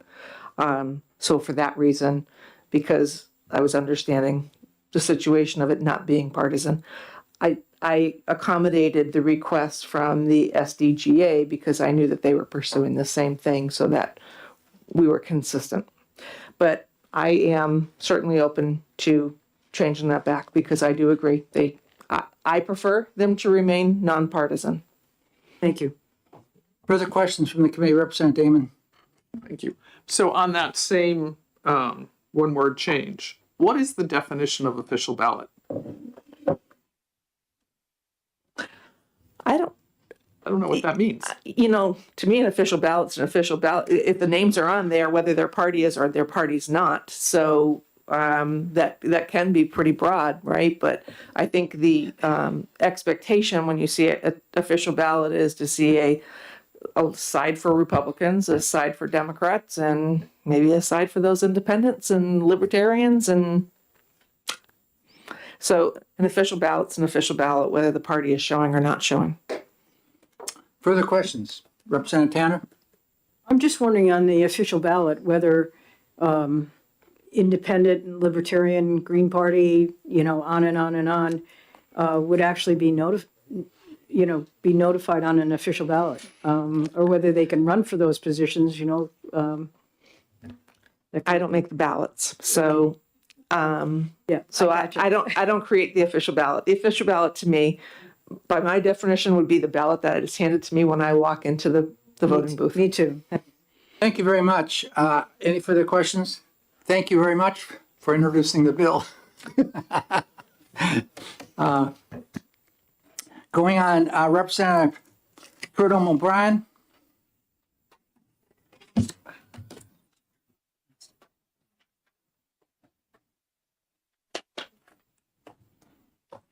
Thank you. Thank you all for your time, sharing your expertise on these matters. I first heard about this bill a few days ago when I got a call from my school moderator in the Derry Cooperative School District. That's a school district all within Derry, K through 8. And I guess that's what makes it a little unusual and different than what you're all talking about. My best guess is that there used to be other towns a long time ago, a very long time before my memory, that there used to be other towns, and that's how it got the term cooperative school district. My school moderator called and said that she likes this bill. That's Tina Guilford, but she wanted a little bit more clarification about how it would be implemented if so. If it would be a staggered implementation where, say, a town has 6 districts, would it be the even numbered districts one year, the odd numbered districts the next year, or would it be every district all at once? It doesn't address it in this bill that I see, so I think that's what it would mean, is all at once, and she would just like a little bit more clarification on that, and I can answer some questions as best as I possibly can. Thank you very much. Okay. Are there any questions? Not seeing, but the bill we were dealing with, that Representative Cordelli, we were putting in a transition process. It's pretty hard to say it's going to happen on day one, and it's all going to change. It's very difficult. Seeing no other questions, we'll call up Representative Spilsbury.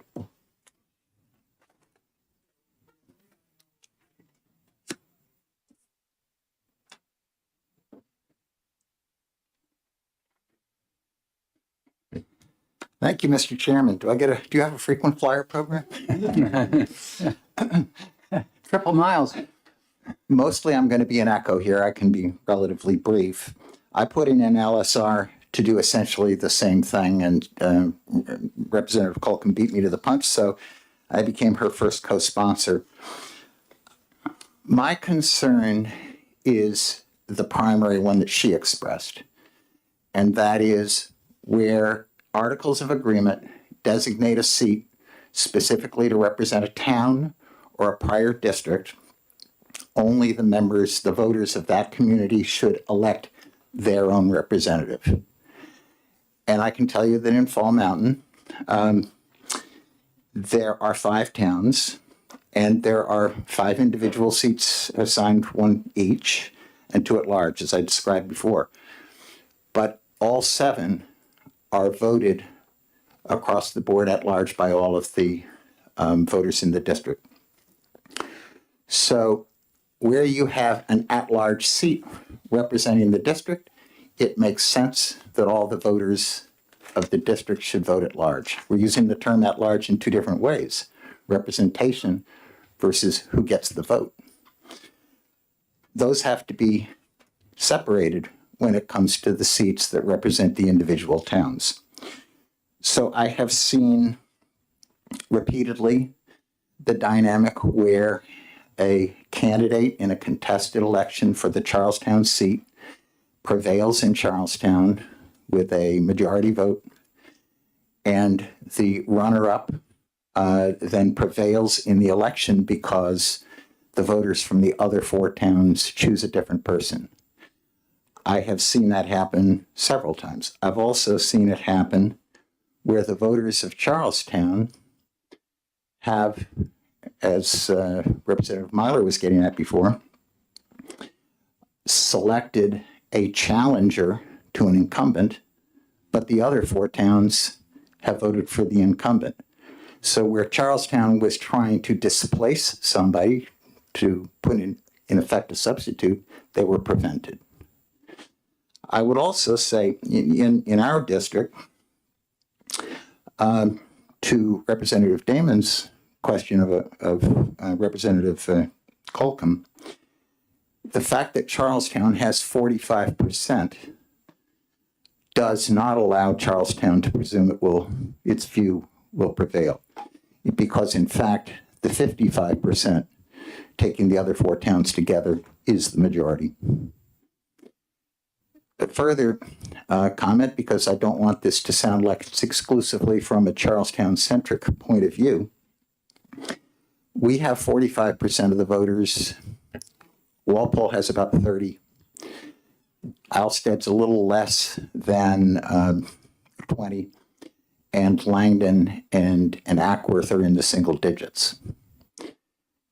Why should the 45% of the electorate from Charlestown be able to tell Little Ackworth who their representative is, or Langdon? So in the same way I want the voters of Charlestown to designate their representative, I don't want the voters of Charlestown to tell Langdon or Ackworth who they should have. We're talking about dramatic disparities. There are just under 5,000 residents. I don't know the voter count in Charlestown, and there are 800 in Ackworth. So if they're intended to represent the individual town or prior district, then we need to elect them in that way. That's the proposition of the bill. I would just say as a couple of technical points, if you look at the caption, with the analysis rather on the first page, the bill requires cooperative school boards to elect representatives from pre-existing districts only from voters within the district. Stop there. That's clear. That's what I'm endorsing. And prohibits the at-large election of all members. That's problematic. And I think that there will probably, this bill should be passed, but it should be cleaned up. And you will probably need an amendment to address striking out of line 9. There are districts that have all at-large members. I'm a little bit confused. I think it may have been Representative Cascadden or Balboni who raised the question about the ORs. If you look at the language in the statute before the amendments, shall be limited, this is in lines 5 and 6, shall be limited to the alternatives contained herein. And that means each of these listed paragraphs is an independent alternative. I haven't thought through how those really interact, but I think just striking one is problematic. I also think that the question of nonpartisan versus official is extraneous to the key point of the bill. I would urge you to stay focused on the key point of the bill. If I can do anything to help any member of this committee redraft, I'm available. But please take a strong enough interest in it to clean it up and pass it. Thank you very much. Are there any questions, Representative Tanner? Thank you. Thank you for taking my question. In Fall Mountain, does Ackworth have a representative on the school board and Langdon have a separate representative on the school board? Each town has their own. So yes to Ackworth, yes to Langdon, and Alstead, Walpole, and Charlestown. Okay, and so Charlestown, with its 4,800 voters, has a seat, the same as Ackworth does with 800 voters. I believe Ackworth's total student count currently is about 24. that's very small. So they have a lot of influence on the school board with 1 out of 7 seats guaranteed. Thank you. Further questions? Thank you very much. It's important to note that there are some co-ops, like the one the town of Carroll is in, which Carroll's very small, but Carroll's being asked to pay 40 grand per pupil to carry the burden for the co-op. And then vice versa, we had a town which the previous chair of Ways and Means didn't want anything changed, but this town had the highest property values and all, and paying the tab, and they wanted to control that. So there's a lot of angles which we're going to have to consider on this. Representative Barrett Christina. Barrett, he's been up here every time today.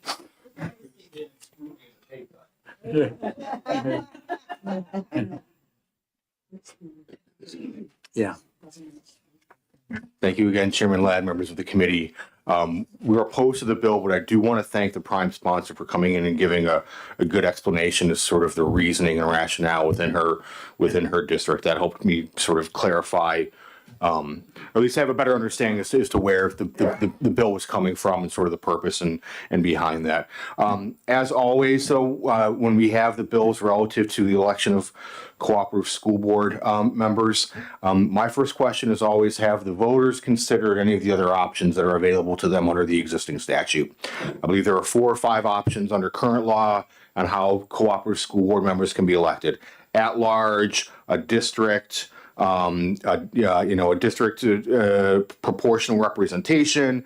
The current provision, which is current paragraph 4, which is looking to be amended, have the voters had an opportunity to weigh in on amending the Articles of Agreement to change how they're going to be elected locally. That's always the first aspect.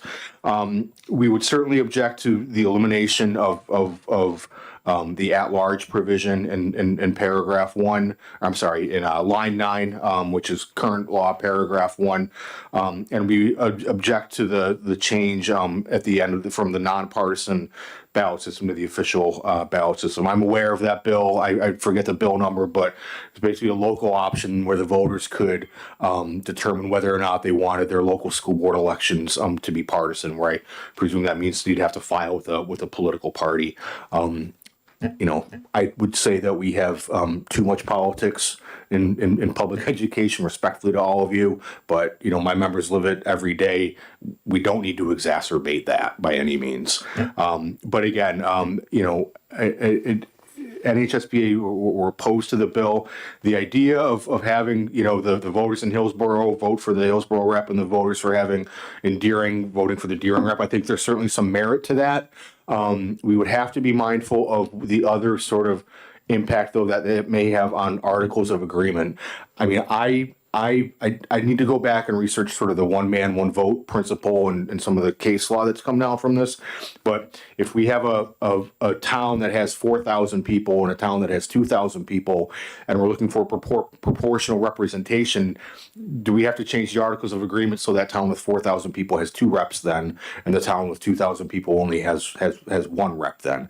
I'd have to do some more research on that, but that would be a concern that I would have as well too. And then last, it's already been talked about sort of the staggering in of how this would take effect, because we know March elections are in March. That person's elected to a 3-year seat, but then if the law changes, we need to figure out whether staggering or whatever it might be. You'd have to build in some lead time, probably over the course of about 3 or 4 years, I would say, in order for that to sort of be actualized. So those are NHSBA's comments. Let's always try fixing it locally first. Local solutions, in my opinion, local problems have local solutions most of the time. I understand that there's more than one co-op that may be impacted by this, but I would encourage the school boards to maybe look at what other options are available to them before we move forward with changing legislation.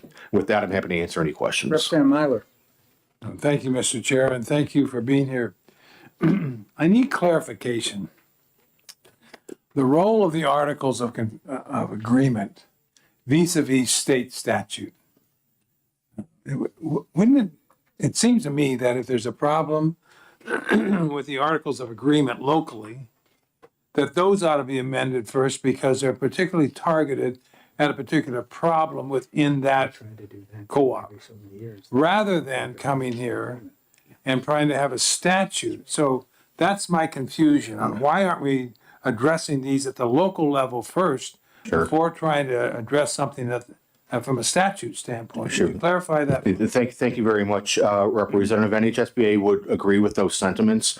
If the voters in a co-op have concerns over the funding mechanism, proportionality, property taxes, student enrollment, you can amend the Articles of Agreement to fix that.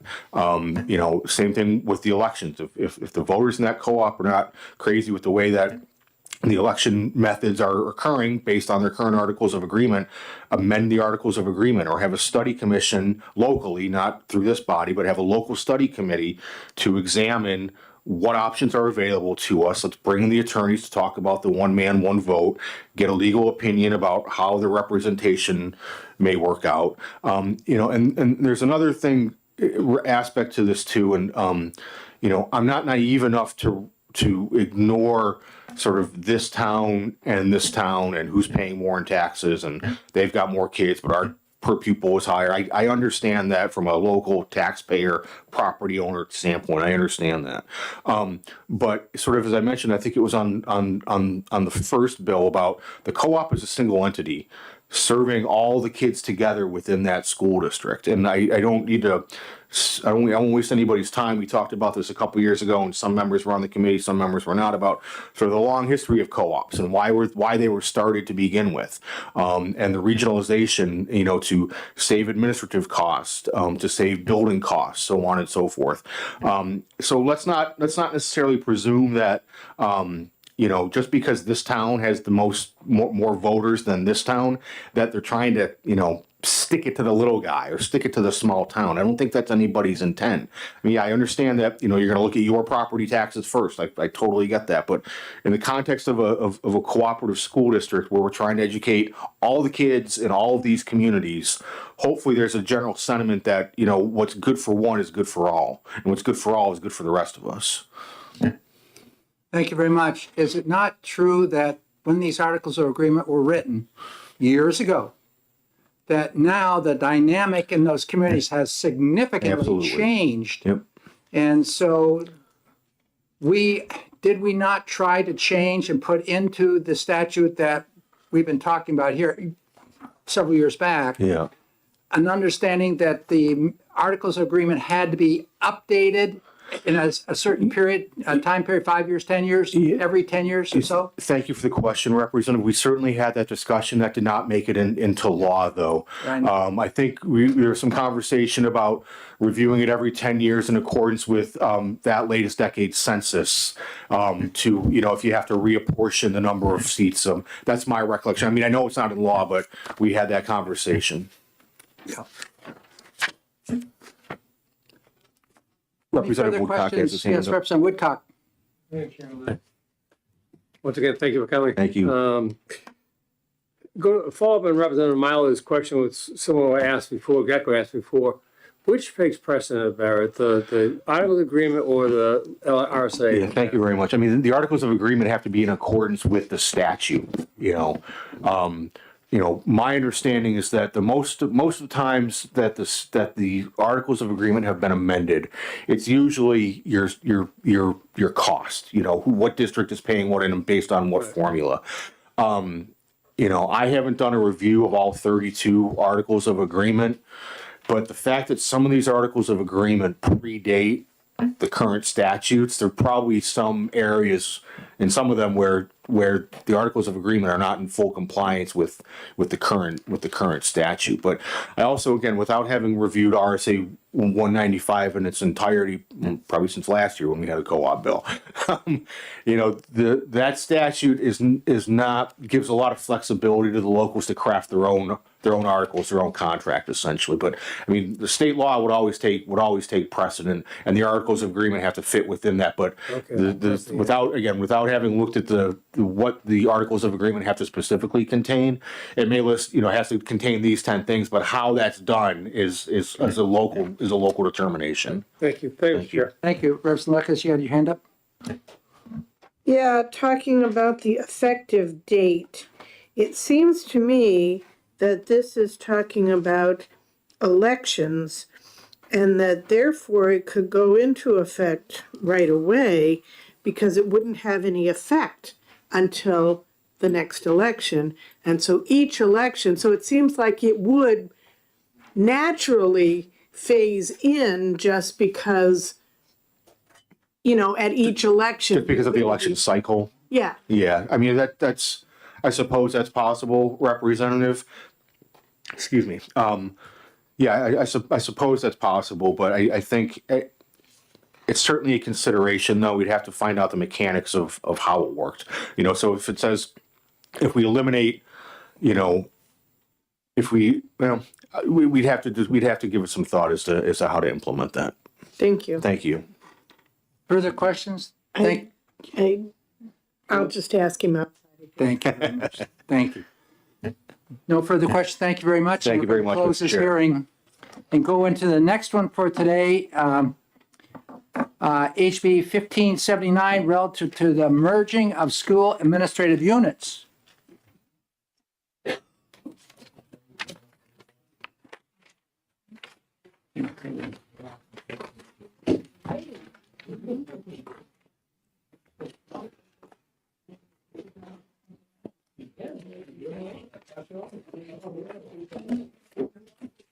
We need to break out that old bill we had. I sent you the amendment that we did. Okay, good. And so this is how we transitioned. Yeah, I remember that. In accordance with the statute by such and such date, file a preliminary transition plan to the state board by such and such date. Yep. And if members expire earlier, then they elected pursuant to this statute. Yes, see, and we did, that was a pretty good plan too, I thought. Yep.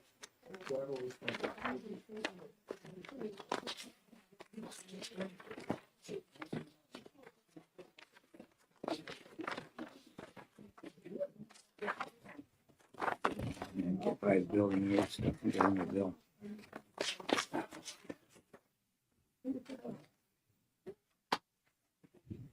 Yeah, okay.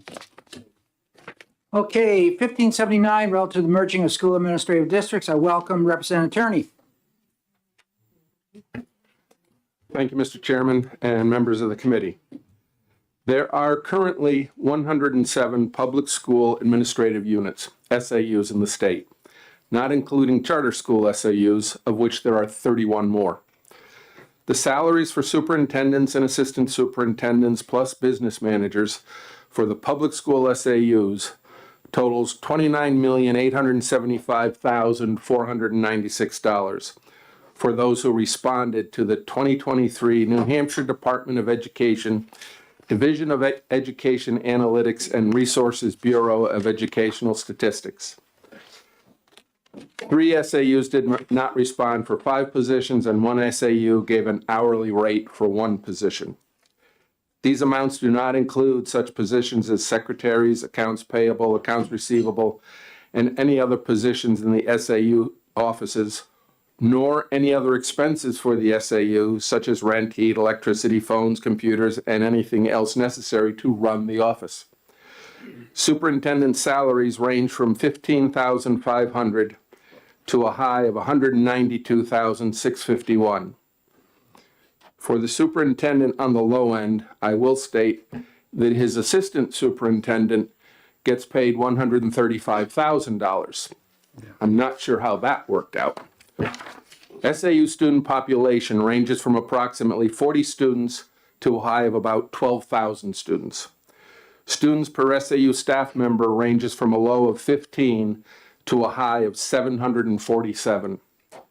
SAU 37, which is Manchester, which has the largest student population, 141 students per SAU staff member. In Coos County, we have 5 SAUs. SAU 7 in Colebrook, 58 in Northumberland, 36 White Mountains Regional, 20 is Gorham, and SAU 3 is Berlin. These 5 SAUs have a combined student population of 3,299 students and an average student to SAU staff of 71.5. There are 10 SAUs with a student population larger than the total student population of the 5 SAUs in COAS. The 5 SAUs in COAS have, if I get the right one, 46.13, and I've got no idea who that 1.13 person is. But of those, that's the total staff for all 5. 2 positions per superintendent and business manager or finance manager, which is another one calls it.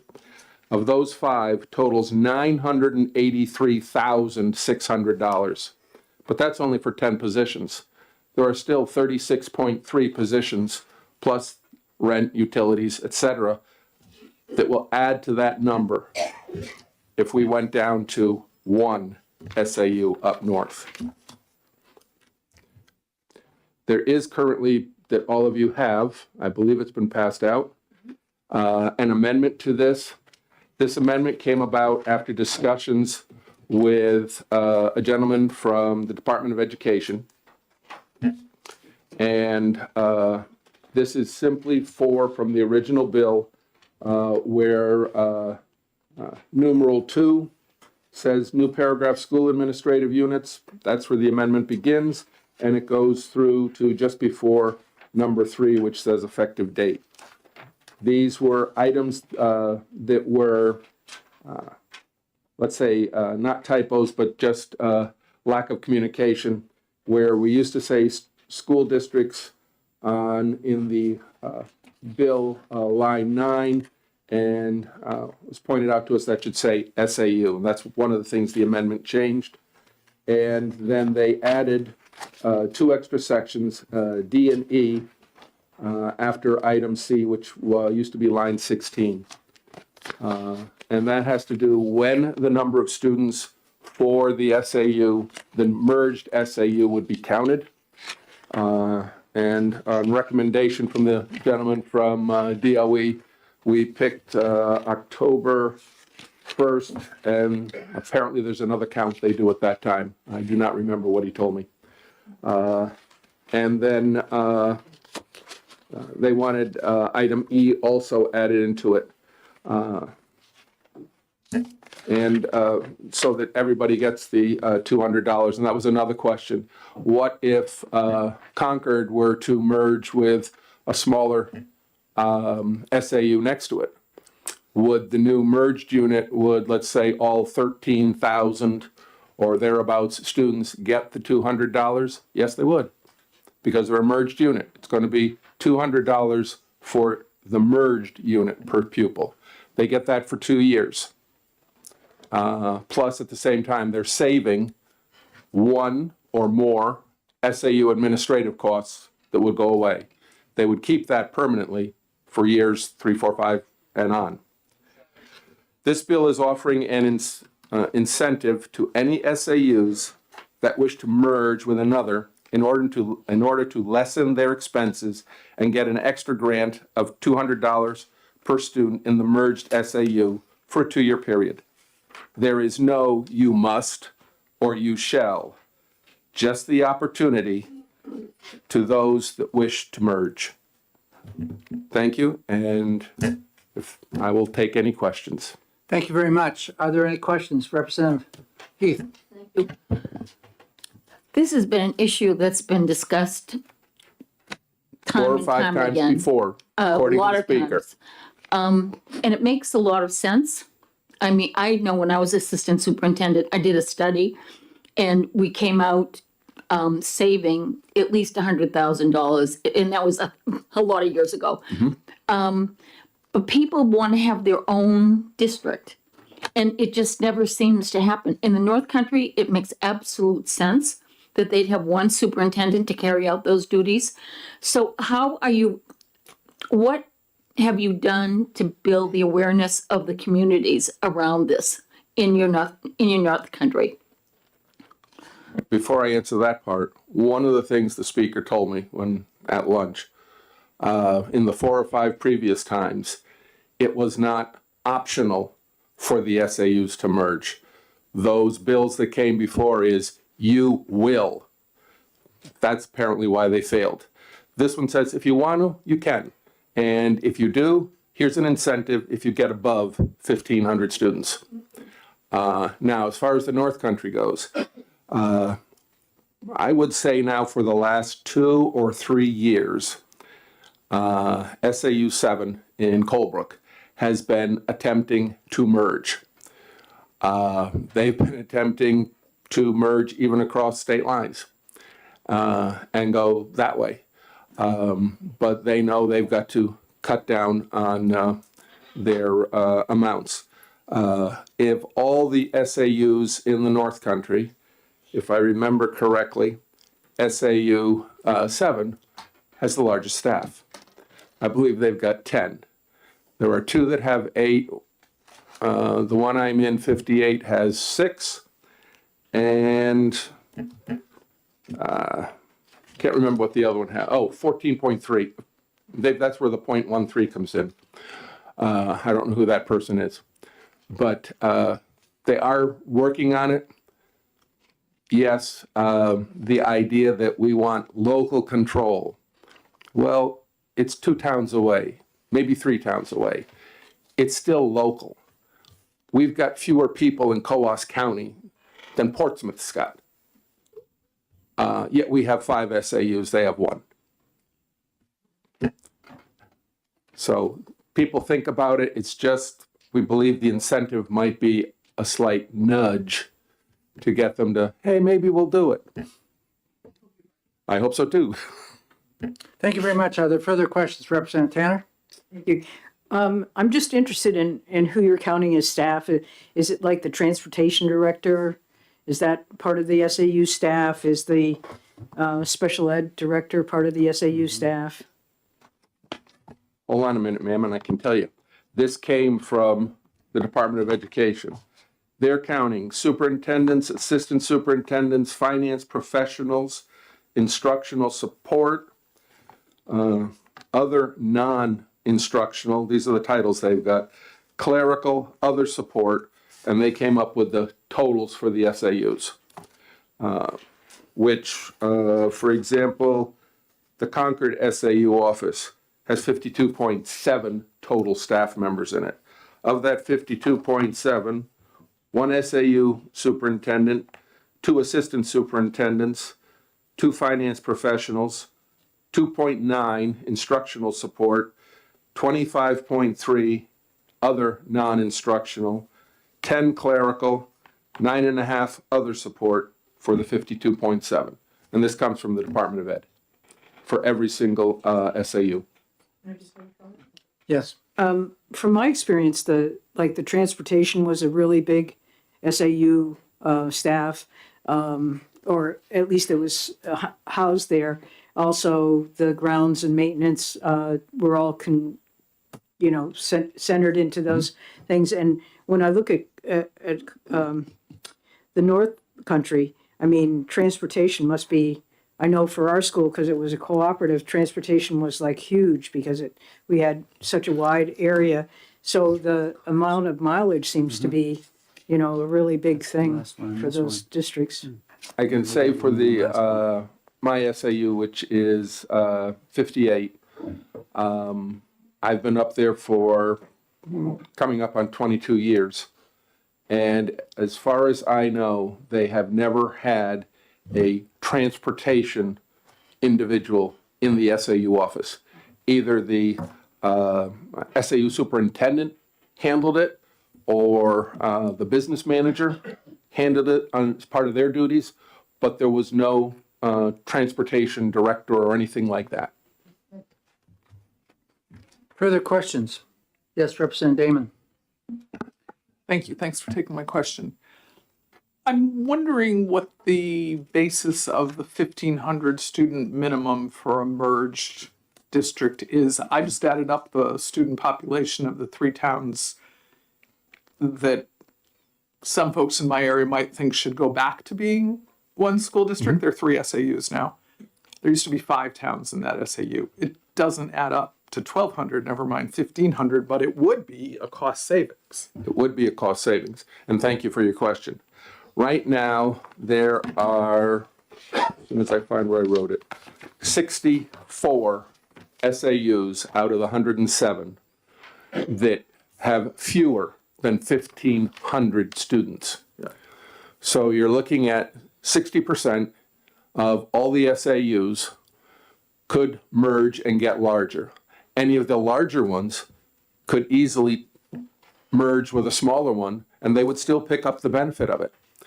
Up North Country, yeah, it would take, if Berlin wasn't one of the ones merging, it would take all the other 5, basically to other 4 to get to 1,500 students. Follow-up? Yes. So would you consider an amendment to put the minimum number of students in a restructured district to be 1,200 so that more small communities could access this? The 3 of us that wrote the bill, and one of them sits on the committee here with you, we agreed that anything above 1,000 would be a savings for most of the smaller SAUs. So any number in that range, we would be agreeable to if a change was wished at the committee. Thank you. Any further questions? Not seeing. Thank you very much. Thank you. Bear Christina?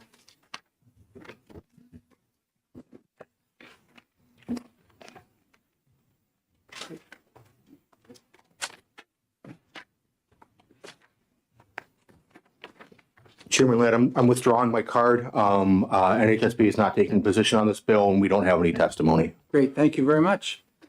So I have no other cards on this bill, so we're going to close the hearing on this bill and go into the last hearing for the day. And this is 1195, relative to allowing school districts to approve different apportionment methods for school administrative unit costs. And, okay, we got the card. Representative David Yorn. Yep.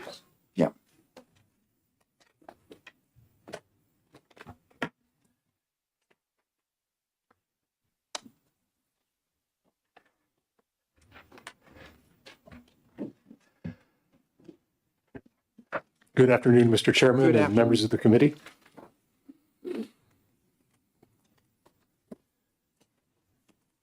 All set? Yeah, go ahead. Okay. Oh, I'm sorry. Just getting to it, Bill. For the record, my name is Representative David Muse. I represent Rockingham District 37, which includes Newington, Newcastle, and Wards 1 and 5 in Portsmouth. HB 1195 essentially allows school districts more flexibility to implement alternative funding formulas and apportionment methods for their SAUs as long as they're mutually agreeable to the other member communities.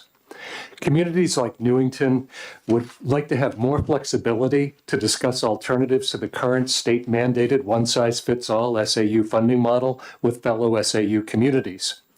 The goal of the legislation is to better address unique tax-based considerations in student enrollments within those communities. The Newington Board of Selectmen has asked me to put this bill forward, and since I am not the experts that you folks are in issues like this, especially when it comes to things like school funding apportionment issues, Town Attorney Paul Deschaines is here today to testify and provide some additional background and answer your questions. So I would defer any questions to Mr. Deschaines. Fine, thank you very much. So are there any questions for the representative that are not the technical type? No? Okay, so we'll switch hitters here. Paul?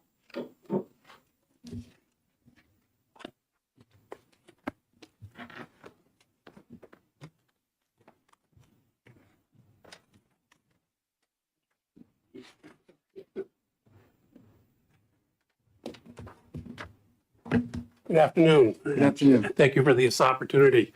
My name is Paul Deschaines, and I am here on behalf of the town of Newington.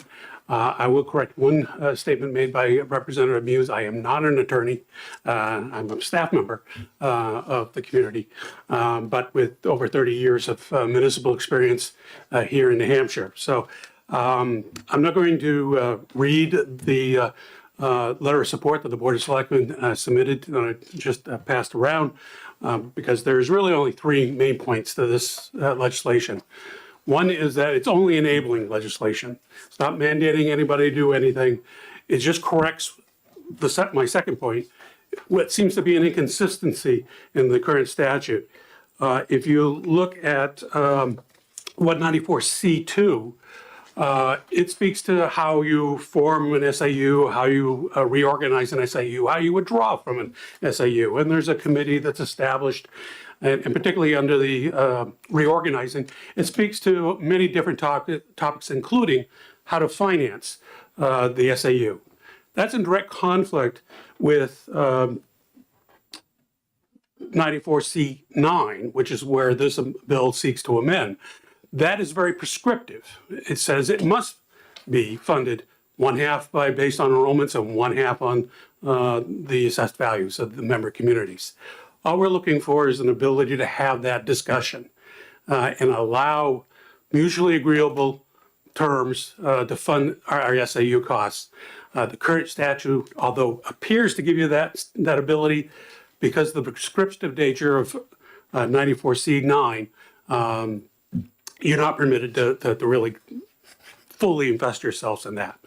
I'll draw that parallel lastly in making my point, is that if you go to the cooperative school statute, it has very similar language that we're proposing. It speaks to one-half assessed value, one-half enrollments, or any alternative that the member communities in a cooperative can agree to.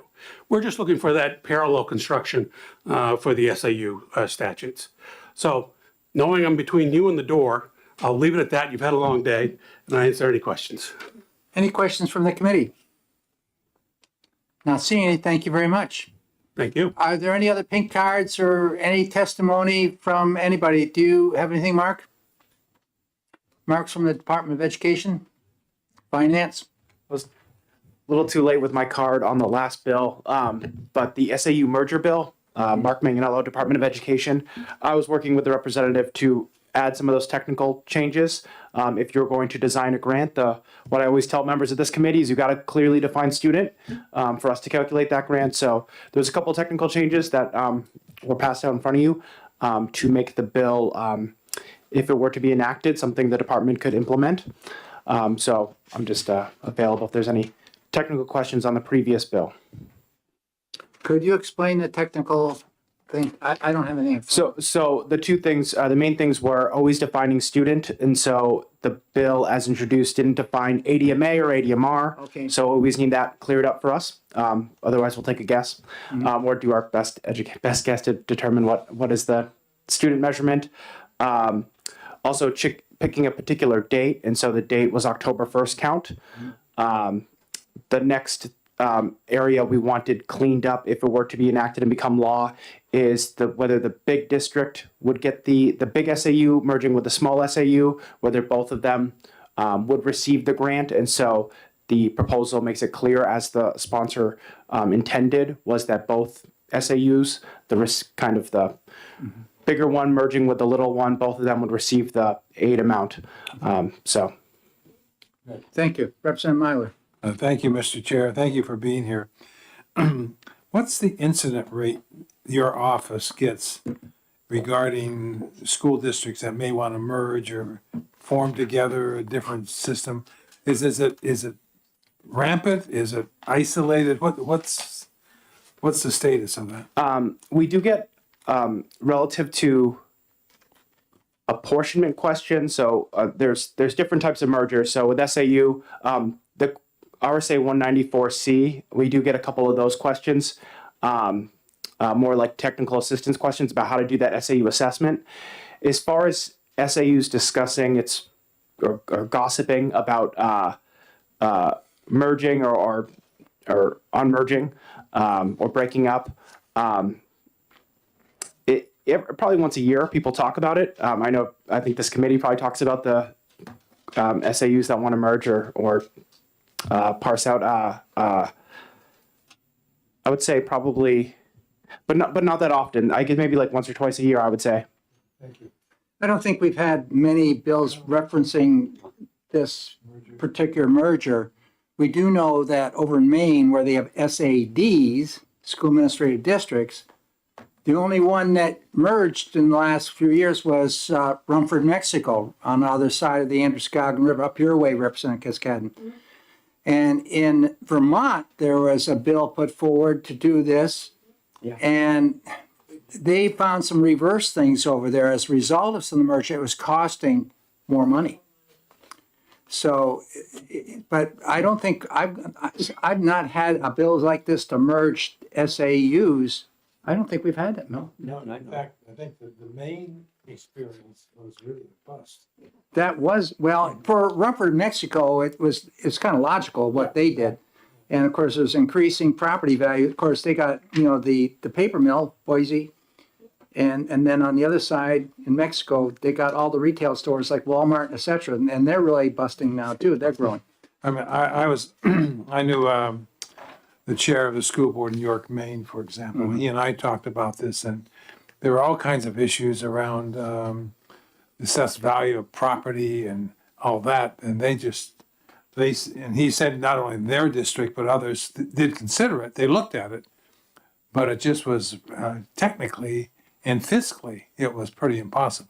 Yeah, so to be more precise in answering your question, Representative Myler, usually the conversations are about breaking up, not merging. So in my 3 years with the department, I don't think we've had an SAU merger, more just, I think we've had one or two SAUs break up. So that was, those conversations are usually, and it usually stems from conversations over communities disagreeing on the tax assessment and matters like that. Yep. Representative Woodcock. Thank you. Chairman, I'd like to ask a question on 1195. That's okay. 1190, okay. That's the yeah. bill we're actually on, right? Yeah, okay. Thank you for being here. You heard the presentation, which is pretty similar to the testimony. Is there anything you could forewarn the committee about in terms of this type of rearrangement of financial distributions? I think I've studied the bill well enough to know what would happen if it was implemented. We tend to stay out of SAU merger policies. The only advice I give when I read the law as currently written, and I don't know how it relates to this bill exactly. I think I understand from hearing the testimony, but the way the law works currently is the default SAU agreement is half ADM, half EV. So you have to look at the alternative procedure. And so I leave it up to towns and school districts and their attorneys to figure out how to adopt the alternative procedures. But the alternative procedures would be putting a warrant article to define an alternative route to the default route. And I believe the intent of this bill, and I can't speak to it, is just putting that up front, because I think the alternative procedure requires a warrant article each year. And so I think this would, I believe this bill, am I correct? This would allow just one warrant article instead of ongoing warrant articles? That's the. If I may. Yes. As I understand, the statute is that prescriptive and that it's only the default. So communities don't even have the ability to even consider a warrant article yearly, annually, or whatever other term. So this is enabling that discussion at a local area to try to come up with local solutions. And I don't recall that the 92C2 requires an annual warrant article. Once the planning committee is established and it goes through this process, and the SAU as a whole adopts the amendment. So the advice I give districts, and I'm not an attorney, I first tell them to talk to their attorney, but my understanding is the default is always in play, and as soon as you form, that default is automatically put there. If you want to come up with an alternative procedure, there's a different set of laws with alternative procedures, but my understanding with that alternative procedure is it has a different warrant article process, different from the forming process. So I think this would, I can't speak to it, but this one would probably get back to the original forming process. I'd have to study it a little bit further to. Thank you very much, Mark. Further questions, Representative Cascadden? I don't know if I can go back, but it's a question to Mark. Was there a fiscal note on 1579? Did I miss that? Sorry, it's likely in the process. I don't know where it is in the process. I do have a fiscal note. I went through the new ones and we didn't get that today. Okay. So yeah, it's definitely not attached to the bill. I ran some numbers. About 40,000. I think the most amount of students, say if every small SAU joined, the highest amount of a grant awarded in 1 year would be 8 million. I think a lot of SAUs would struggle to come up together and merge. So I don't know how many people would apply for the grant, because I think the 1,500 student thresholds are going to be challenging based on the map of small SAUs we have currently. But if Manchester picked up another school district, that would cost a lot, because all those Manchester students would be getting aid per pupil. So it's absolutely indeterminable. So that would be the fiscal note. But I would if you made this over to House Finance, I would just tell them to put some money in the Education Trust Fund in case anyone applies for this. Boy, we don't have that much money in the fund, over $200 million. Isn't that somewhere around there, right? 161, yep. Okay. Okay. Okay, thank you very much, Mark. Appreciate it. I don't think we have any other cards, so we're going to close this hearing and close our work for the day. And we will be back the day after tomorrow. Tomorrow's voting day. Everybody take advantage of that and have fun. Who are you voting for? Can't imagine you talking like this.